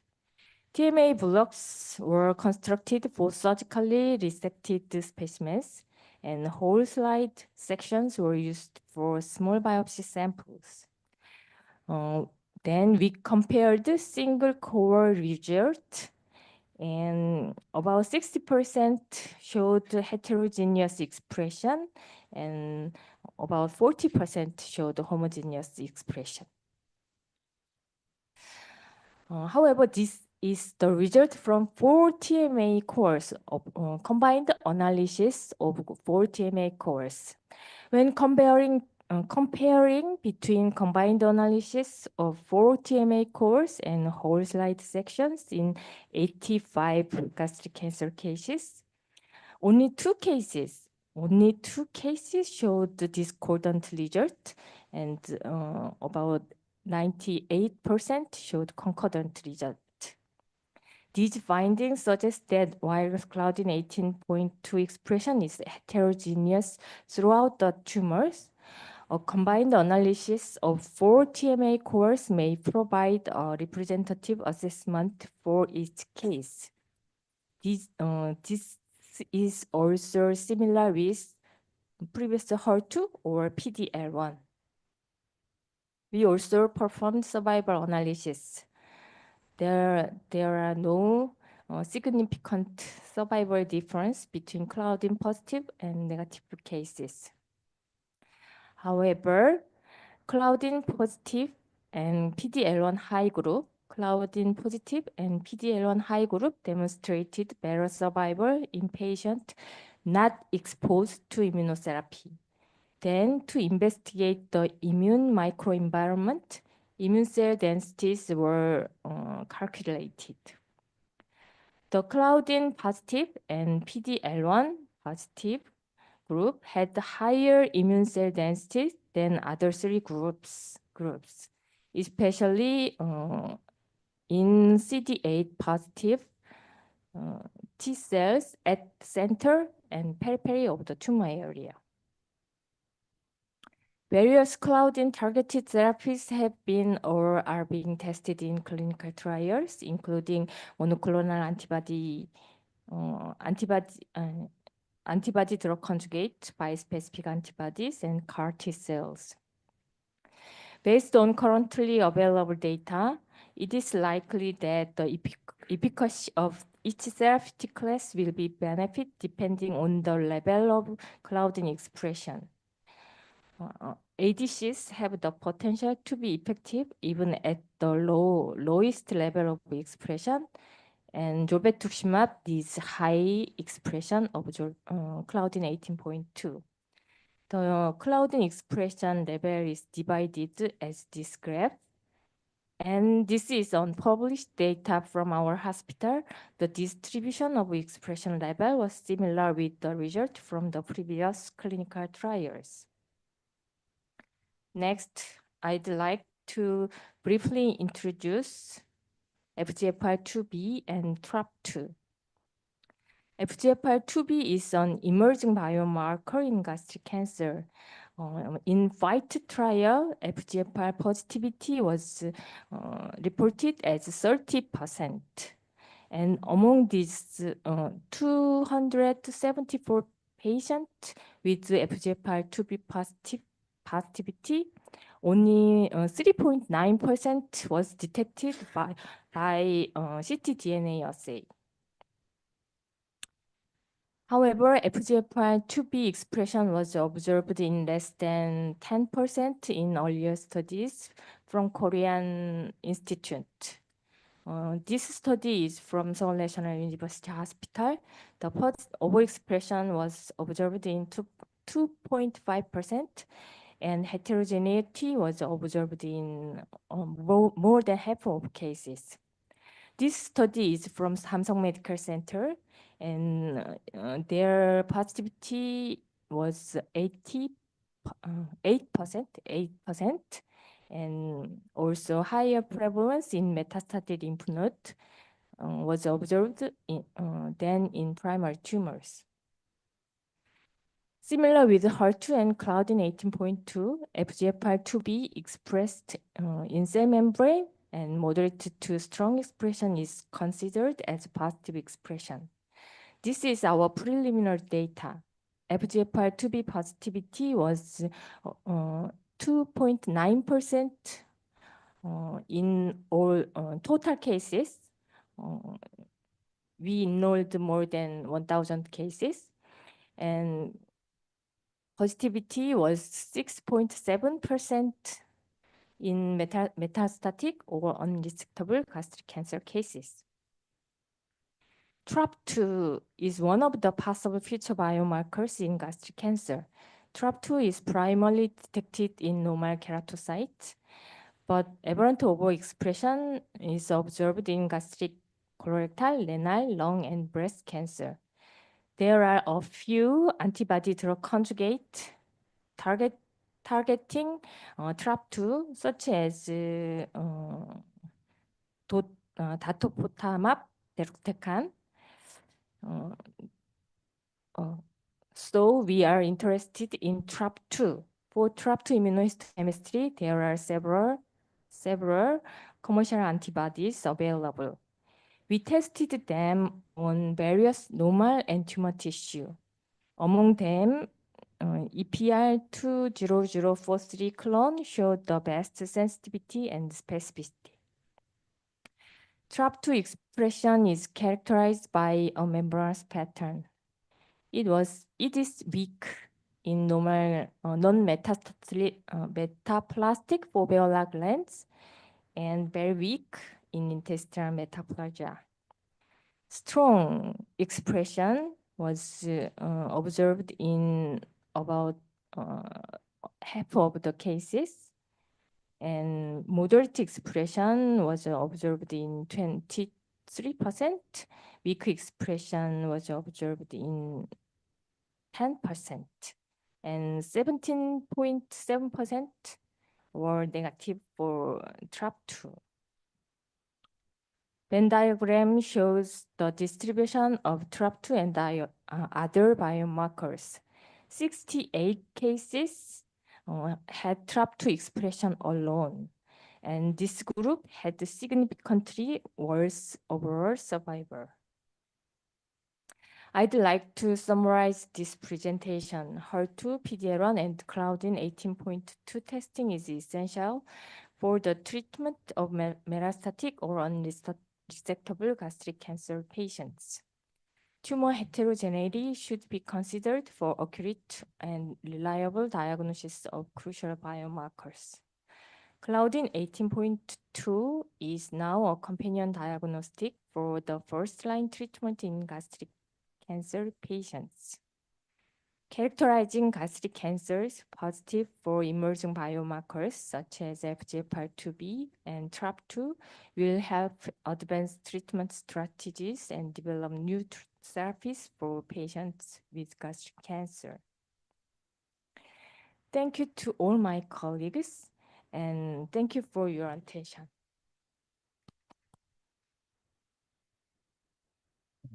Thank you, Professor Hae-Sung Lee. We move to next speaker.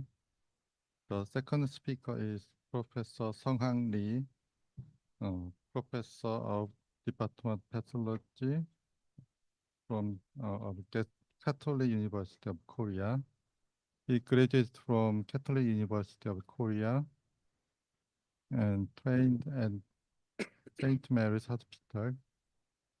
He is an expert in gastrointestinal and hepatobiliary and pancreas tumor, and is very active in research, especially in developing artificial intelligence and application of molecular features into GI pathology. His lecture title is Artificial Intelligence Gastric Cancer Pathology, Trend and Future Directions. Professor Lee, please. Yeah, thank you for nice introduction. Actually, because of common cold, my voice is all over the place. Please understand me. Yeah. My talk today is about AI in gastric cancer pathology, trends and future directions. I prepared basic contents so that even those who are not familiar with this field can understand well, and I hope it will be a good time to provide motivations to the interested researchers.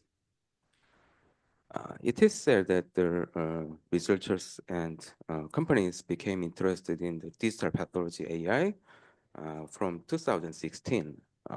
That's not that long ago.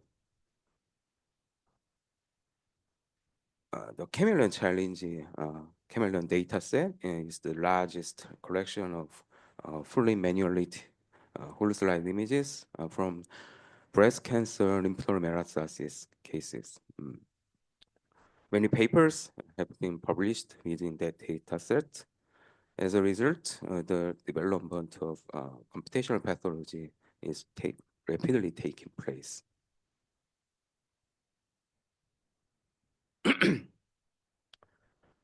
Digital pathology means that the pathology areas are becoming digitalized. That is, the glass slides are scanned and viewed on the computer screens. Rapidly reparable cases between organization is possible, and it improves lab workflows and analysis. And most of all, combined with AI, we can do a lot of things. It can be divided into several categories according to the deep learning algorithms and their tasks. Strongly supervised models for detecting the predefined structures such as TILs and tumor cells. Their tasks include counting cells and quantifying IHC. Recently, even commercialized products are being developed. Let me introduce the TIL analysis using deep learning. Luniscope have been developed. You can download the analysis result by uploading the full slide images on the website. The model can segment the tumor cells, tumor areas, and stromal areas, stromal cells, and TILs. This study analyzed the whole slide images from the advanced gastric cancer treated with immune checkpoint inhibitors or chemotherapy. They classify the tumors into two immune phenotypes. There is inflamed immune phenotypes and non-inflamed immune phenotypes. They reveal that the inflamed immune phenotypes are significantly predictive marker for nivo and chemotherapy, which was more obvious in patients with non-signaling cell histology components. Now we are doing a similar study using HOVRNet. As you may see, you can see, the cancer cells and the stromal cells are relatively well segmented, well distinguished. We are currently improving the performance algorithm using that algorithms. On weekly supervised models, labels are annotated per areas or slides. That is, their tasks include the diagnosis, grading, or prognosis. As you may see in pathology image analysis using deep learning so far, in many cases, the image source is H slide. So the point of what I'm going to talk about today is to pull the hidden information from H slide.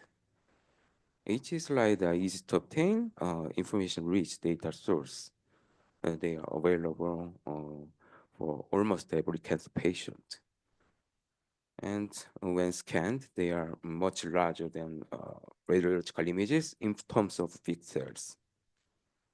This high information density makes the H slide an attractive source for deep learning.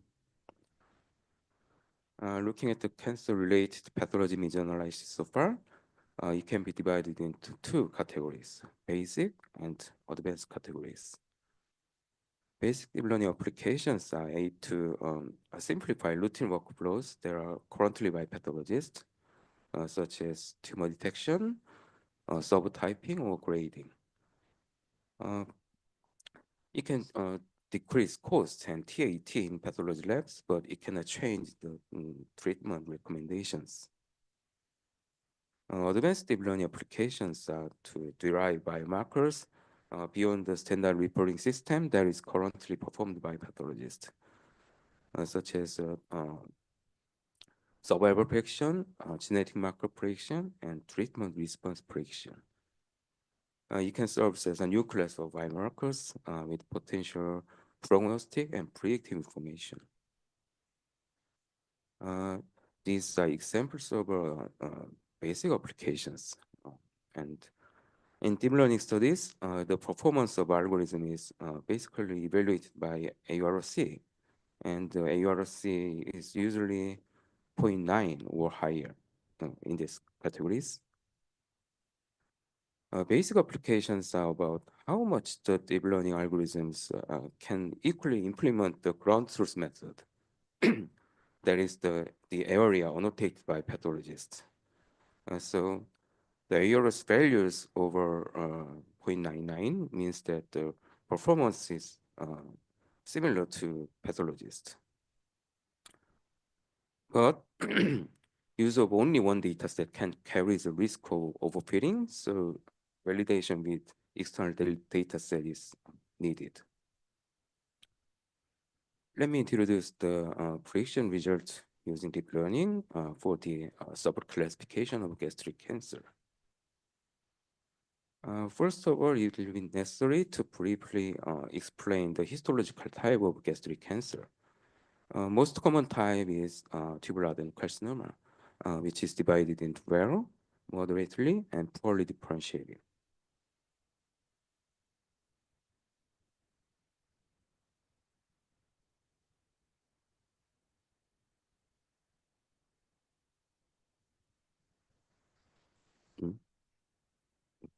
It is not working.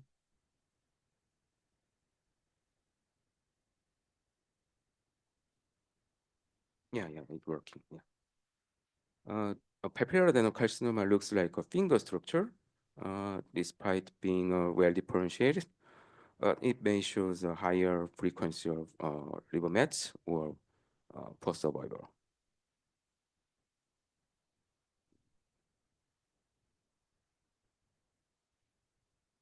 Yeah. Polypoid carcinoma is divided into two types, signaling cell carcinoma and non-signaling cell carcinoma. That is the PCCNS.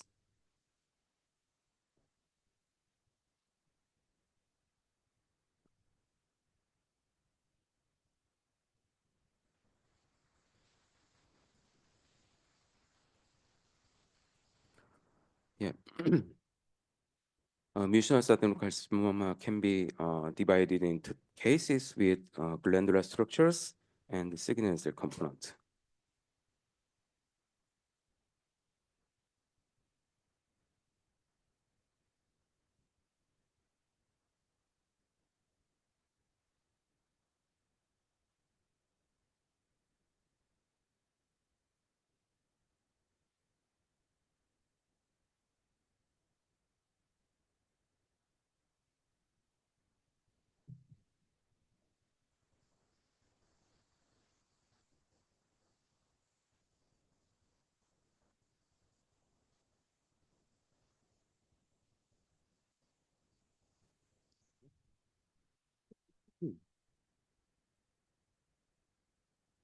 Yeah. Next, yeah. Mixed adenocarcinoma has two or more distinct histological components and is known to have a poorer prognosis than those only one component. Based on this WHO classification system, differentiator type includes papillary adenocarcinoma and tubular wealthy and moderately differentiated. And then undifferentiated includes the tubular PD and PCC in Japanese classification. In our study, we made a deep learning system to classify the differentiated and undifferentiated and mucinous adenocarcinoma. Yeah. From this data set, these slides were obtained as a training set.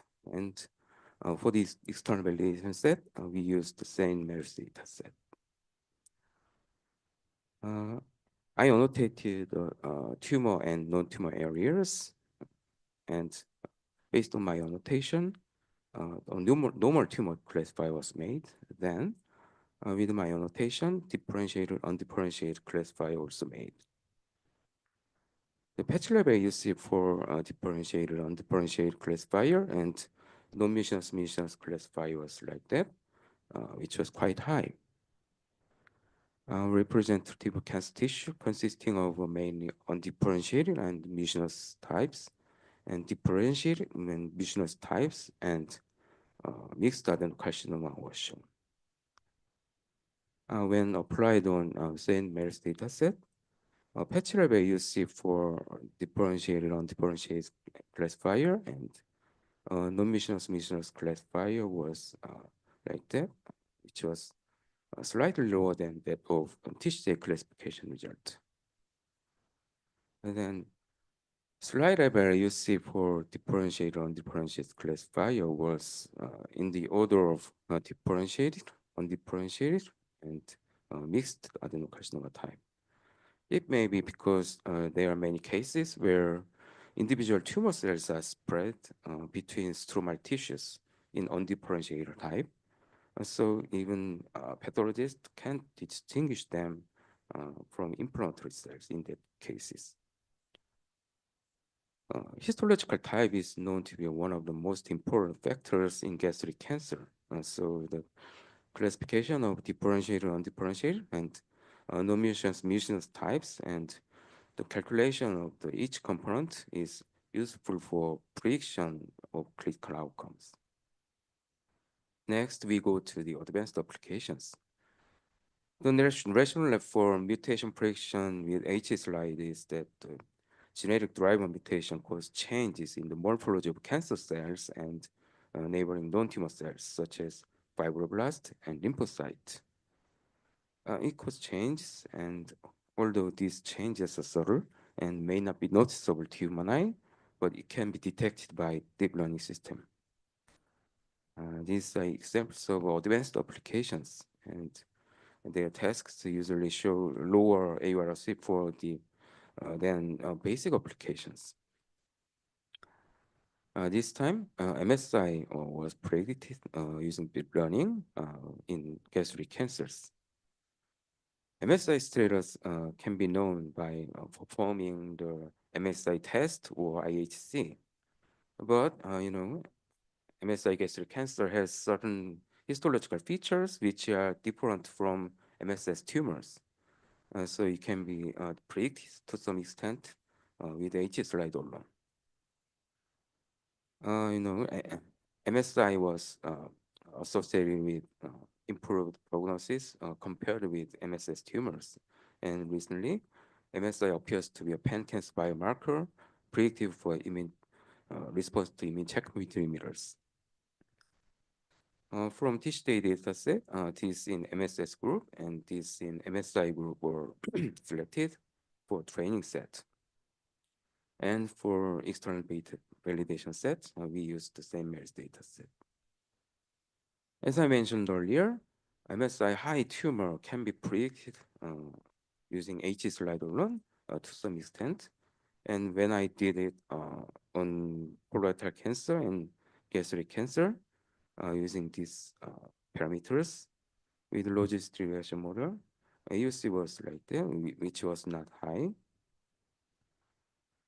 Proper tissue patches were selected by tissue non-tissue classifier, then normal tumor classifier was applied, then the MSI classifier was trained on the tumor patches.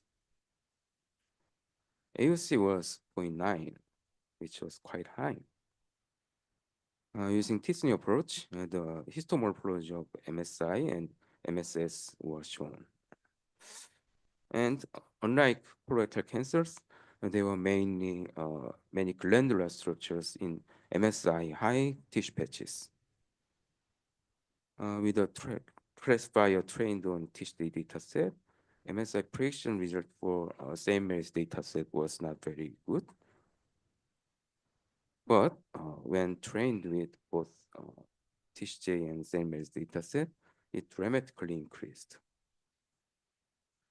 This case was initially predicted as an MSS, but correctly classified as MSI high by the classifier trained with both TISH-J and same MERS dataset. AUC for logistic regression model was 0.7, which was worse than the result obtained with deep learning method. And so this result showed that the deep learning method could detect subtle features which were not detectable to human eye. Let me introduce the prediction of genetic alterations from gastric cancer using deep learning approach. By TISH-J classification, gastric cancer were divided into 4 groups. Likewise, by 4 subtypes by ACRG classification, correlated with the distinct pattern of molecular alteration, disease progression, and prognosis. These 5 genes have a higher mutation rates in gastric cancer and can help classify the gastric cancer into 4 subgroups based on TISH-J ACRG classification. So those 5 genes were selected. For external validation set, we use the same MERS data set. Tissue non-tissue classifier, normal tumor classifier was sequentially applied. Then wild type mutation classifier was also applied. AUC for TP53 mutation was 0.72 with both frozen and FFP tissues. AUC for PIK3CA mutation was 0.86 for frozen tissues and 0.82 with FFP tissues, which is slightly lower than that of frozen tissues. This time, mutation classifier was applied on the same MERS dataset, but AUC was very low, which means the poor generalizability of the classifier on external validation set. So this time, I retrained the classifier with both the TISH-J and same MERS dataset, then AUC was increased. So deep learning methods for mutation prediction can yield better performance when more data are collected from various data sources. Then, likewise, we made 4 TCJ4 molecular subtype classifier with TCJ class dataset. The prediction result for MSI and EBV was very good compared with the CIN-GS group. Because MSI gastric cancer and EBV gastric cancer has certain histological feature, this is to some extent expected result. This time, the molecular subtype classifier was applied on same as dataset, but AUC was very low, especially in CIN and GS group, which means poor generalizability of the classifier on external dataset. Recently, I am participating in the pathology data platform construction project called Codify project. In this large-scale digital pathology data platform, there are a lot of gastric cancers, whole slide images available for MSI status. Previously, we made the MSI classifier with that data set. And when applied on CellMaze data set, patch level AUC for MSI classifier was 0.91, which was much higher than the TCJ MSI classification result. So the deep learning classifier with molecular alteration, including MSI, can yield better performance when more data are fed.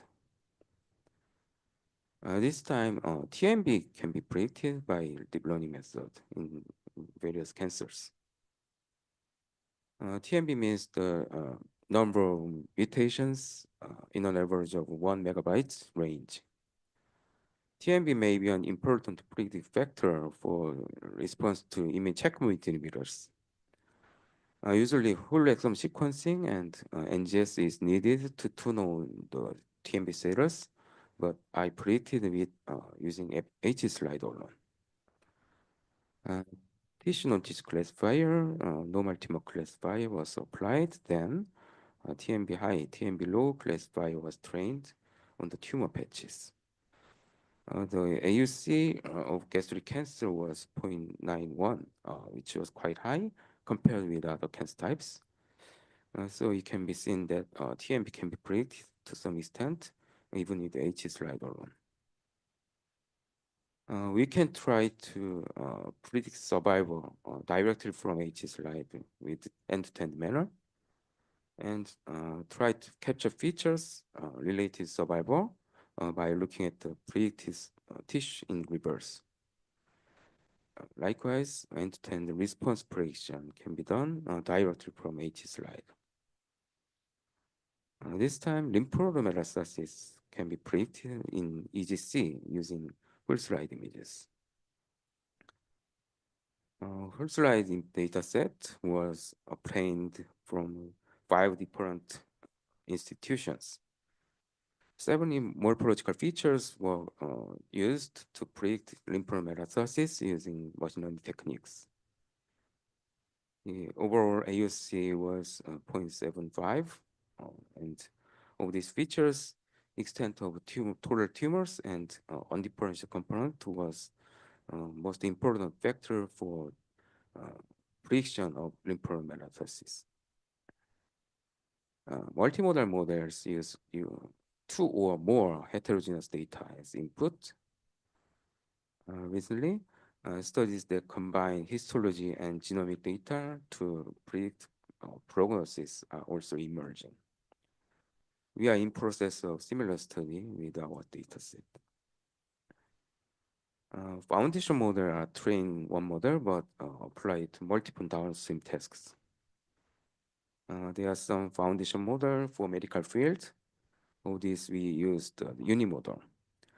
Uni is known to generally outperform other pre-trained encoders across 34 clinical tasks. In our lymph node metastasis study, prediction study, Uni outperformed a resonant model. Recently, not only various images, but also the genomic data and text data are combined with a valuable source of medical domain knowledge to create foundation model. And generalized medical AI can be used in various tasks such as generating pathology radiological reports. Recently, computational pathology solutions are being developed. But for discovery of prognostic features, prediction of therapeutic success, or assessment of relationship between phenotypes and genotypes is just beginning, and there is still a long way to go. In the future, multiple deep learning methods using larger multimodal data set is likely to be a trend. They are my lab members and collaborating teams. Thank you very much. Thank you, Professor Sang Lee. And please take a seat for the two speakers.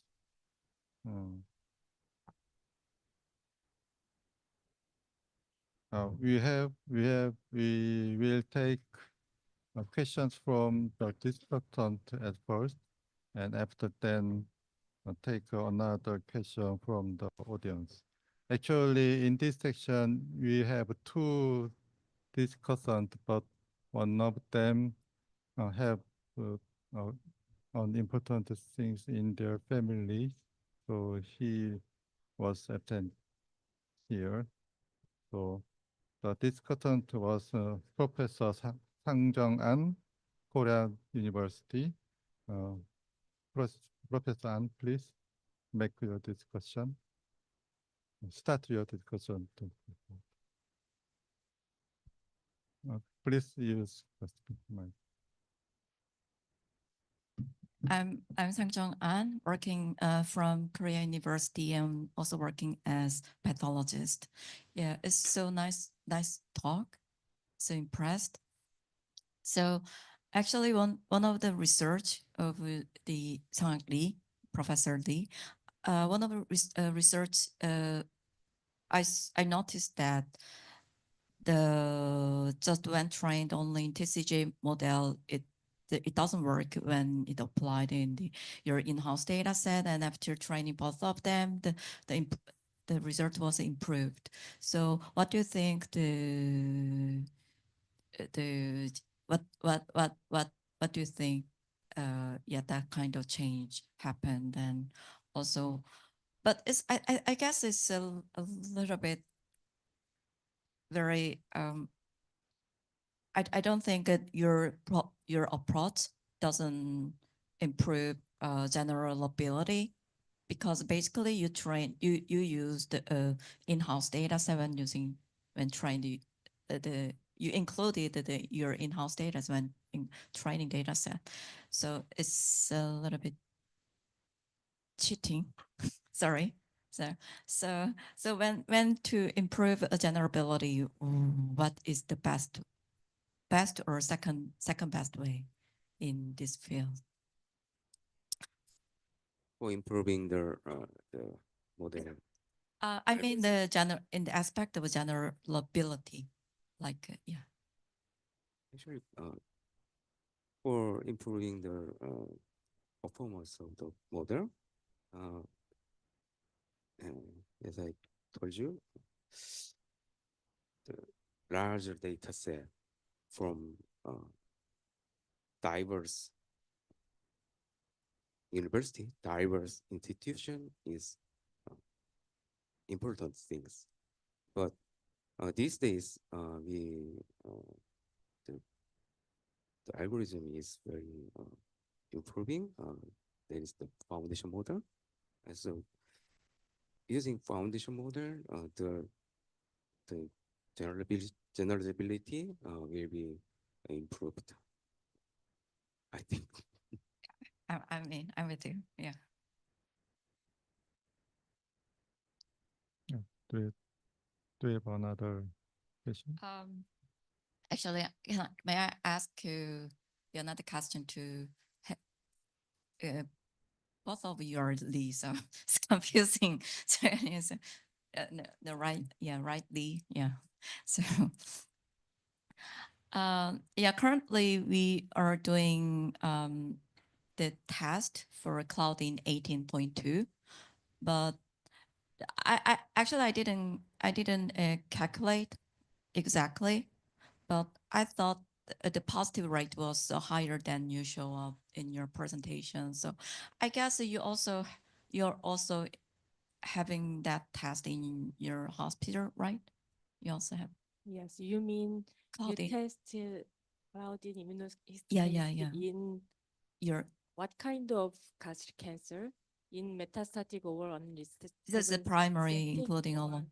Primary, including primary. Yes. Claudin 18.2 is expressed in normal gastric mucosa, and there is no difference according to TNM stage, but slightly higher positivity rate in early stage. And my samples are old blocks, old age block. So in usually using old age block, the positivity rate is slightly low. So and my cohort is stage 2 to 4, not include the stage 1 gastric cancer cases. So if you you did immunohistochemistry in all stages of gastric cancer, the positivity and recent cases, your positivity rate will be increased. Yeah, higher than ours. Your previous study. I see. So because I rarely found the negative case, so I heard, in my short, barely, just the 10%, the 10, 20. So positivity rate is It's the 90%? almost 80. I didn't calculate exactly, just the, I barely found the negative. Positivity criteria is 75%. Yeah, right. Yeah. Including 2 positive and 3 positive. Yeah. But the only 10, from 10 to 20% was negative, I think. But I didn't calculate exact. I will check when back to hospital. You need to check I think cohort and the positive and negative control. Okay. Yeah. Thank you. Thank you. Thank you, Professor Ang. Is there any question from the floor? Dr. Liu? There are some debate about the gastric cancer biology is different between Western people and Eastern people because the Western gastric cancer's prognosis is poor. So they always say that, Western people have some poor biology. So I'm really question, do you think that the Western people have a really different biology than Eastern people? Because you are doing a lot of biomarker study and like that. It depends on biomarkers. For example, the positivity rate of Claudin 18.2 expression is similar between Western and Eastern countries. But HER2 is different. So it depends on biomarkers. Some biomarkers are different and some biomarkers are similar between Western and Eastern countries. Yeah. So totally. Your impression is it depends on biology or treatment factor. Biology, I think biology is different. In Western countries, G-junction cancer is more common, and in G-junction cancer, HER2 expression is more common, and polypoid carcinoma or gastric cancer located in lower third are more common in Eastern countries, and HER2 positive or proximal gastric cancer has commonly hematogenous metastasis, but in Eastern countries, polycoiled histology or peritoneal metastasis are more common, which are resistant to regular chemotherapy. Thank you. So regarding the doctor's question, I think, yeah, there must be some biological difference because etiology of the gas cancer is quite dependent on the factors, the people are exposed.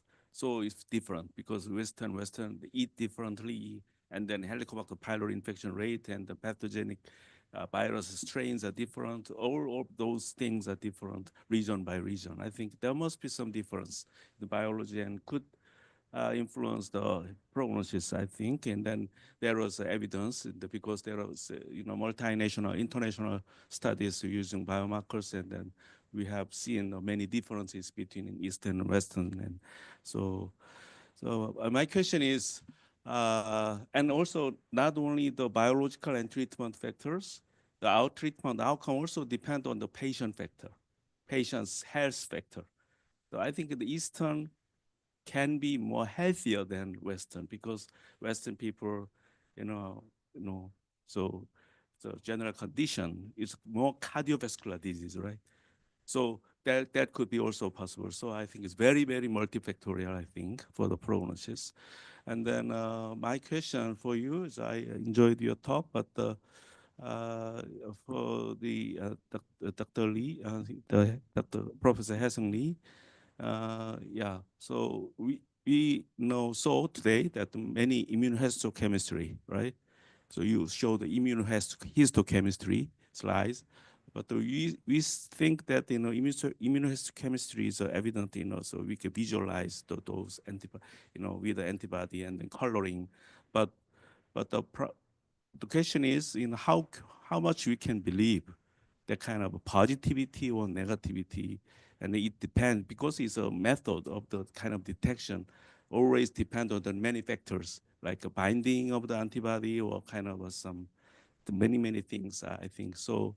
So is it the best way? My question is it the best way?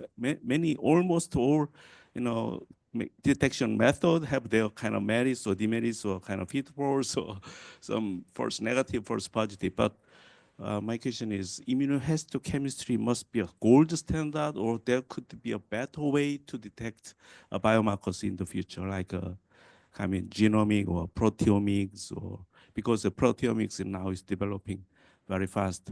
So what do you think about the near future perspective about those detecting those biomarkers? Thank you for the important question. And immunohistochemistry has many advantages and disadvantages. As you mentioned, immunohistochemistry has many factors such as pathologist interobserver variation or technique or tissue quality, but other methods may be influenced by the same factors, such as tissue quality is the same problem for other technology, but immunohistochemistry has important advantages, such as TAT, turnaround time, and easy to set in many laboratories, and special method. Especially gastric cancer has special heterogeneity and heavy stromal cell or immune cell contamination. So immunohistochemistry is the best to detect protein expression in only tumor cells or immune cells or stromal cells. So I think it is the most important advantages of immunohistochemistry. So I agree with the technology has been improved daily. So in future, other technology will will be more used in daily practice, but now I think immunohistochemistry has many advantages in daily practice. Okay, thank you. But if we can the tissue is not available for the diagnosis, maybe some metastatic cancer, no kind of way to have a kind of biopsy samples. So maybe we should depend on kind of liquid biopsy in that case. Immunohistochemistry is not possible. In that case, I think is a definite limitation, maybe. As I shown in my presentation, liquid biopsy has low sensitivity. Yeah. So, however, if we have no tissue, we should do ctDNA assay. But if the ctDNA assay is negative, it may be false negative. So we need to find know. the biopsy site. Of course, but in these days we are now finding not only DNA but the kind of proteins, peptides, and then also exosomes, having kind of biomaterials inside. So those kind of thing, maybe that's yeah, okay.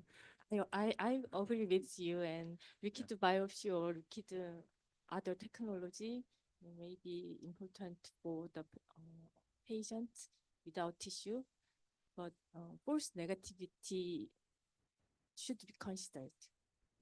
Okay, thank False you. negative. Can I ask one more question? Oh, okay. This time allowed. Thank you very much, Professor Song-Hak Lee.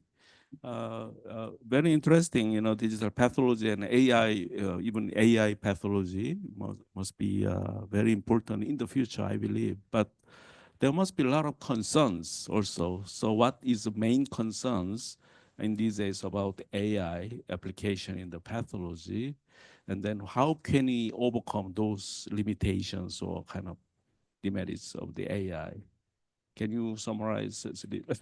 So I think you mentioned about the diversity of the training sets, very important, to improve the diagnostic accuracy, right? But and then there must be other things. I think the basic limitation of the foundation model is that in the convolutional neural network inside, we don't know how AI decide that diagnosis is a black box. So there must be kind of some kind of way to follow how can those AI models make this decision.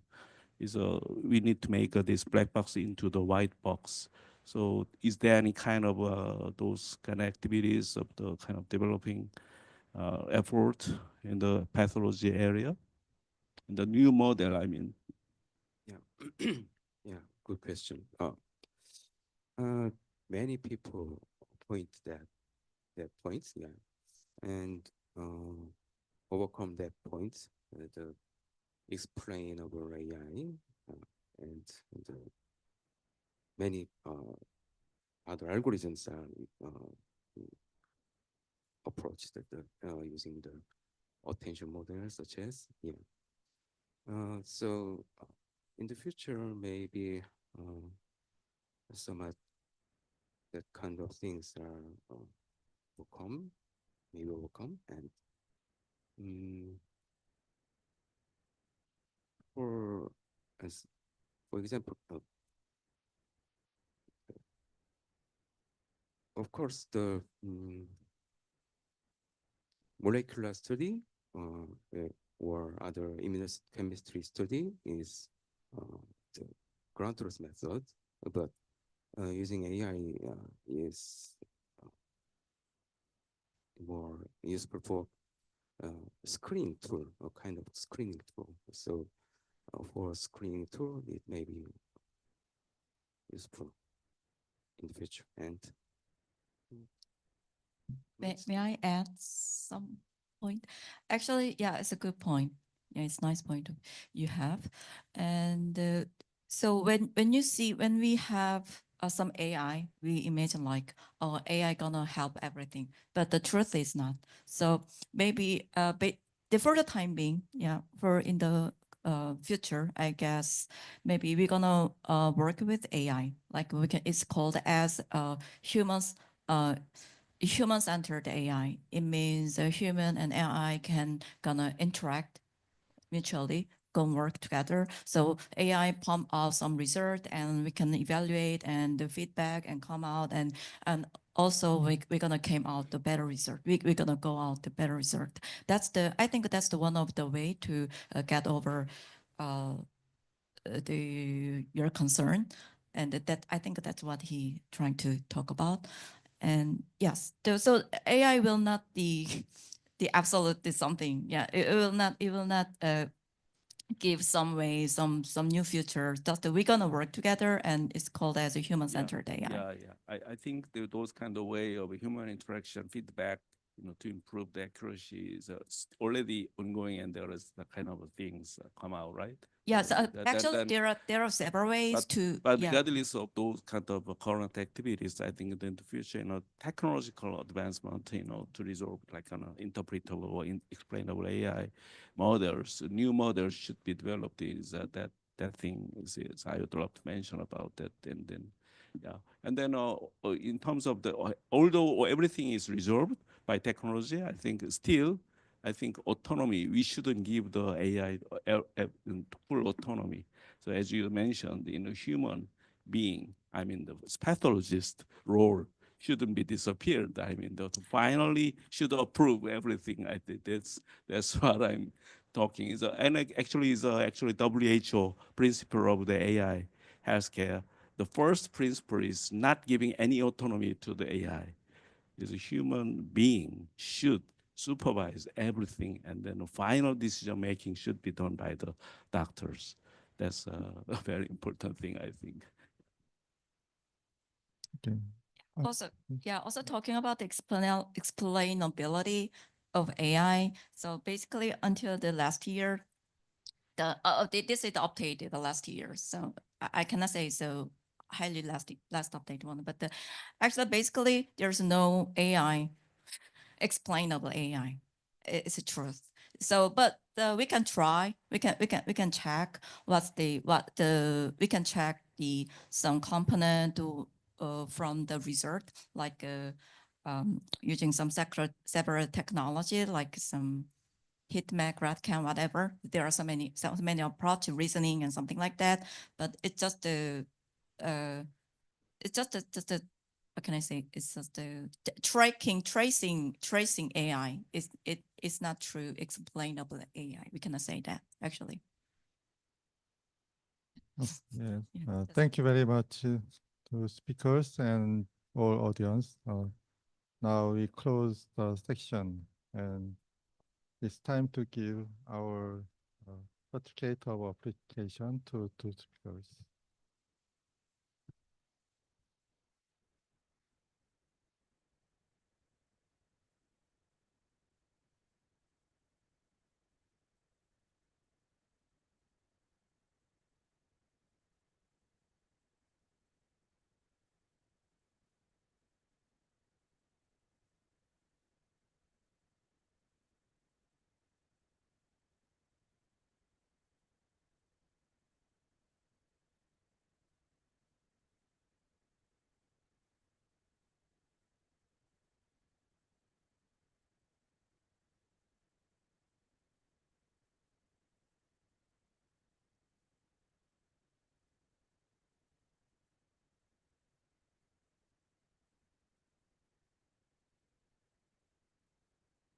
Thank you, Professor Cook.